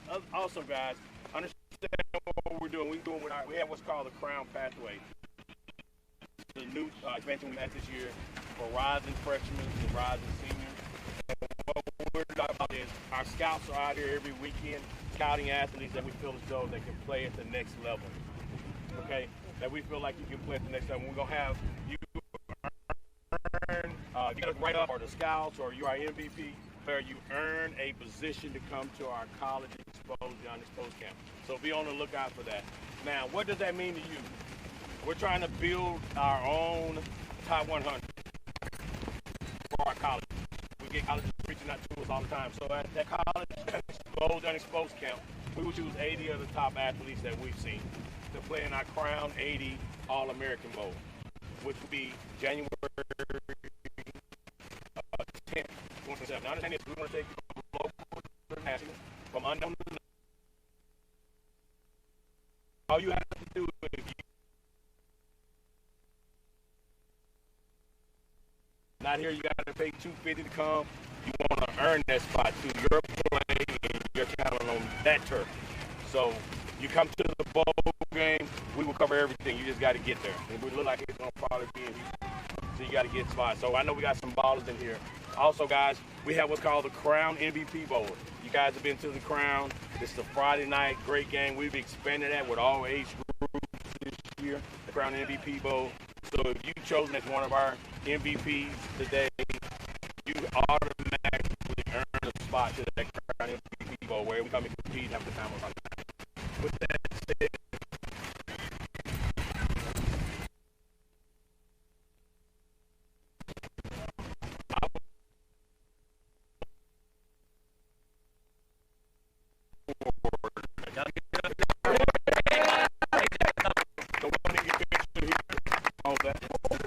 And you can see right there the young confident athletes huddling up with our CEO and owner, Jonathan Mumphrey, down there, getting a dominating victory, mercy ruling victory over FOE. Really good performance for J.J. Gonzalez and a lot of those guys on that offensive side of the ball, Malcolm McGee, Drew Ayala, and a lot of other guys on that Young Confidence Athletes Ball Club. Thoughts, Mark? I thought that Gonzalez came out and established himself from the get-go. He was able to get outside of the pocket, showing his athleticism. He throws a great ball, was able to throw it at all levels confidently. I thought that his receivers made plays when they needed to, and the defense played well. They didn't give up but one touchdown, and this was a pretty talented and great FOE team that played well yesterday, and they played well today before they got to this buzzsaw of a team in YCA. Yeah, YCA came in as the 5 seed overall, defeating the number 1 team in 14U in DR7 Houston, RG3, and then in the semifinals defeating Valley Elite 23-13, and earlier this morning at 11:30 beating TTG, mercy ruling them 26-0. So their second mercy ruling during this Crown Championship run here in Houston. So this is definitely a 14U program that we need to watch out for, potentially not just for today, but in our rankings, and hopefully see them at the Crown. Well, this just proves that Saturday is just for gesturing, and being crowned on Crown Sunday and playing well and coming in and being the hottest team. When you show up to Sunday, you have to have that mentality that it's win or go home. YCA had it. Being the 5th seed, they had to overcome and had to start early this morning playing games. But coming down on Crown Sunday, establishing himself, and listen, blowing out a good team in the championship game, that's saying something. It really is, and I believe I saw Malcolm McGee with the DR7 medal around his neck, meaning that he was invited to the Crown 80 All-American invite game that we'll have here later on in the season. But tell us how important that is, and just overall, what's the importance of the All-American 80 game? Well, the All-American 80 game is something that'll come in January. It'll be an opportunity for guys, that may not be right there where they need to be in recruiting. This is for the high school kids. This is for those kids that have been flying under the radars we see every week. This is an opportunity to get you put on a national stage. Now, it starts with the Crown platform, Expose the Unexposed camp. Sorry about that, guys. We're going to send you to the camp. You're going to come there, and then we'll pick 80 All-Americans. It's the pathway, the DR Sports pathway, and it leads to that. And all we want to do is give these kids the opportunity to be on a platform where they get that exposure. And this is the jump start of recruiting. It's not the end all, but it's one section of it. When it comes to scouting, you start in the off-season by what you do there. You go into your spring ball or spring practices and what you do in the off-season with your school, and you come back in and perform on Friday nights. If it's not translating what you do here in the off-season to Friday nights, then there's something missing.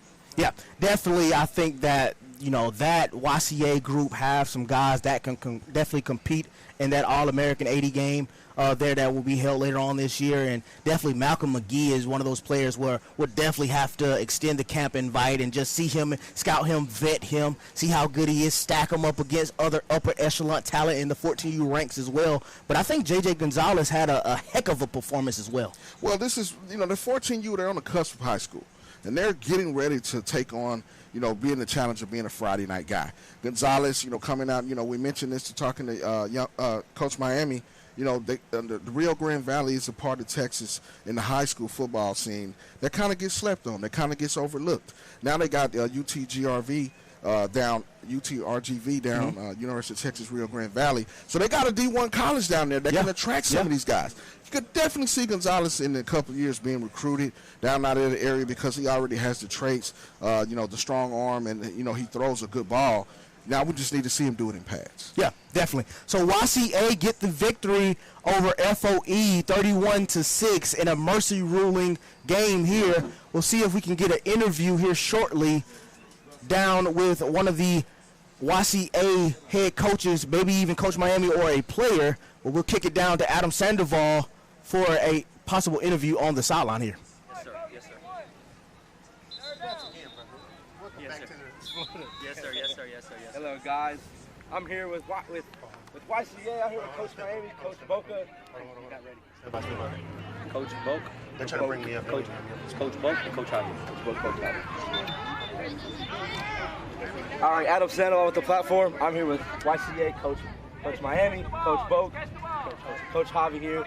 Guys, I just took home a championship here at DR7 Houston. Talk about the path to get here.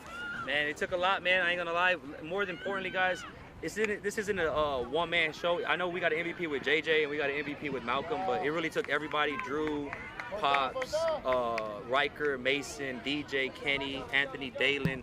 It took a whole team, so it's really not one. I wish we could figure out a way to have them here because it's also a team game. It's not just us. Yes, yeah, but you said it's a team game. I have a lot of teams in this tournament as well. And you have your assistants here coaching this team as well throughout the whole tournament. Talk about the importance of having a big staff here, being able to hold their own too throughout the whole tournament. I mean, honestly, I told them earlier, I don't really consider too many people better than me at coaching, but these two guys. You know what I mean? It's only like 3 or 4 of them, and they one of them.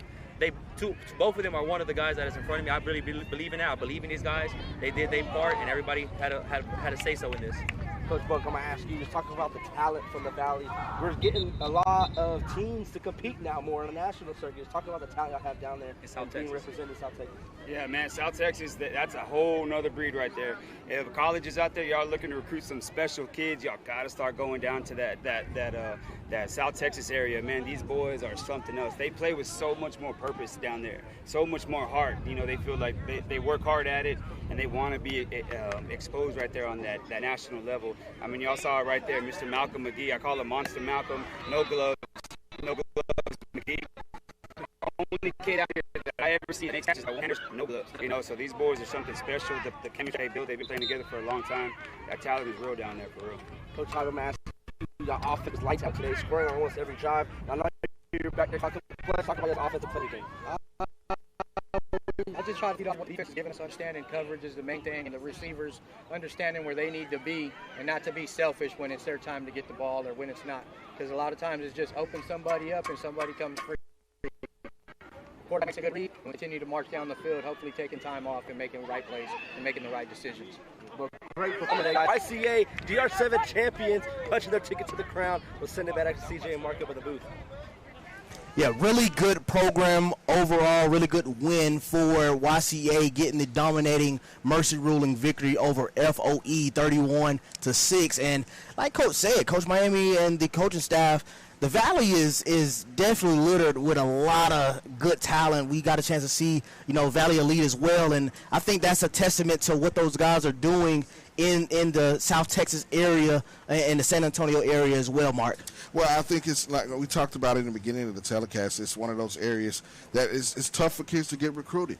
You're in the city of Houston. You go to Dallas. You go to San Antonio, Austin.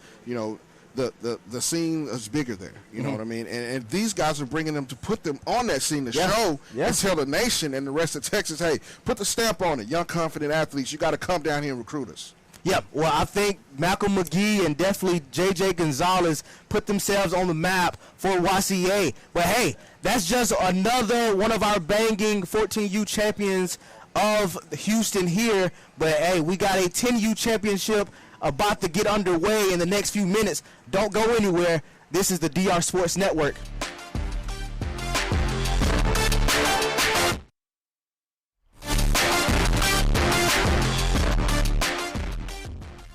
Road to the Crown, Houston, Klein Collins High School. Of course, DR7 is right back at it, man. Coach Miami in the building, my guy.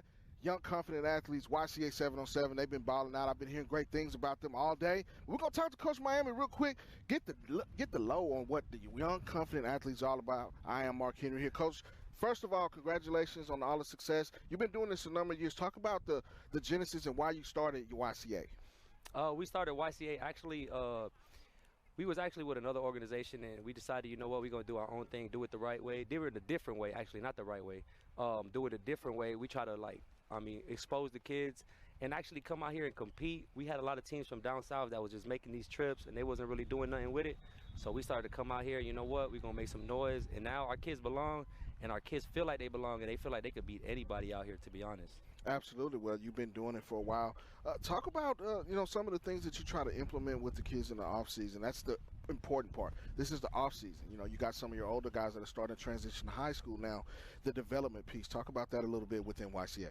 Okay, man. So the way it works with us back home, I mean, we recently got a Division I college back home as the UTRGV, but before that, to be honest, in the 956 down South Texas, I'm not gonna lie, a lot of people don't got D1 dreams. So coming out here to these DR7 tournaments and these big tournaments, it kind of give those kids those dreams because they feel like they feel like if they could ball with these guys that are 4 stars, 3 stars, then why aren't we 4 stars, 3 stars, and we out here whooping them? You know what I mean?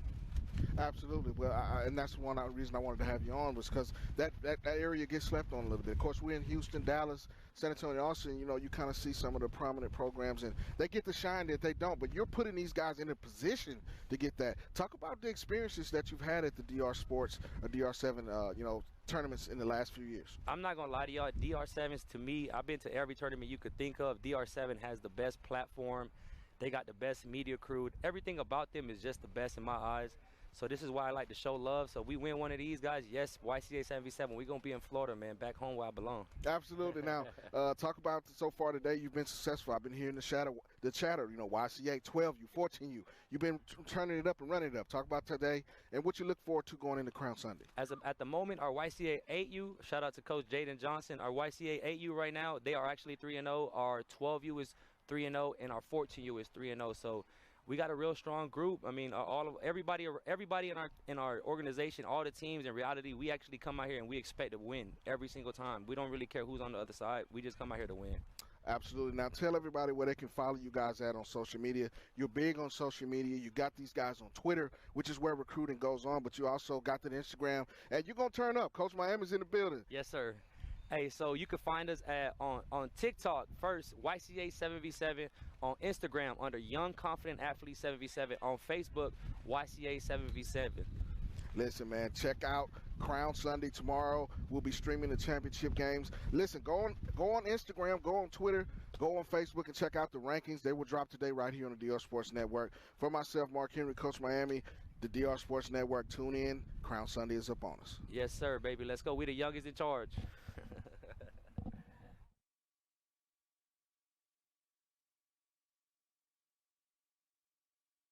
Adam Sandoval with the platform. I want to say thank you for watching on the DR Sports Network. Don't go too far. We'll be right back.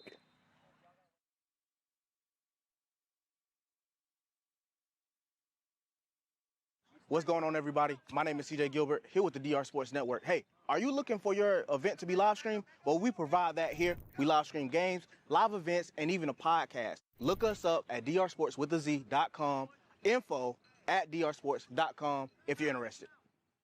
Adam Sandoval with the platform here. I just want to remind you back home, if you haven't yet, it's not too late to register for a DR7 tournament. You go on the website at drsports.com to lock in. It's a lot of great tournaments coming up, and they do sell out quick. You don't want to miss out.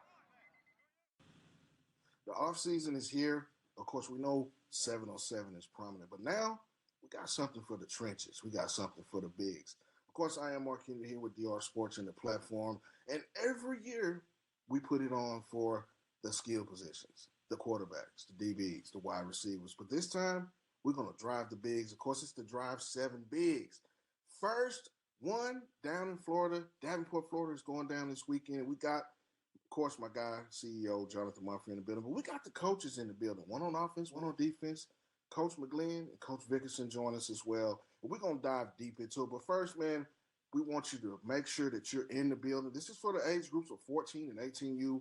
And we're going to have the trenches lit up. Monk, come on in, man. How you doing today, man? Let's talk about the Drive 7 bigs. Of course, Coach Vickerson and Coach McGlynn join us as well. But, Monk, tell me what the genesis was of getting this started and what the opportunity that these guys have to come out and compete. Well, Mark, man, I appreciate you having me on today. But, the whole purpose of the Drive 7 Bigs, when you look at, we've been working with the skills since 2018. Our whole mission here at DR Sports and everything we do is about exposure. And, that's the whole thing. If it ain't exposure for the kids, we don't do it. And, but you can't play a football game without having those trenches, so that's why we talk about Drive 7 Bigs and no line, no shine. So the vision behind that was to get all 22 athletes, 11 on offense, 11 on defense, to compete at one facility, and we can see all the talent at one time. We see the elite 7-on-7 kids from across the nation every weekend. And so the vision was, as continued to look at this, wanted to get those skilled players and also give them opportunity, especially with the new changes in the way college recruiting has happened.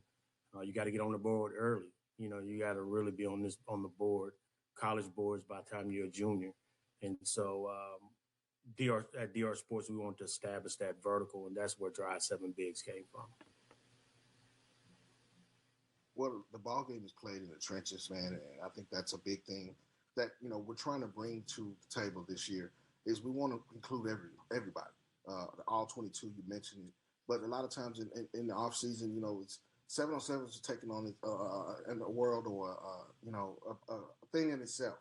But now you give these guys a chance to come in at each stop on the road to the crown, and they get a chance to compete. And they get a chance to be put in the limelight as well. Talk about how important that is. Yeah, it's very important, man. I mean, anytime you can give an athlete the opportunity to compete against top talent from all around the country, because, everybody plays different levels of football on different A, whether if it's class 1A, 2A, or 6A. There's different levels, but it doesn't matter what level. You're not going to see elite talent every Friday night. So you have to get that work in, and you have to develop, and you got to go up against some competition. And being a national platform, that's what we want to provide to these athletes. That, hey, you'll get a chance in your springtime to sharpen your skills against people that's at your level or even a bit higher your level. So you get to measure yourself. And so that's the purpose and the genesis behind the whole Drive 7 Bigs. We wanted to make sure that if we're going to do it here at DR Sports, Dedication, Respect Sports, we was going to bring the top offensive lineman guys that we could lock in with, as well as defensive lineman go. We want you to get the best knowledge, people who've done it at a very, very high level. And so, that's what, our motto, we're elite. And that's what we're going to always continue to be, no matter what we roll out, what vertical, whatever product we roll out is going to be elite. Part of it. And finding one guy on the offensive side and one guy on the defensive side to kind of lead the charge for this. We got Mike McGlynn and Coach Kevin Vickerson here. Talk about what you were looking for when you brought these guys to the table and what you see that they bring to the table in this. This is a monumental thing. This is something that we're kicking off, and, this is for the bigs. This is for the trenches. Absolutely, Mark. Great question. We've tried to grow this Drive 7 Bigs out for the past, 3-4 years. I don't want people to think we just thought about it, but it's been a process. And, with our motto of being elite and our motto of not rolling anything out that's not great for the athletes, we've had some people that we've came to the land and some things I felt like God just stopped me. And, Coach Vic and I met through some mutual relationships about 2 or 3 years ago. And it was a timing thing. I mean, he had things going on, We didn't know each other, so we had to build a relationship. And it's a trust thing because, man, I feel like every kid that comes to a DR Sports, DR7, Drive 7 Big events are my kids. I know they come with coaches and they got parents, but they're my kids when they're on that field up under the umbrella. So I didn't want to just bring anybody and just throw any product out. So as I got to know Coach Vic, we grew, and now we've become family, man. It's just been interested. We sat down several times, and his kids, know his kids, know his wife, and got to know him as a person outside of football. And he's a man of integrity and got a great resume. And then Mike introduced me to, Kevin introduced me to Coach Mike, who's down there in Orlando, and did several calls with him and felt good about the calls, but never hadn't looked the man in the eye. And I was happened to be, down in our Orlando area in the Villages. We had an event down there, and Mike and I went to a lunch and got a chance to spend some time with. I think anytime you can shake a man and look up to him, he's about 6'8", 6. I'm gonna say he's 6'10", but I don't know. He might not be that tall, but but to see his humbleness and to see his character and see what his priority was about the kids. And with Coach Vic and Coach Mike, they fit our mission and they fit our goal. And their integrity meant something to them. Their name and their word meant something to them. And so I really felt very, very blessed to not only God gives me exactly what I asked for. I wanted a ex-NFL defensive line guy that has been there some time. He's got 10 years of experience. But I also wanted an offensive guy that could match that. And I couldn't ask for any two better guys to launch this Drive 7 Bigs, Mark, to be just flat out honest. If people want to know what we're bringing to the table, we're bringing guys that has done it at the highest level for well over decades, 20 years of experience. You can't copy that. So that's kind of how that process went through, man. And it's been a journey.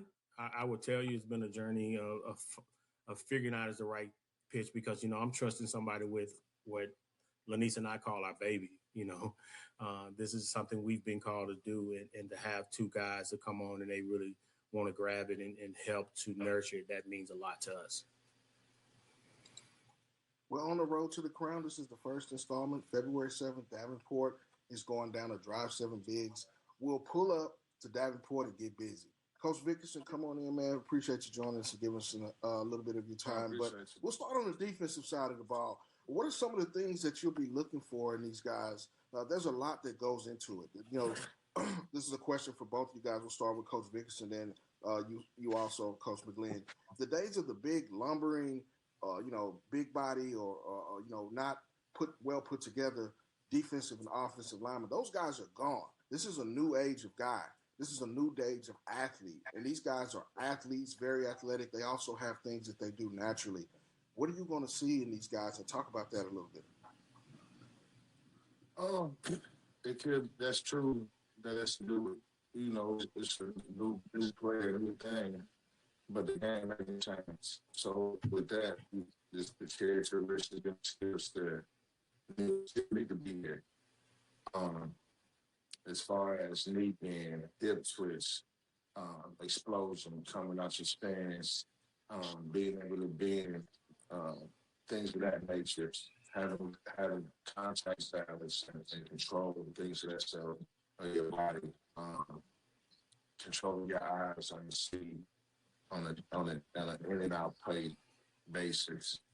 Just trying to give them different techniques and tools that they can take back to their high schools or wherever they at when they leave us and still cut on this technical skills that can help them get to wherever they need to be.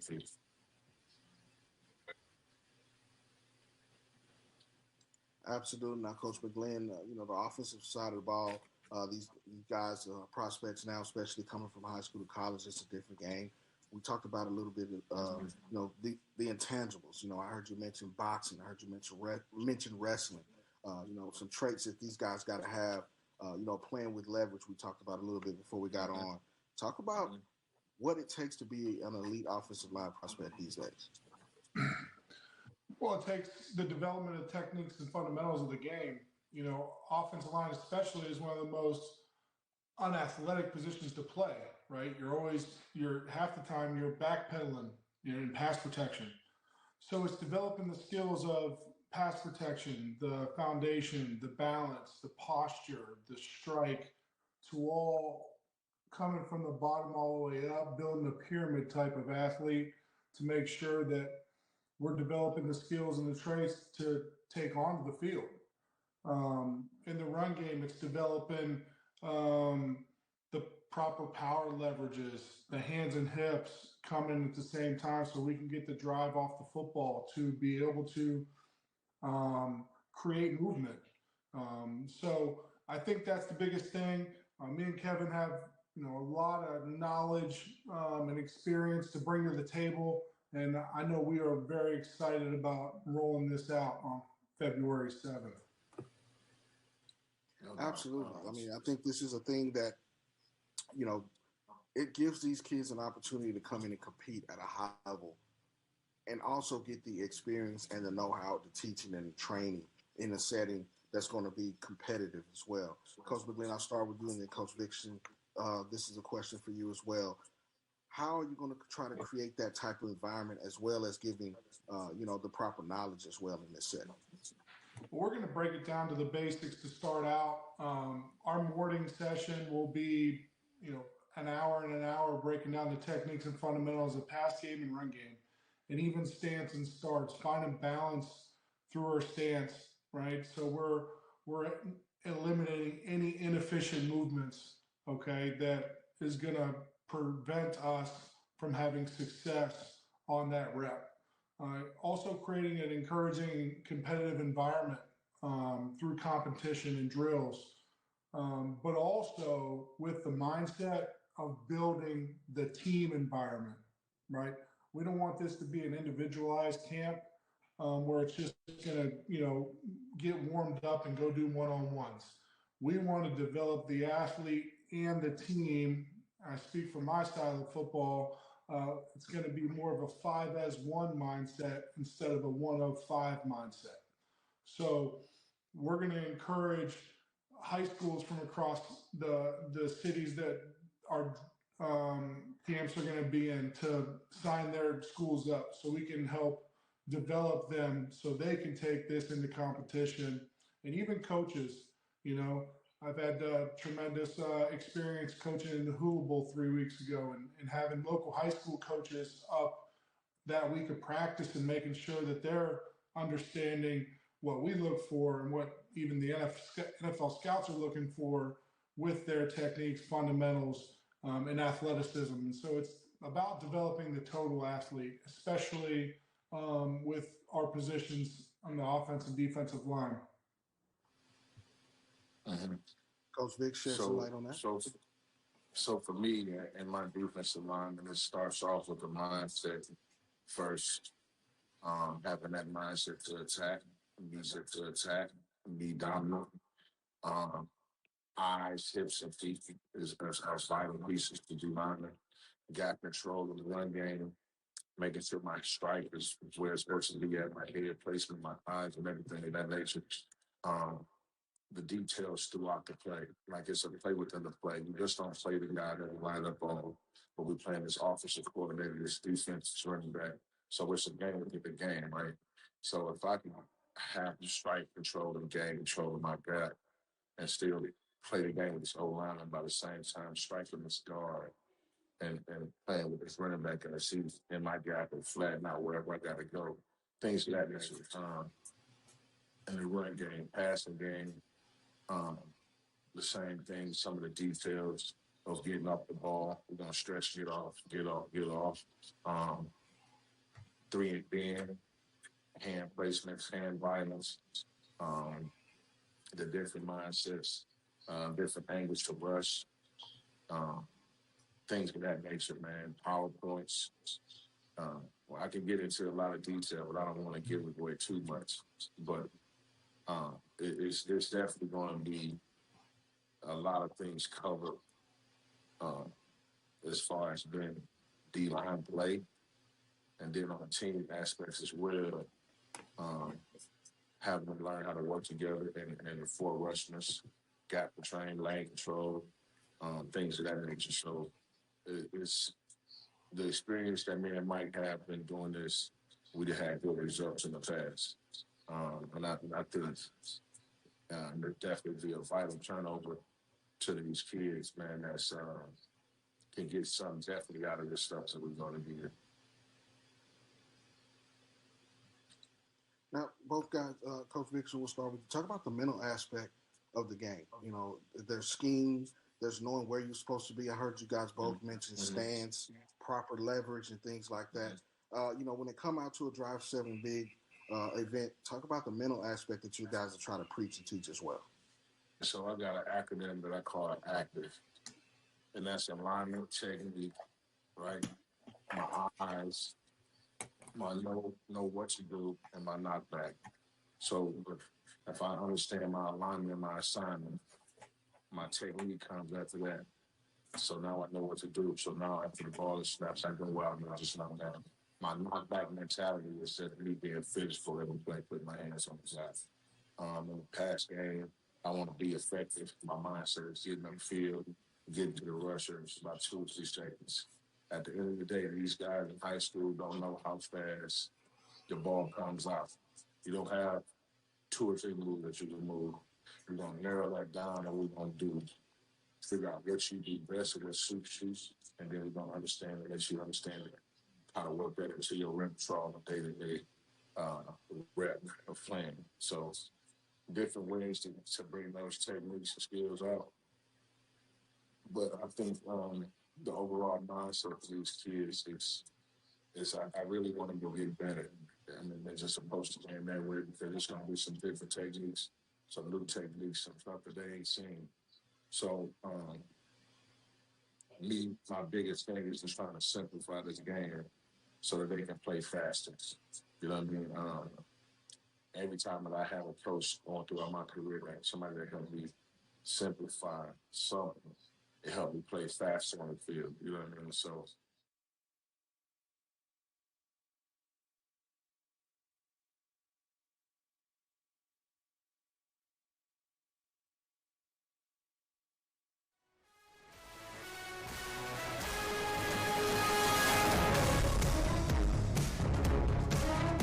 Welcome back, everybody. We have a 10U championship between Mock Speed 10U and North Texas Blitz, a 4 and a 7 seed. I think this is the lowest seeds we've had make it to the championship game in this Houston tournament so far. Some underdogs, some good stuff that we may see between these two 10U programs. No underdogs in my book. I've been on the fence for North Texas Blitz since we had the rankings called the other night. This is a team that has offense. Now the Achilles heel is they didn't get stops up in North Texas when they played. But listen, Mock Speed, they got the speed. When you talk about teams that can play, I mean, you look at the scores from the previous matchups earlier today. This could be a shootout on the way here, CJ, right here at Klein College High School. It's been a beautiful weekend. The sun's been shining in H-Town. It's been going down, and we got Mock Speed, North Texas Blitz. Let's get it. How did North Texas get here? They defeated YCA earlier this morning in Crown Sunday play, 36-35. Then they went on to beat the Money Squad 24-6. Then they defeated RG3's team 23-4, and that's how they got into this championship round to play Mock Speed. Mock Speed, on the other hand, being the 4 seed, the higher seed in this bracket, they defeated Fast Performance 19-4. Then went on to play BME, defeated those guys 25-24. TTG, the 1 seed, knocked off the 1 seed 26-17, and they ultimately were set up here beautifully with a 4 and 7 seed matchup. Like you said, Mark, North Texas scoring 36 points in that first round game. That is telling of a sign there of that offense. I'm sure my guy Nick Gradney is right there in this huddle. He saw this team, and so did Adam Sandoval, the North Texas Blitz. They can put up points. That 36 is not that doesn't surprise me at all. Yeah, and you right there, you see it, our 10U rankings. Number 1, 24K. Got a chance to see those guys in Davenport really dominated, showcase their ability to move the football field down, or the football down the field. G1 Football Academy. Got a chance to see those guys as well in the New Orleans area. DEFCON Texas, first round in Houston, Texas. Got a chance to see those guys locked in at 3. 225 pressure. Defense is paramount, and they end up punching their ticket to the crown in New Orleans, and then rounded off the top 5 with North Texas Blitz. But will we have a potential shakeup in 10U? We'll see right here between Mock Speed and North Texas Blitz. Well, this is a chance for you to see the Blitz live at 5. You missed it last time. I'm telling you, these guys can play. They're named Blitz for a reason. Hopefully, it looks like they're coming out with the ball first. You get to see the chance this offense go to work right away. But listen, Mock Speed, they've shown that they can put up some points as well. I think we got ourselves maybe a shootout here, CJ. Tell me a little bit about the North Texas Blitz quarterback, Ledger Wayne Scott. You said they put up points. It's very evident that they can put up points. He's the quarterback. He's the one in control. Tell me a little bit about him. Well, he's got some moxie to him. He's confident in his throws. As you'll see, he'll be able to make second-level throws, for a 10-year-old. That's good. He'll be able to push it outside the numbers on a rope. But he's got a few guys that can go as well. Number 10, number 2. You got a set of twins that make plays as well, as we'll see this. I know you've been talking about these twins a lot, and I cannot wait to see them.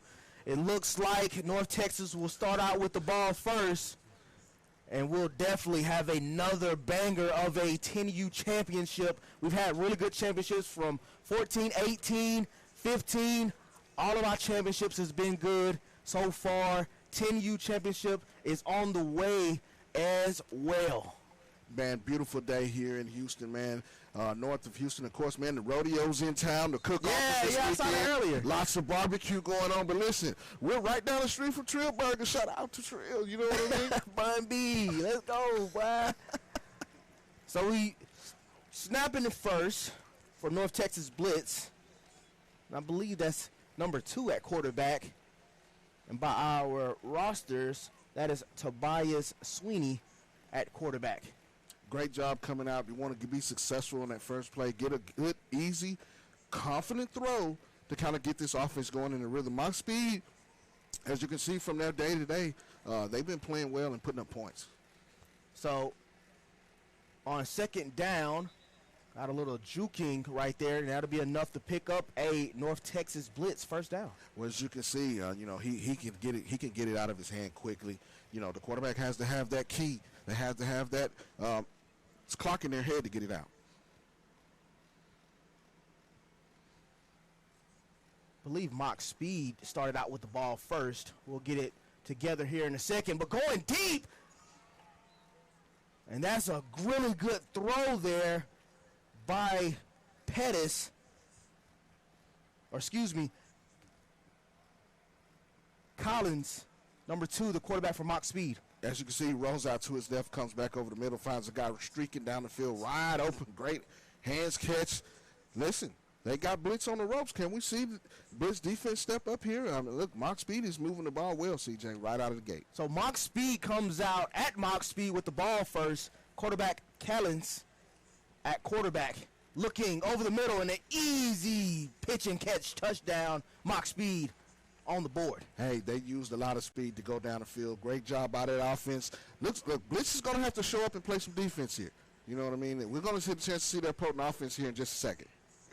So we have to hold on just a little bit, Mark, for the potent offense on North Texas. Mock Speed saying, hey, we can play some ball too. The ball first. At Mock Speed, absolutely. So 1-point conversion right here.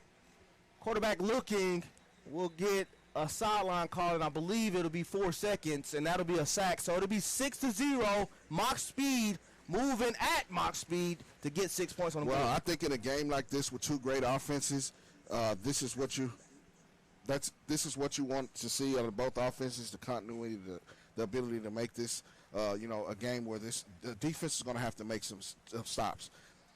We talk about this all the time, CJ. Yeah. Extra points. Could this be the difference in the game? Who capitalizes on that? It looks like we got an Ole Miss fan in the huddle there as well. So now we'll get the opportunity to see North Texas Blitz in these powder blue-looking uniforms, lightning blue-looking uniforms. Sweeney with the ball, throwing it, pitch catch easy. Pick up about 6 on that. Great job. Easy pitch and catch. Come out. Let's get Let's get a couple of nice, consistent plays and make a first down here and get this thing going. We've talked up Ledger Wayne Scott a lot in this matchup right here. A guy that you need to watch, North Texas blitz. Cool, calm, and collected with the shades on. And that'll be broken up by number 20. Really good stuff by Morris. Morris got a hand in there. He was real hype about it. As you can see, the defense is stepping up here. Look, Mock Speed is playing some good football here. North Texas Blitz has to step up. So a crucial down and distance right off the bat for North Texas. Wayne Scott rolling to the left, getting it to his man, and he catches it. He's on the run. He has yards. He'll be touched down, just short of the touchdown. Great job getting it in space. You can see there was a sea of hands. He just lifted it right over the defenders, and he gets north and gets it into the red zone. 1st and 10, North Texas Blitz. Really good touch on that ball by Wayne Scott right there. You can see he set up first down, 1st and goal, low red zone, launching it, easy ball, pitch and catch. Wayne Scott all knotted up at 6 right here, pinning the extra point mark. Blitz on the move, as you can see. Wayne Scott throws a beautiful football to the corner where his receiver was streaking wide open. Now, extra points. As you can see, he rolls to his left. Great job of getting it up and over the defender. Easy pitch and catch, North Texas Blitz. They got to get this extra point. Extra points may be key in this game, CJ. Definitely going to be key, and that was Jackson Hines on the touchdown grab. Wayne Scott firing it in there, and that is an extra point for North Texas.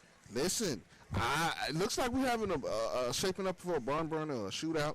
Whoever has the ball last could win this game. Extra point there.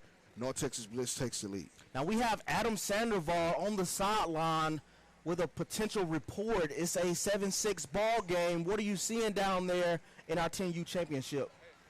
Thanks, CJ. Thanks, Mark. Yeah, Wayne Scott, quarterback from North Texas Blitz. He's picked up exactly where he left off when they played in Fort Worth here on the DR7 circuit. So very impressive stuff. But Mock Speed, hey, they're showing us up in front of our eyes. I mean, they're going toe-to-toe with the heavy hitter in the 10U division.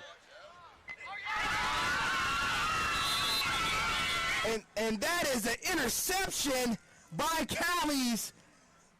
A crucial mistake by Mock Speed, but North Texas come up with the interception. Great job by the defender, reading the quarterback side, steps in front of it, and that is 3 points on the Blitz scoreboard. Defense comes up, Blitz offense takes over. They have a lead here. It should be 10-6. Mock Speed's got to go back on D and get a stop. Isaiah Wormley just getting in there, getting nasty, getting the interception. Great job by Wormley. You can see him see it all the way. He was reading the quarterback's eyes. This North Texas Blitz team defense is coming up big.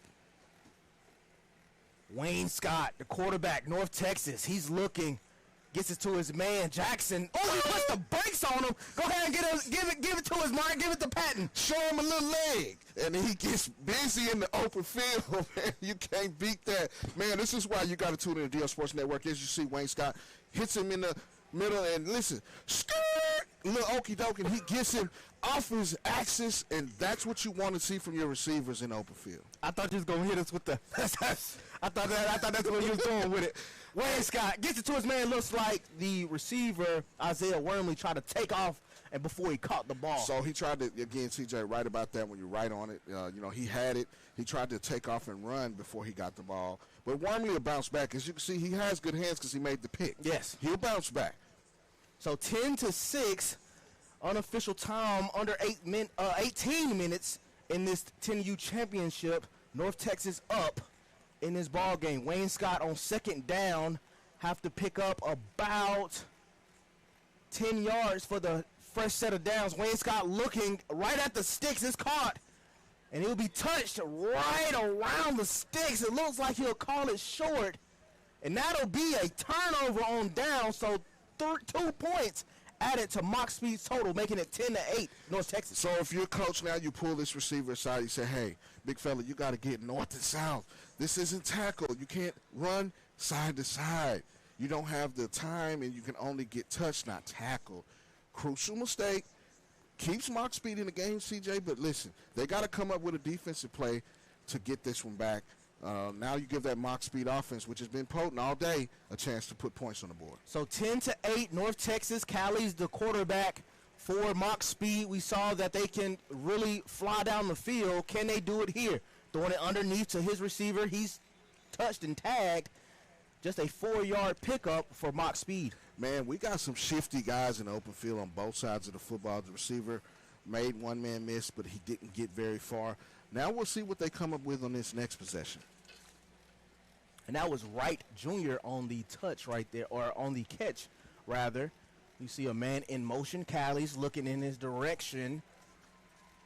And it looks like he has a man open, but he will have to take that sack.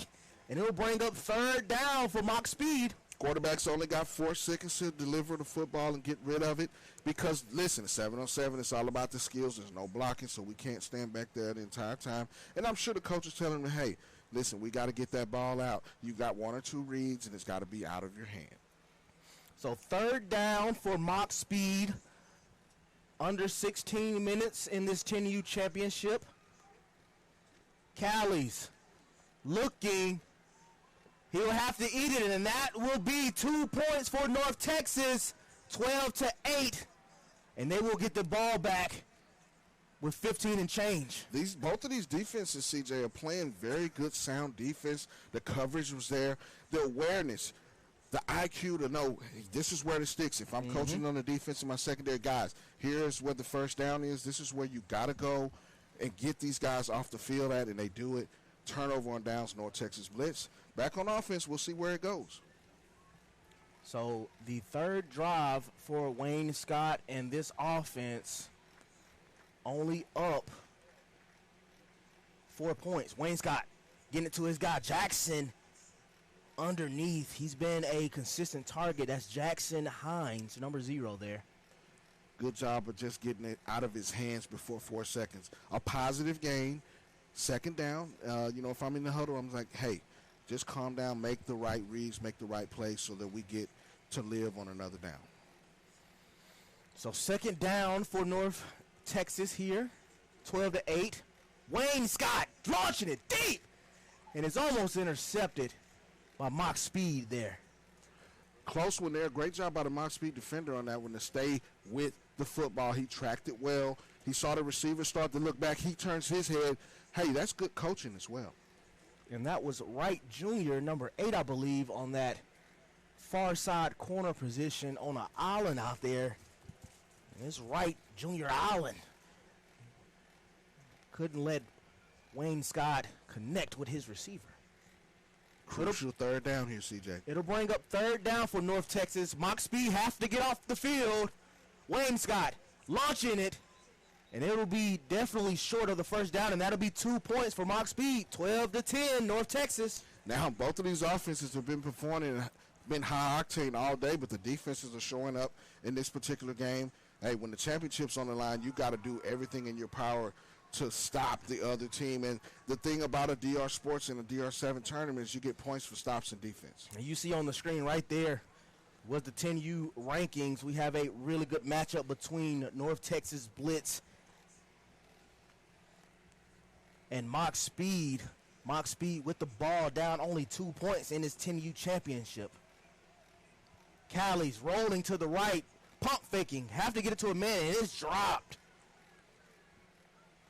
Great job by the defense of really, really finding their man. The communication is there. You can see them passing off receivers as they try to run the crossing routes across the middle. The communication on the back end is what you need from these guys. For 10U guys to do that, that's the coaching element. They've worked on that. They've spent some time in practice working on that. As we see Mock Speed going for it. Oh, this man, what a move in the open field. And that was Wright Jr., I believe, number 8, once again making a heck of a play to get his team within position for this 1st down. Wow, the quickness, the ability to stop on a dime. He's showing all of those things. That's what you're seeing for. And actually, it will be marked short of the 1st down, so it'll be 3rd and short here for Mock Speed. Callie's the quarterback for Mock Speed. Rolling out to the right, getting it to his receiver. That'll be enough to pick up a mock speed first down. That's what they needed offensively, was to get that first down. They need to move the sticks. 12 minutes and change left in the 10U championship. They're down by a couple of points, but they could easily take the lead with one throw. That's definitely could be the case here, Mark. Only down 2 points, 12-10. Mock speed driving. Callie's the quarterback. Dumping it down, and it is dropped. It'll bring up second down for mock speed. Got to make that catch in order to keep this drive going. As you can see, the receiver had his hands on it, tried to run upfield before he caught it. But this is what you got to have for mock speed offensively. You got to have that consistency. But you got to give kudos to the North Texas Blitz defense. They've been right there on these guys, not giving them much room to breathe. So second down for mock speed, down 2 points. Have to pick up 14 to pick up a fresh set of downs. Callie's quarterback, pump faking, launching it deep, right over the middle. And he'll be tagged, touched, but it'll be enough for a mock speed first down. Great job by the receiver of getting 2 hands on the football at the catch point. As you can see, he's right over the middle of the roll. Man, what a catch in the open field. Good tag right there by the North Texas Blitz defender to stop it. But they're inside the red zone. They're cooking with high grease. And that was Coleman, number 15, on the reception, getting mock speed in the low red zone. 10:37 and change remaining in this 10U championship. Can mock speed cash in for 6? Only down 2 points here. Callie rolling to the left, looking, and he will eat it, and that will be second down for mock speed. Great job by the defense of clamping things down inside the red zone. Those windows get smaller. The defense is getting a chance to get hands on these receivers, not allowing them too much room to maneuver down there in the red zone. And you see right there, we got a new pylon cam, DR7 pylon cam. We're bringing that for everyone. I hope we're having that for the rest of our championships because we definitely needed it last in the 18U. But Callie's rolling to the right, and almost a strong catch there. And you see right there on the DR7 pylon cam, couldn't quite corral it in, and it'll bring up third down for mock speed. Hey, this is why we're going global with it. As you can see, the pylon cam is putting you right in the action. Yeah, I really like that pylon cam. I saw something strapped on that DR7 pylon out there, and that's just different. You're not going to get that anywhere else. I can promise you that. You're going to have to go Sundays for real for NFL football, but it's here in DR7. I can bet you that. Hey, Crown Sunday, you get elite coverage and elite streams on DR Sports Network. Callie's on third down. He's looking. He's launching at the back of the end zone. Will he come down with it? No, he will not. North Texas in a box. Great job by the North Texas defenders of getting a hand on it. He tried to fit it in over 2 guys. As you can see, in the back of the end zone. They're rolling to his right. He throws it up. But the North Texas Blitz defenders get a hand on it and knock it out. Turnover on downs right at the catch point. Great job. And that 2 points will be added to North Texas, making it 14-0. I know our sideline, 14-10, excuse me. I know our sideline reporter, Adam Sandoval, got a good look at that one. Adam, what did you see down there? Hey guys, yes, just a great defensive stand there by the 2 defenders, crashing in at the last second to both get their hand. You saw it with one of the tallest receivers as a target for the reception, but Blitz capitalized on that stop, and now the offense seems to get moving forward now. Yeah, really good stuff by our sideline reporter, Adam Sandoval, seeing it right there in the trenches with North Texas and mock speed. Really good coverage by North Texas to force the turnover, making it 14-10 with 8 minutes remaining in the 10U championship. Wayne Scott, he's been driving down the field. 2nd and 5. He has a man wide open, and that will be enough for a North Texas first down. Great job by the receiver, seeing where the sticks were, and he gets the ball, as you can see, right inside the huddle. Wainwright sees him right across the first down marker. He clutches it in his grasp. First down, North Texas on the move. I'm really liking the arm angles from Ledger Wayne Scott. He's definitely a guy in this 10U bracket that we definitely need to be talking about more and more as the season goes on. Wayne Scott getting it to his man, just a dink and dunk pass right there to pick up 5 yards, so it'll be second and about 10 for North Texas. Well, they seem to be trying to get into a little bit of a flow, a little bit of a rhythm. They just got to make positive gains when they make these passes. And you're seeing Wayne Scott really come into his own. It's the second time we've seen him, and he's been one of those guys in the 10U ranks. This is the reason they're ranked in the top 5. This is a team that can close it out and punch their ticket to the crown.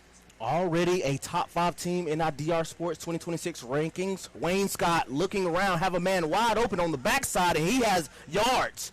And he will pick up a first down for North Texas Blitz. Great job of knowing where he was on the field, turns upfield. The thing about it is he got north and south. As you can see, he was looking to his right. He comes back, finds a guy just wide open in the flat, and he turns it up, first down inside the red zone. And that was Preston Fannin being the backside tight end, flanking the play side there with a nice yards at the catch for the North Texas first down. So Wayne Scott looking, getting it to his receiver, and that's Fanning once again, back-to-back completions. Great job by Fanning, showing his hands, being a reliable target, working the middle of the field. This North Texas Blitz offense is starting to get into a groove. Can they punch it in for 6? That's the key to this drive. Down in the low red zone, right on the goal line at the 2-yard line. North Texas up 14-10. 5:38 remaining in this 10U championship. Can Wayne Scott and company punch it in for 6? Wayne Scott looking, and it will be a touchdown for North Texas Blitz. As you can see on the pilot cam, the receiver's kicking it like some G's. Right on the goal line as Wayne Scott finds his receiver open. Great route concept and sure hands by the receiver.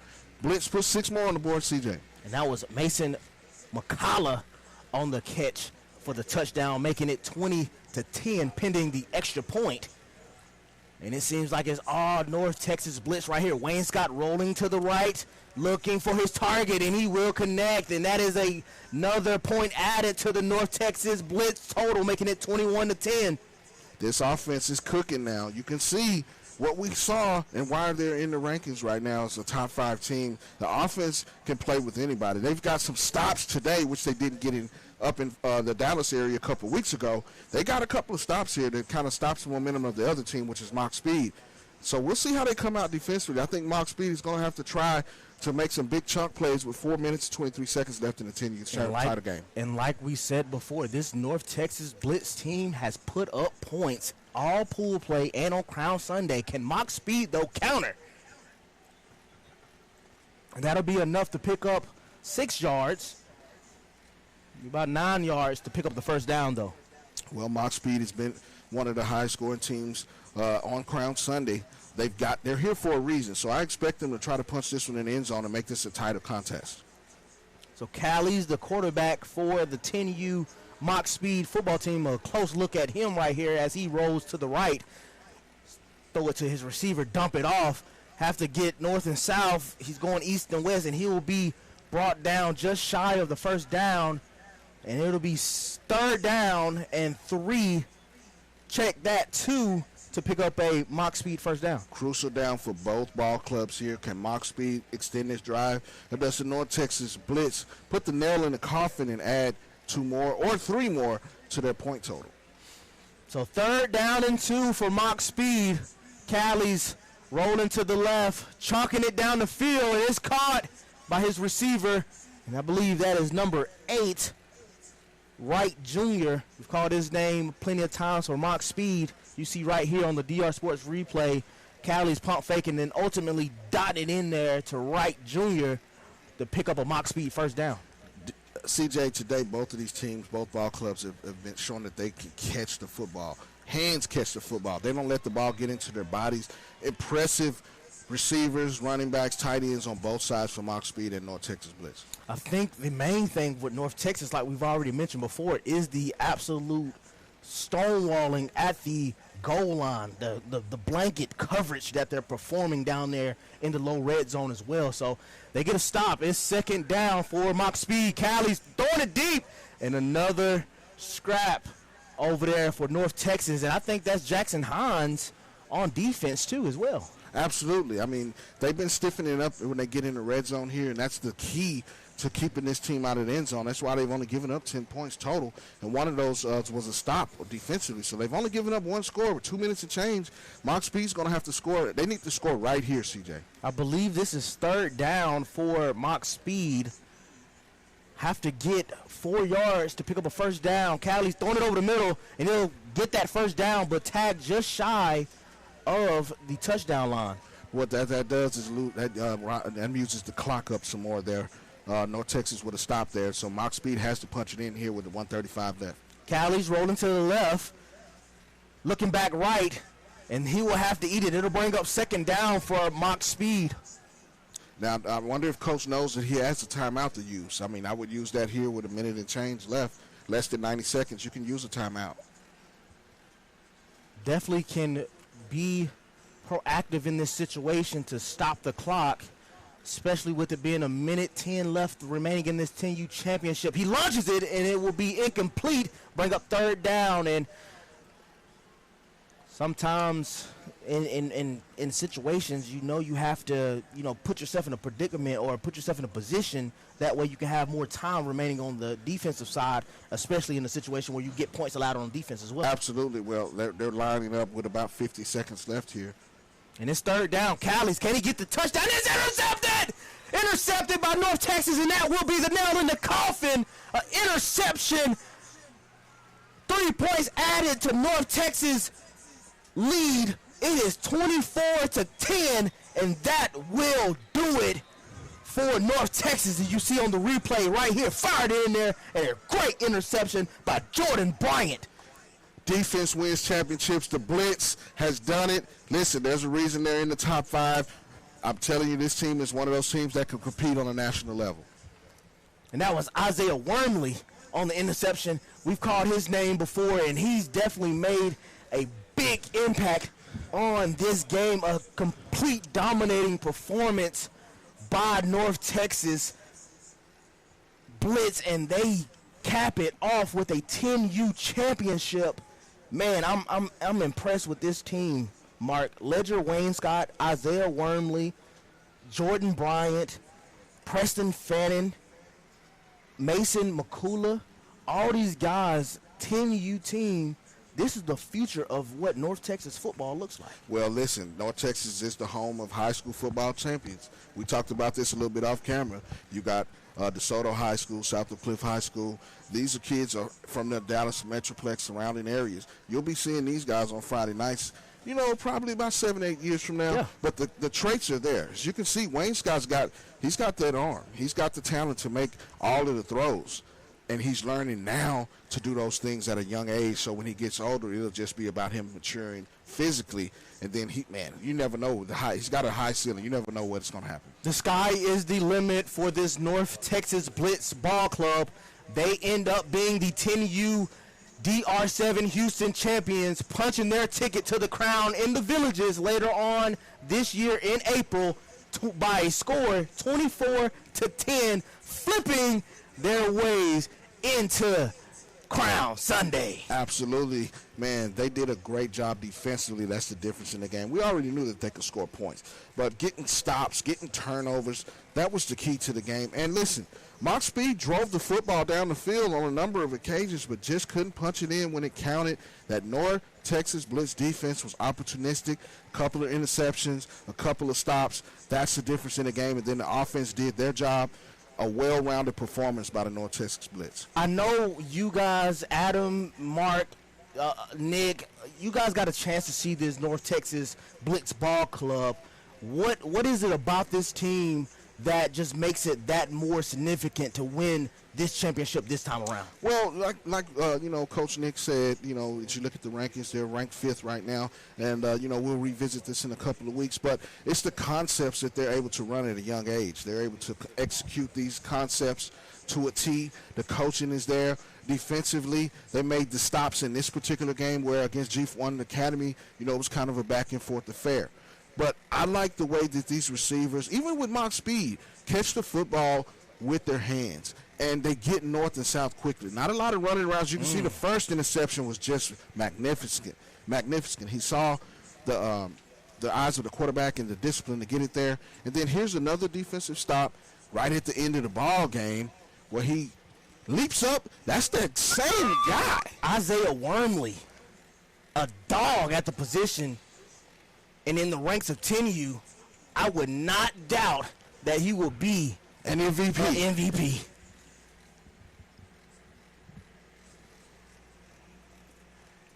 And I'm telling you, this North Texas Blitz team, a top 5 team, making their case to potentially move up in our first official 2026 DR Sports rankings here.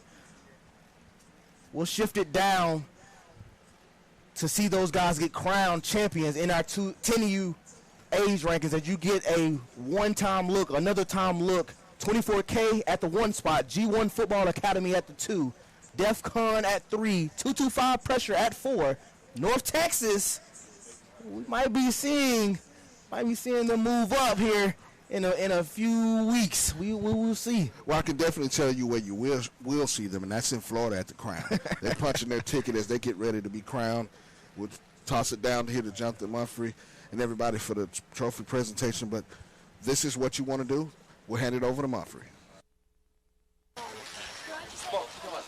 Okay. Yeah. Hey, I just got to tell y'all something. Real quick story. Y'all hear me? Yes, sir. I'm going. Real quick story. We did our ranking show. I was fighting hard for the Blitz to be in the top 5. You know, and there was arguments back and forth. So I'm so glad you guys came to Houston, to the Road to Crown Houston, and take home the trophy. So I just want to congratulate y'all from Mumphrey on your big win.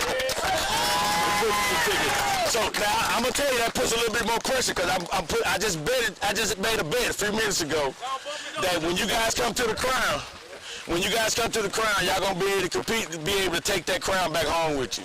So y'all don't make me eat no crow. So but now, hey, that's one more time. Let's congratulate Team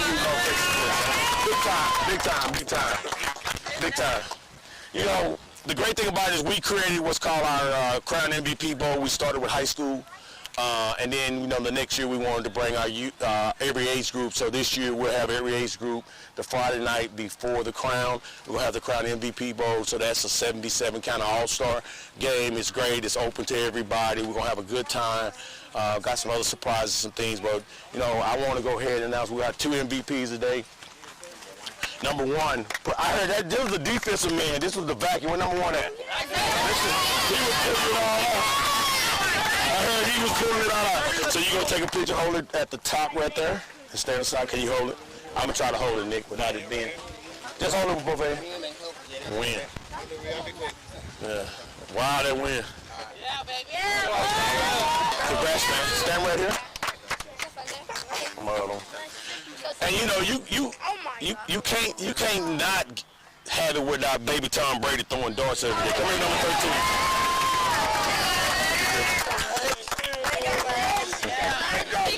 Ready to go. And I get both of you guys?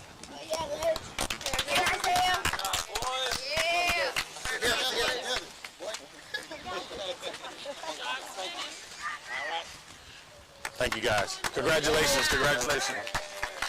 Hey Coach, I just still want to just tell you I'm super proud of these kids. I'm seeing them grow.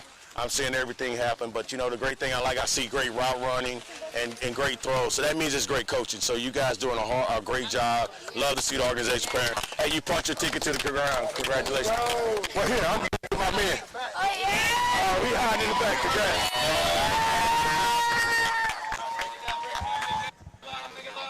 And you heard it here first. You still hear it. Blitz, North Texas Blitz get the victory. And man, oh man, Isaiah Wormley with 2 interceptions, an MVP performance. And then Ledger Wayne Scott, as you heard, baby Tom Brady. I'm telling you, Hey, there's nothing you can say about that. I mean, you've been coined right here on the DR Sports Network. Now you got to go punch it in the crown and win the Natty, just like Tom Brady won all of those championships. Yes. In Florida, he got one in Tampa. Yes, sure did. So it's lining up. The stars are aligning for North Texas Blitz to compete in the crown in April. They get the win over Mock Speed. We'll try to kick it down to Adam Sandoval here in a second to get an interview with the head coach of North Texas Blitz.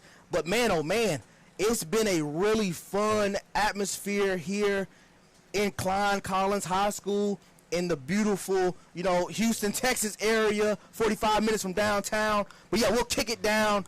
We'll kick it down to Adam Sandoval with the head coach for North Texas Blitz. Adam?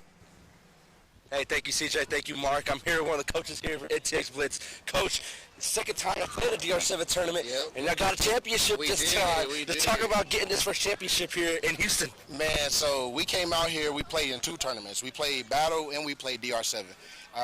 The parents, they weren't for it as much, but it worked out. We had to come out here. We had to win. We had to prove for people back home because we lost a close one back home, and then just out here for Houston because this is where all the smoke is. So we had to make the trip. So a little bit of Ironman football y'all played. Like you said, 2 tournaments. We've been going all weekend. Yeah, just talk. One thing that stood out for us is this offensive play. Y'all's quarterback. You heard Mump said, baby Tom Brady. He's throwing. Just talk about the progress your offense has made this season so far. So the group, for the most part, has been together since flag. So we've probably been playing as a unit for about 4 years almost. And then we had some additions just over the past year. But, man, you can tell with the chemistry, players know where they're supposed to be, and let you get us there. All right. I mean, yesterday we dropped our rankings for DR7. Had y'all in right at number 5. Y'all finished G1, which is a higher rank. But you guys, now y'all got a championship under your belt. What you guys said about this win added to your resume, before we, might have to re-rank everybody? I think everybody in Dallas area know who we are. But as far as down here a little further south, we need to make another trip so they know this wasn't fluke. All right, well, congratulations again, Coach. NTX Blitz, 10U champions here at DR7 Houston. We'll send it back up to Mark and CJ. Appreciate it. Yeah, we definitely do not think it was a fluke in this championship right here. They get a dominating victory over a very good Mock Speed football team. Mark, what you got to say? Hey, listen, I've been on the North Texas Blitz, bandwagon. Since that second place finish in North Crowley in DFW area. We'll take a 30-second break, come back, and listen, we got another banger for you.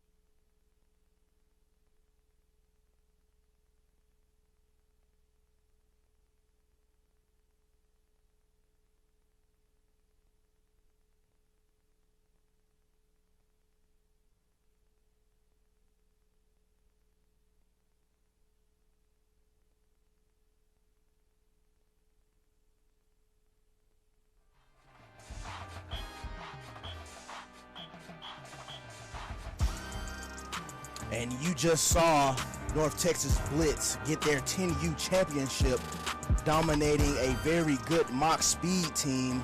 And man, oh man, we are running back into our next championship. It's the 12U championship. Or the 14? No, I'm tripping. It's definitely the 12. It's late. It's late. It's like we about to get on into it, though. So we got the 12U championship going on right off the bat. They starting fast. It is fast. They call me sleeping. Before you can get going, fast is on the board. That's what you want. Fast Sports is in the building. Freewell's got to recover. They're right there in the mix, though. They caught everybody sleeping on that one. Maybe that's why they call fast. Man, now that was a really good ball there by the quarterback. Gonzalez type play. As soon as we get those rosters in for Fast and Free World, we'll announce their names. But quarterback gets it in there to his receiver, and a strong catch by Fast Sports. What a fast start for Fast Sports. They go deep on the first play. I love these unis. I love these unis, and that's what it is, man. You know what I'm saying? But yeah, fast start by Fast Sports, and definitely Free World is caught off guard, much like the rest of us here on the DR Sports Network. 23:50 and change counting in this ball game. Just starting off fast. Absolutely, man. Can Free World recover? This is one of those teams, you know, because we've seen Free World compete on the DR Sports Network and DR Sports tournament. They were in the Houston tournament over at Klein Kane. Can they rebound from that fast completion for a touchdown? Quarterback getting it to his receiver. He tried to take off with it before he established the catch, and it'll bring up second down for Free World. Great job by the defender staying with it. You know, it looks like he was going to have an easy completion there, but the defender stuck with it. Second down. So second down for Free World after a fast start by Fast Sports, and Free World is looking to move the ball here. Trying to figure some things out, getting a call the direction from the coach from behind the 40-yard line. Dropping back in coverage in space, and he'll hit his man wide open. It'll be 3rd and 5 for Free World. Crucial third down early in the game, right now with about 22 and change. This is what you want. You got to get these sticks moved. You got to get this first down. The Fast Sports shown that they can score fast and quickly with a big bomb over the top on the first play from scrimmage. And it's 3rd and 5, Free World. Quarterback looking, launching it deep, and that may be a little bit of chippiness, and we got a flag. We'll see if it's unsportsmanlike. Got a little talking going on between these Free World and Fast Sports 12U guys here. Coaches settled them down, but this is definitely a highly contested ball game between Fast Sports and Free World. Well, as you look, he goes up, and he definitely has him corralled there, and there's a little push there. You know, it looks like the officials are right on it. You saw the flags come out from both directions. This should be a first down for the Free World offense. Makai Edwards, the quarterback for Free World, and it's a hold against the defense. So that'll bring up and also unsportsmanlike. So we'll back them up, but we'll get a free first down for Free World.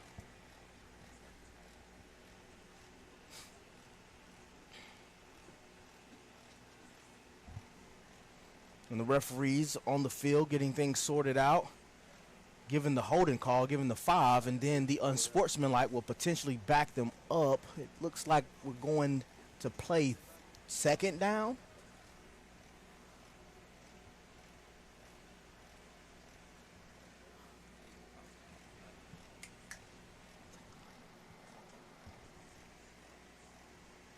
So as the referees talk to one another, Mark, how about Fast Sports in that start?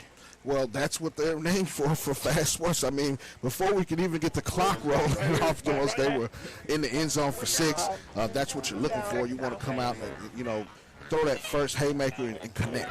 Have you seen that meme with, I'm pretty sure you don't know the meme with Mr. Krabs from SpongeBob where he's kind of like going all over the place or whatever? Absolutely. He had us all over the place on that first touchdown pass for Fast Sports. But it'll bring up second down after the penalties. And like we said, Makai Edwards, number 5 here for Free World, the quarterback, looking, launching it over the middle, has a man wide open in space, and that's 100 or 00 for the 100, getting in for the touchdown potential, or was he tagged? Well, it looks like he got in for 6. I mean, the way he ran it was 100 to me, for sure. 100 speed. He got the attributes there, as you see Edwards. And like we said, 100. Can't read the back of that jersey quite. But nonetheless, getting it in for Curtis, 6. it looks like. great job of getting upfield and getting north. You can see, he's definitely a handful for someone on the defensive side of the football as Free World gets it in. I think, with the stoppage and play, everybody was kind of discombobulated there a little bit, but Free World takes advantage of it. Mekhi Edwards looking, getting over the middle. We got Laundry on the field. There is a flag on the play. Do not believe he came up with it. It is 7-6 pending the flag on the play. Well, definitely there's some laundry on the field. Maybe we got a defensive holding or something in there. So as they figure out what is going on the field, the touchdown will stand. So it is 7-6. Holding on Fast Sports. So the touchdown will stand. They will elect, looks like,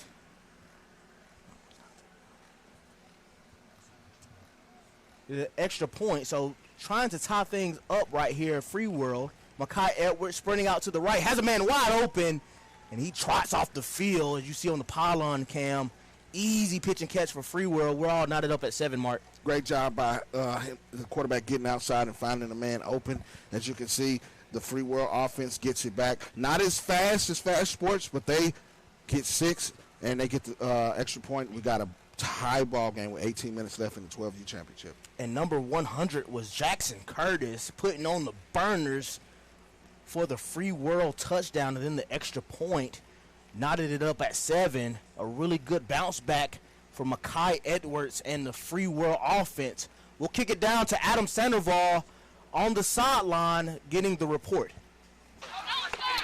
Hey, thanks, guys. Yep, Free World lead on that drive led by, like we said, Mekhi Edwards and 100, Jackson Curtis punching it in, showing the speed. But, hey, we're going back and forth. It's a little tricky here on the sideline. Deep on the score. Wow. The score is much short of the game. But, yeah, it's getting really, really tricky out here. These teams are going to go at it all day long. And you can see just how Fast Sports can just get on the board as number 1 flies down the field, and that's a monster of a athlete right there, Mark. Okay, you realize they've only had 2 offensive plays, and they've got 2 big plays. This is fast in its finest. They are electing to go for 1 here, and he will drop it, but nonetheless, 2 plays, 2 touchdowns. They may be ranked in our 12U division, a top 5 team, if they continue to keep this up. 13-7, Fast Sports.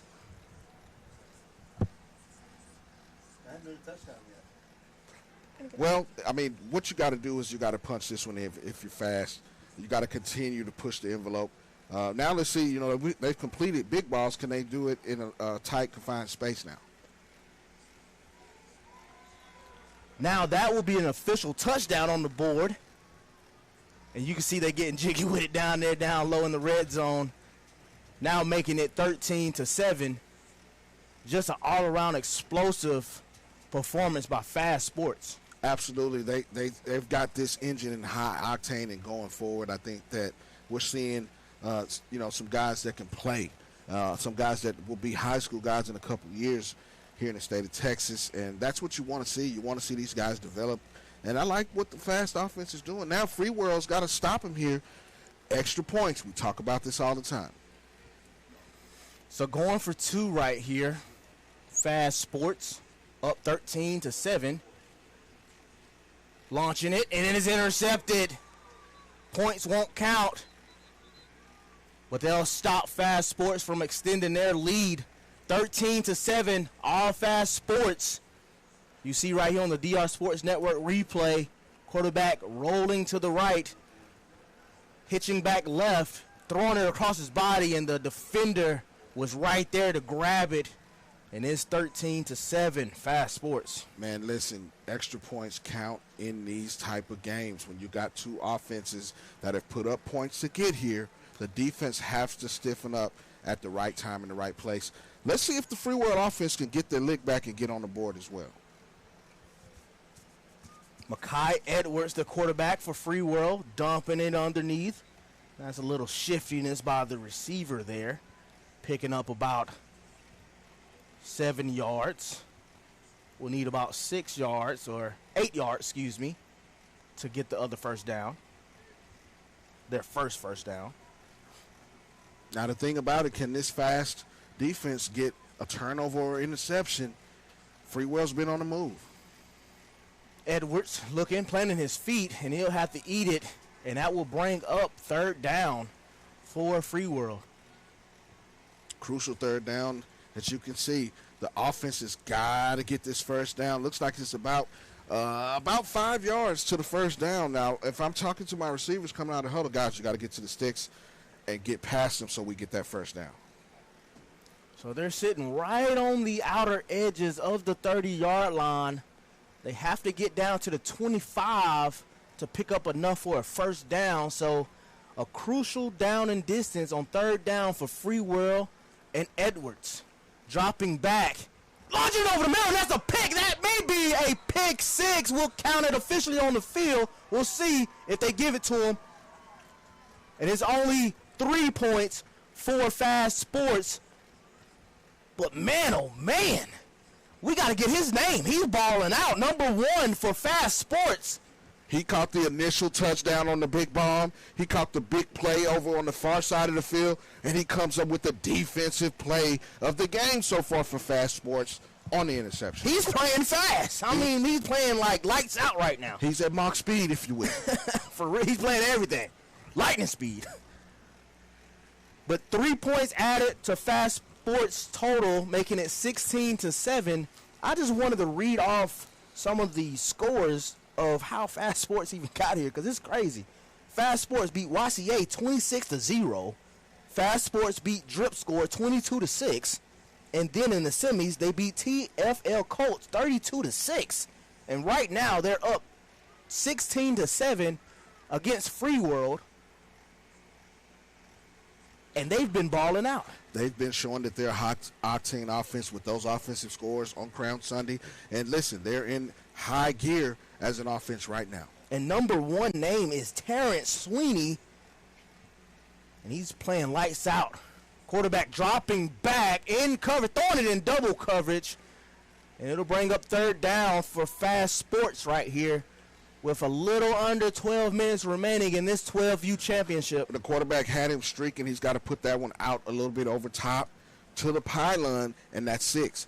But they come back. As you see the 12U rankings, you got F3 Elite out of the boot, out of Louisiana, MBK, Tampa Flex, A1 slammed up out of Florida, 24K out of Florida. Can we see Fast Sports leap into this top 5? Well, Free World may have something to do with that right here. I know they're down some points, but they have to get off the field right here on 3rd down. Quarterback wide open in space, and Fast Sports is in business once again, Mark, and it's 1st down. 1st and 10 as they make the completion, find a wide open guy over the middle, and he gets north and gets past the sticks. They're in business. They're in the driver's seat of this game. 16-7 with 11 minutes remaining in the 12U title. It looks like Fast could punch their ticket to the crown. And really good stuff here by the quarterback and Fast Sports. 10:50 and change remaining in this ball game. Fast Sports in full control of this ball game in the low red zone. 1st and goal for Fast Sports. Rolling to the right. Has a man wide open in the corner end zone. He's out of reach. And it'll bring up 2nd down. And you can see the quarterback just trotting back to the huddle. And he knew he missed one there. Absolutely, man. He just missed him a little bit outside. First errant throw by him today. I mean, that's what you're looking for. You want to see your quarterback really, really taking each throw like it's his last throw. He's really, really competing out here for Fast Sports. And it'll bring up 2nd down right here after the initial big play to get down here in the low red zone. And you can see the quarterback checking with his head coach here as he rolls to the left, looking, and there's a dot of a throw. Touchdown, Fast Sports. Great throw on that particular play. Great route by the receiver. The ball was out of his hands and on the way before the receiver broke out of his break. As you can see, turns, the ball's already on him. The defense doesn't have time to adjust. 6 points as you see the ref give it to him. Fast Sports on the board. And that's Maverick Prochet, the quarterback for Fast Sports. He's been delivering, dotting up the Free World offense, and it's 22-7. All Fast Sports pending the extra point. Man, definitely Fast Sports has been on a roll today. As you now some of the point totals from Crown Sunday as they went through their pool in this bracket, and they're showing why they possibly have a chance to punch their ticket to the crown with 9 minutes remaining in the 12U championship. Fast Sports will elect to go for one. Prochet and the Fast Sports offense. See the head coach giving the orders right here to Maverick. He's throwing, and a good pass breakup by the Free World defense. The score will remain 22-7, 8:41 unofficial in this 12U championship. It's been a good one so far. All fast, though. All fast, right out of the gate, the big bomb over top. They make some other big plays, but then they show that they can methodically move the football down the field with pinpoint passes and get in the end zone. Now, Free World, the onus is on them now, CJ. They have to make some plays or this could get ugly. Ernest Breedlove, one of the top targets for Free World 12U, and Jackson Curtis. Will the quarterback get it to those guys? Edwards launching it deep. Will he come down with it? He will do just that. What a catch. A big boy catch, a grown man catch right out of the gate as Free World launches it down the field. He goes up, he tracks it, high points it, it comes down, and he's excited about it. And that's Ernest Breedlove with the big-time catch. Big-time catch by Breedlove, showing he has the skills that you want from your outside receiver to go up and make a play for your quarterback. First and goal for Free World. They have to get points right here. 7.5 remaining. Edwards getting it in. Will he get it? He will. 6 added to the board. As you see with the DR Sports Network pylon cam, he crosses for 6. Free World's back in it. Free World's back in it. Down 10 points, pinning the extra point. Down 23-13. You see on the DR Sports Network replay. Edwards getting it to his tall intended target right there, and he marches it in 101 for 6. You can't just be 100, you got to be 101 with it. Have a stoppage in play right here. Looks like we're sending, can't preset on the opposing team, so Mackay getting it to his target. He toe taps in the front of the end zone, and that is 1 point added. They're down 9 points. 23-14, Fast Sports. We'll kick it down to Adam Sandoval. What do you think about what's going on with Free World after that play right there? Hey guys, Free World on that play there got some momentum added to their side. Hey, that's a new name for us. Number 101, Kingston Jefferson was there on the score and on the extra point. Hey, defensive stop here will be very, very, very pivotal moment for Free World if they want to come back and get this. But hey, let's see if Fast Sports is able to put up more points now. Thank you, Adam. And Kingston is definitely a name to know. 101 getting that touchdown for Free World. Down 9 points. 5:45 left to go in this ball game. You see Maverick launching it down the field. Guess who it is? It is Terrence. It's Terrence Sweeney. Terrence Sweeney has been slicing and dicing. He's got big-time attributes as a receiver. As you can see him, you can't wear number 1 and not be a guy. You just can't wear number 1 and not be a regular guy. As you can see, the thing about this, CJ, is watch how he tracks the ball over his shoulder. He turns back, late hands, booyah, bombs over Baghdad. You can't get any better than that. He looks like a pro, and that is a really good throw by Maverick Prochet, getting it to Terrence Sweeney. And Fast Sports moving fast once again. Down in the low red zone, Prochet delivering it to Terrence. Can he come down with it? He will not. Good defense by the Free World defense. Now, he's got to get that ball out a little bit sooner. The wide receiver was open, but the late throw gives the defender a chance to recover. He broke on it. It could have been catastrophe there if Free World makes the interception there. That puts them back in the ball game even closer with 4 minutes and 40 seconds left in the 12U championship. Down 2 possessions, down 9 points. A interception is 3, turnover is 2, pick 6 obviously is 6 points. Free World trying to collect on one of those 3 options. We'll see what Maverick can do. Rolling to the right, he has Terrence Easy in the back of the end zone, and it is all Terrence Sweeney for Fast Sports. Listen, Terrence Sweeney is putting on a show. This is a guy that you definitely are going to see perform on Friday nights. I mean, he's already got that body lean, the great hands, the tracking ability that you want. And Prochet has been putting it on the money, as you see, back of the end zone. Nice pitch and catch. The hands catching and the catch radius. Look at his long arms. Man, I'm telling you, this is a guy, if you're watching this, that you need to pencil in a couple of years. He'll be making headlines on Friday nights. So Fast Sports up 29-14, electing to go for 1 point. Maverick, the quarterback for Fast, tossing it straight to Terrence. Can he come down? Oh! He comes down with the 1-point conversion, the crazy one-hand catch, the ESPN top 10. Da-da-da. Oh, my God. He's 6'1", big power up, holds the defender off. Let's look at this again.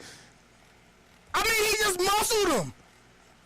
Get up with me, big fella. Get up with me, big fella. He bodied him. We got to send this to Moss. He just got mossed. He just got mossed. I mean, Terrence Sweeney, where have you been? Man, you can't, 18, 14, 15, any you but 12 you is stamping it. As we close out Crown Sunday, you can't get better than this, CJ. I mean, he is on fire, man. Terrence Sweeney. A guy to know.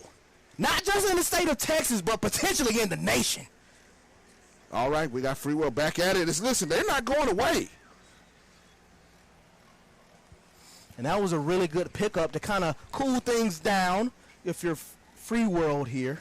With 2.5 minutes remaining, as you see Makai Edwards trying to keep control of this ball game. It'll be first down for Free World.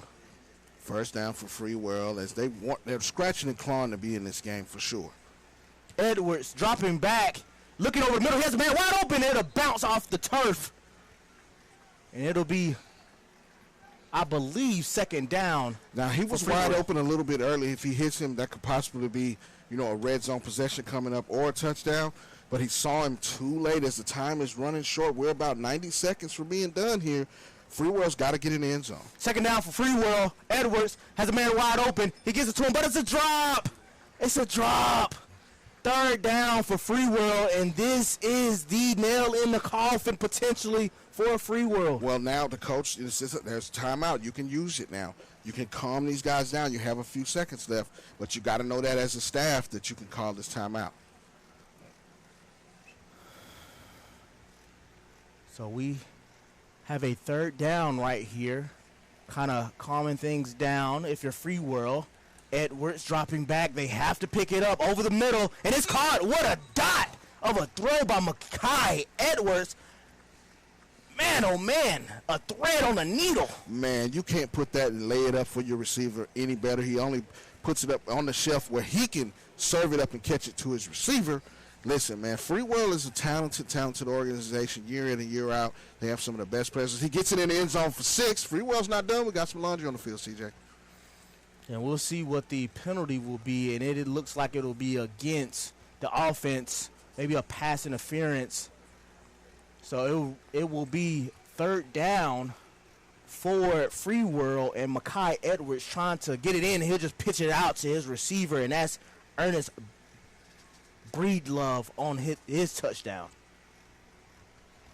Well, Free World's not going to get this one, but they fight to the end for sure. I think the Fast Sports offense started out so fast with that big bomb. They caught everybody off guard. They caught everybody off guard with Sweeney out of the gate. And, I guess, you got to give these guys a chance. They're going to go for 2 here, CJ, to try to put more points on the board. 30-20 in the waning seconds of the 12U championship. This play will be for bragging rights. As you see, at the back of the end zone, and it'll be dropped. So the score will remain And Fast Sports will be crowned your 12U DR Sports Houston champions by a score of 30-20. Well, Fast Sports got off to a fast start, and they finished it the same way they came in, with big plays, big moments. As you can see, Terrence Sweeney's going to be a guy. Get him on your radar now. This is what you're talking about when you talk about early identification. Is you get a chance to see these kids early. They flash. They show things that definitely will be translating to Friday nights for him in the near future. I'm not kidding. Terrence Sweeney is probably the most electric 12-year-old or 12U player that we've seen so far. He's right up there. I mean, I have to go back and check my notes from a few, the stop in Florida. But, I mean, Sweeney put on a show, as you can see. You see right his here. ability to track the ball with late hands. He's got the speed. He's got the length. And he looks back confidence. You can't wear number one if you're not a guy. You can't wear number one if you're not the one. The one. Like that's just Uno what it Nuno. is. He's the guy. That's just what it is. That's just what it is. Terrence Sweeney and Maverick connect on this deep ball right here. Just a non-route. Would have been a touchdown on Friday nights, Monday if you're playing junior varsity, Saturday if you're playing in college, and Sunday if you're playing in the NFL. But Terrence Sweeney, then you see right here, just a dog. Terrence Sweeney said, get off. Signed, sealed, and delivered. This is a guy that's a matchup problem, and you can see he helps his team punch their ticket to the crown. We'll see them in Florida, for sure. We will definitely see Fast Sports in Florida. They get the win. They get the championship win over Free World, 30-20. You see on the pylon cam there, walking to the end zone, the back corner of the end zone, to be crowned champions here in Houston at Klein Collins High School, home of the Tigers. And it's been a great day, Mark. It's been a eventful, just overall tournament. 90 confirmed teams that we've had in the course of the day. We've seen underdogs. We've seen top dogs. We've seen just overall good performances from 8 all the way to 18U. What has been some of your favorite moments in this particular game? Man, listen, I got to start with Terrence Sweeney. I mean, when you get a chance to see something that you haven't seen, that's what it's all about. We want to make sure that we give you the opportunity to perform on a national stage, national platform, right? And that's what it's all about. I mean, Terrence Sweeney showed us. I really liked Braden Baker's performance right there at the end of the game as well, and the Woodlands 15U, Poindexter. Seeing some guys that we have not seen that should be on recruiting radars very early. Yes, definitely. And like we said before, Maverick was an absolute dog here in this JJ Gonzalez. The quarterback position really heated up as the day went on in the Crown Championship Sunday here. But man, oh man, I think what took the cake here is Terrence Sweeney getting that one hand, and just overall the performance, the domination, the characteristics of just his body movements. He felt like he was a top dog out there, and he definitely showcased that here in this 12U championship game. Well, he made a name for himself this weekend, and you can definitely see him at the platform.dr.com. Shortly, probably later today, if not first thing this morning. I'm telling you that. You're hearing it from the horse's mouth right now. That's a guy that you need to know. I mean, I think this guy has next level potential. He's showing it there. You saw he'll possibly be an MVP as we get ready for the championship presentation. Yeah, definitely. I would have him as a favorite to be a championship guy, Terrence Sweeney. And then, of course, we got a chance to see the quarterback Maverick Prochet as well, being one of those guys as well, as a potential 12U champion, not champion, but just an All-American MVP candidate there. But we'll get it live from our CEO and owner, Jonathan Mumphrey. We'll toss it to him. Hey, throwing it down. All right. Hey, guys, first of all, I saw some big plays today in this 14U championship. Fast Sports, I want to help me congratulate. In the road to the crown, Houston 14U division. 12 you. I'm looking y'all old. It's my fault. 12 you. I got to tell you. It's been 12 you. Hey, so guys, understand what we try to do is we have what's called the Crown MVP, and so we look to always choose the top performers out of each event, and so today we want to go with a couple top performers. We're going to go with that arm-slinging, gunslinger number 3 quarterback. I'll hold you a medal. They bringing it to me now. So he's going to take you a picture? Upside down, man. Yeah, like that. Oh, Where you want it right? You want it right here? All right.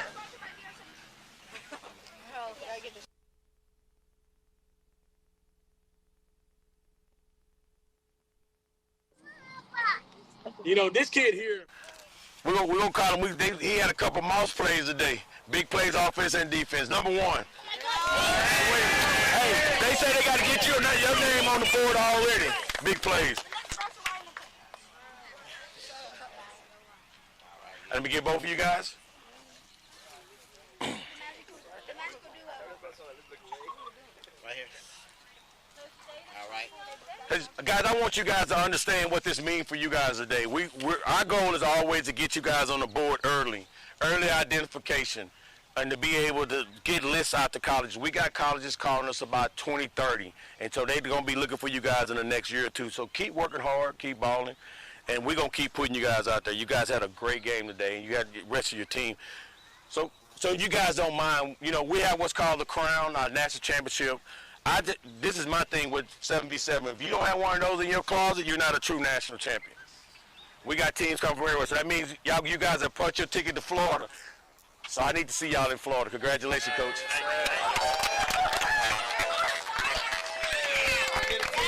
And Fast Sports go undefeated in the 12U DR7 Houston, ending their championship run 30-20 over Free World. Like we said before, man, this has been a dominating performance. 26-0 against YCA, 22-6 against Drip and Score, 32-6 against TFL Colts, and then in the championship, when it counted the most, 30-20 against Free World Elite. A total dominating performance, undefeated. They have to be a program that we see in the 12U rankings coming up in maybe a few weeks. Listen, I think they punched their ticket to the crown and also stamped themselves as a team to watch in the 12U ranks nationally. They're going to be at the Crown in Florida. They got a couple MVPs that'll be in the MVP poll on Friday. I mean, it's well-rounded play from those guys. The quarterback was phenomenal, Prochet from the beginning. Listen, this is what it's all about, exposing the unexposed. Exposing the unexposed for sure. But man, oh man, Terrence Sweeney, a DR Sports name, an in-house name here that you heard it here first. Don't forget, in 5 to 6 years, when Terrence Sweeney is that guy, we're going to go back on this day and know who he was here. C.J. Gilbert, Mark Henry saw it first right here and stamped it. Right here on the DR Sports Network, as you can see right here in Houston, Terrence Sweeney is going to be a guy. But we'll be right back. We'll take a quick commercial break, and then we'll have an interview with our coach from the winning team, Fast Sports, live here on the DR Sports Network.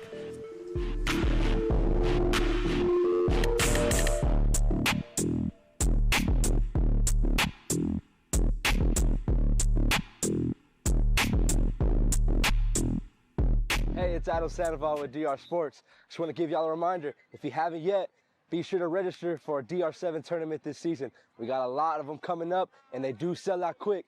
Early bird gets the worm, and you don't want to miss out.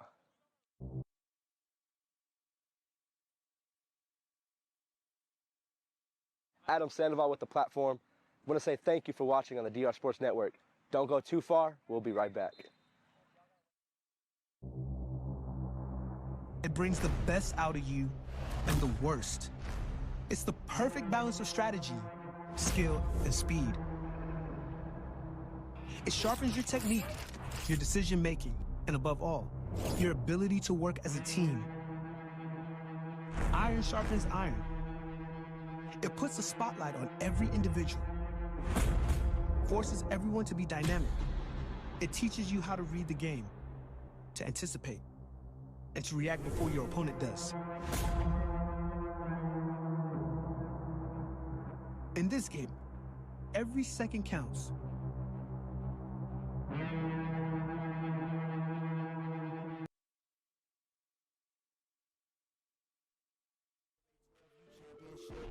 Man, I'm telling you, Fast Sports started out fast, beating Free World 30-20. We'll kick it down to Adam Sandoval. He has the head coach for Fast Sports down live. Thanks, CJ. I'm here with Fast Sports Coach, Coach Pregame. Coach, y'all just got a 12U championship to describe this feeling, to win it all. Yeah, no, very happy to win, but more proud of the way the kids played. Sometimes they get a little lackadaisical. Challenged them today, told them they're down 14-0, start every game, and just see how they respond. They do respond good to pressure, so just glad the way they play start to finish. Talking about this championship game, got a little chippy, a little back and forth, but it took a while for y'all for one team to separate themselves. Just talk about what you had to face in this championship game to solidify a win. Yeah, those kids are really athletic and they're well coached. They got some good size. They're always tough and physical.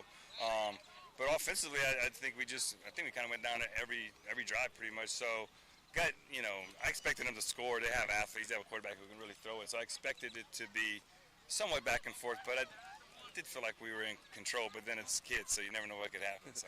Yeah, you said offensively, y'all were lights out. I mean, great play, Sweeney with the one-handed grab. Prochet just connected with everybody. Yeah. Let's talk about y'all's camaraderie, the in-sync your offense has.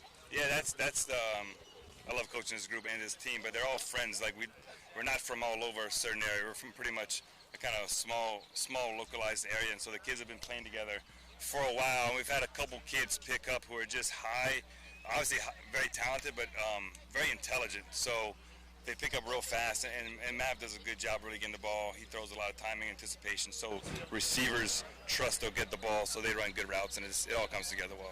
Well, congratulations again, Coach. Thank you. 12U champs, Fast Sports, taking home DR7 Houston. I'll send it back up to you, CJ. Thank you. And that's really good stuff from the head man in charge, Coach Prochet.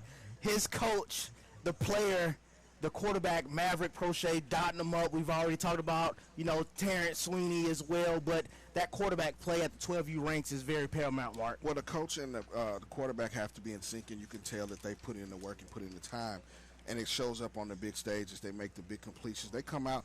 This was already playing. I'm sure that's what they said that down in the semifinal. Yeah. First play coming out of the gate is going to be a banger. We're going to get Terrence involved early. We're going to showcase this guy, showcase that golden arm that Prochet has. But listen, a great weekend in Houston. We push on to Tampa. Florida, we coming back, man. The road to the crown gets with it, man. CJ, man, great weekend here in Houston. It was a great weekend indeed, Mark. 90 confirmed teams. We had a banger of a tournament. All age groups represented really, really well from 8 all the way to 18U. I think that, Terrence Sweeney is a name to know, just not here in the state of Texas, but can compete nationally for sure. But, yeah, man, I think that really capped us off really, really well. So, hey, we're pushing on to Tampa, and then eventually, it'll be April before you know it, we'll be at the crown. So I can't wait for that. Hey, listen, the crown is where it's at. Listen, if you don't win the crown, you're not a national champion. And you heard it. You heard it right here. And you confirmed that we got to expose the unexposed this weekend. And that's what we do here at the DR Sports Network. Thank you for tuning in. Thank you for joining us from all the way this morning to late afternoon. My name is CJ Gilbert. Mark Henry, let me get it right. And we're signing off at the DR Sports Network. Thank you.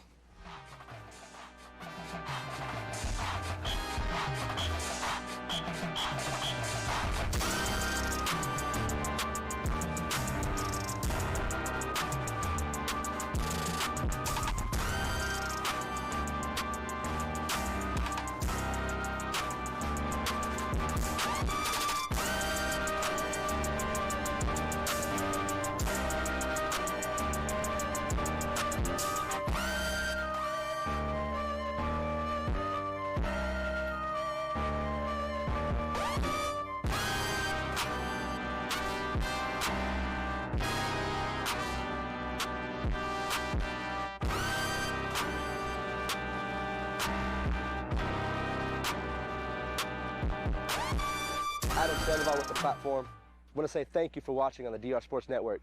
Don't go too far. We'll be right back.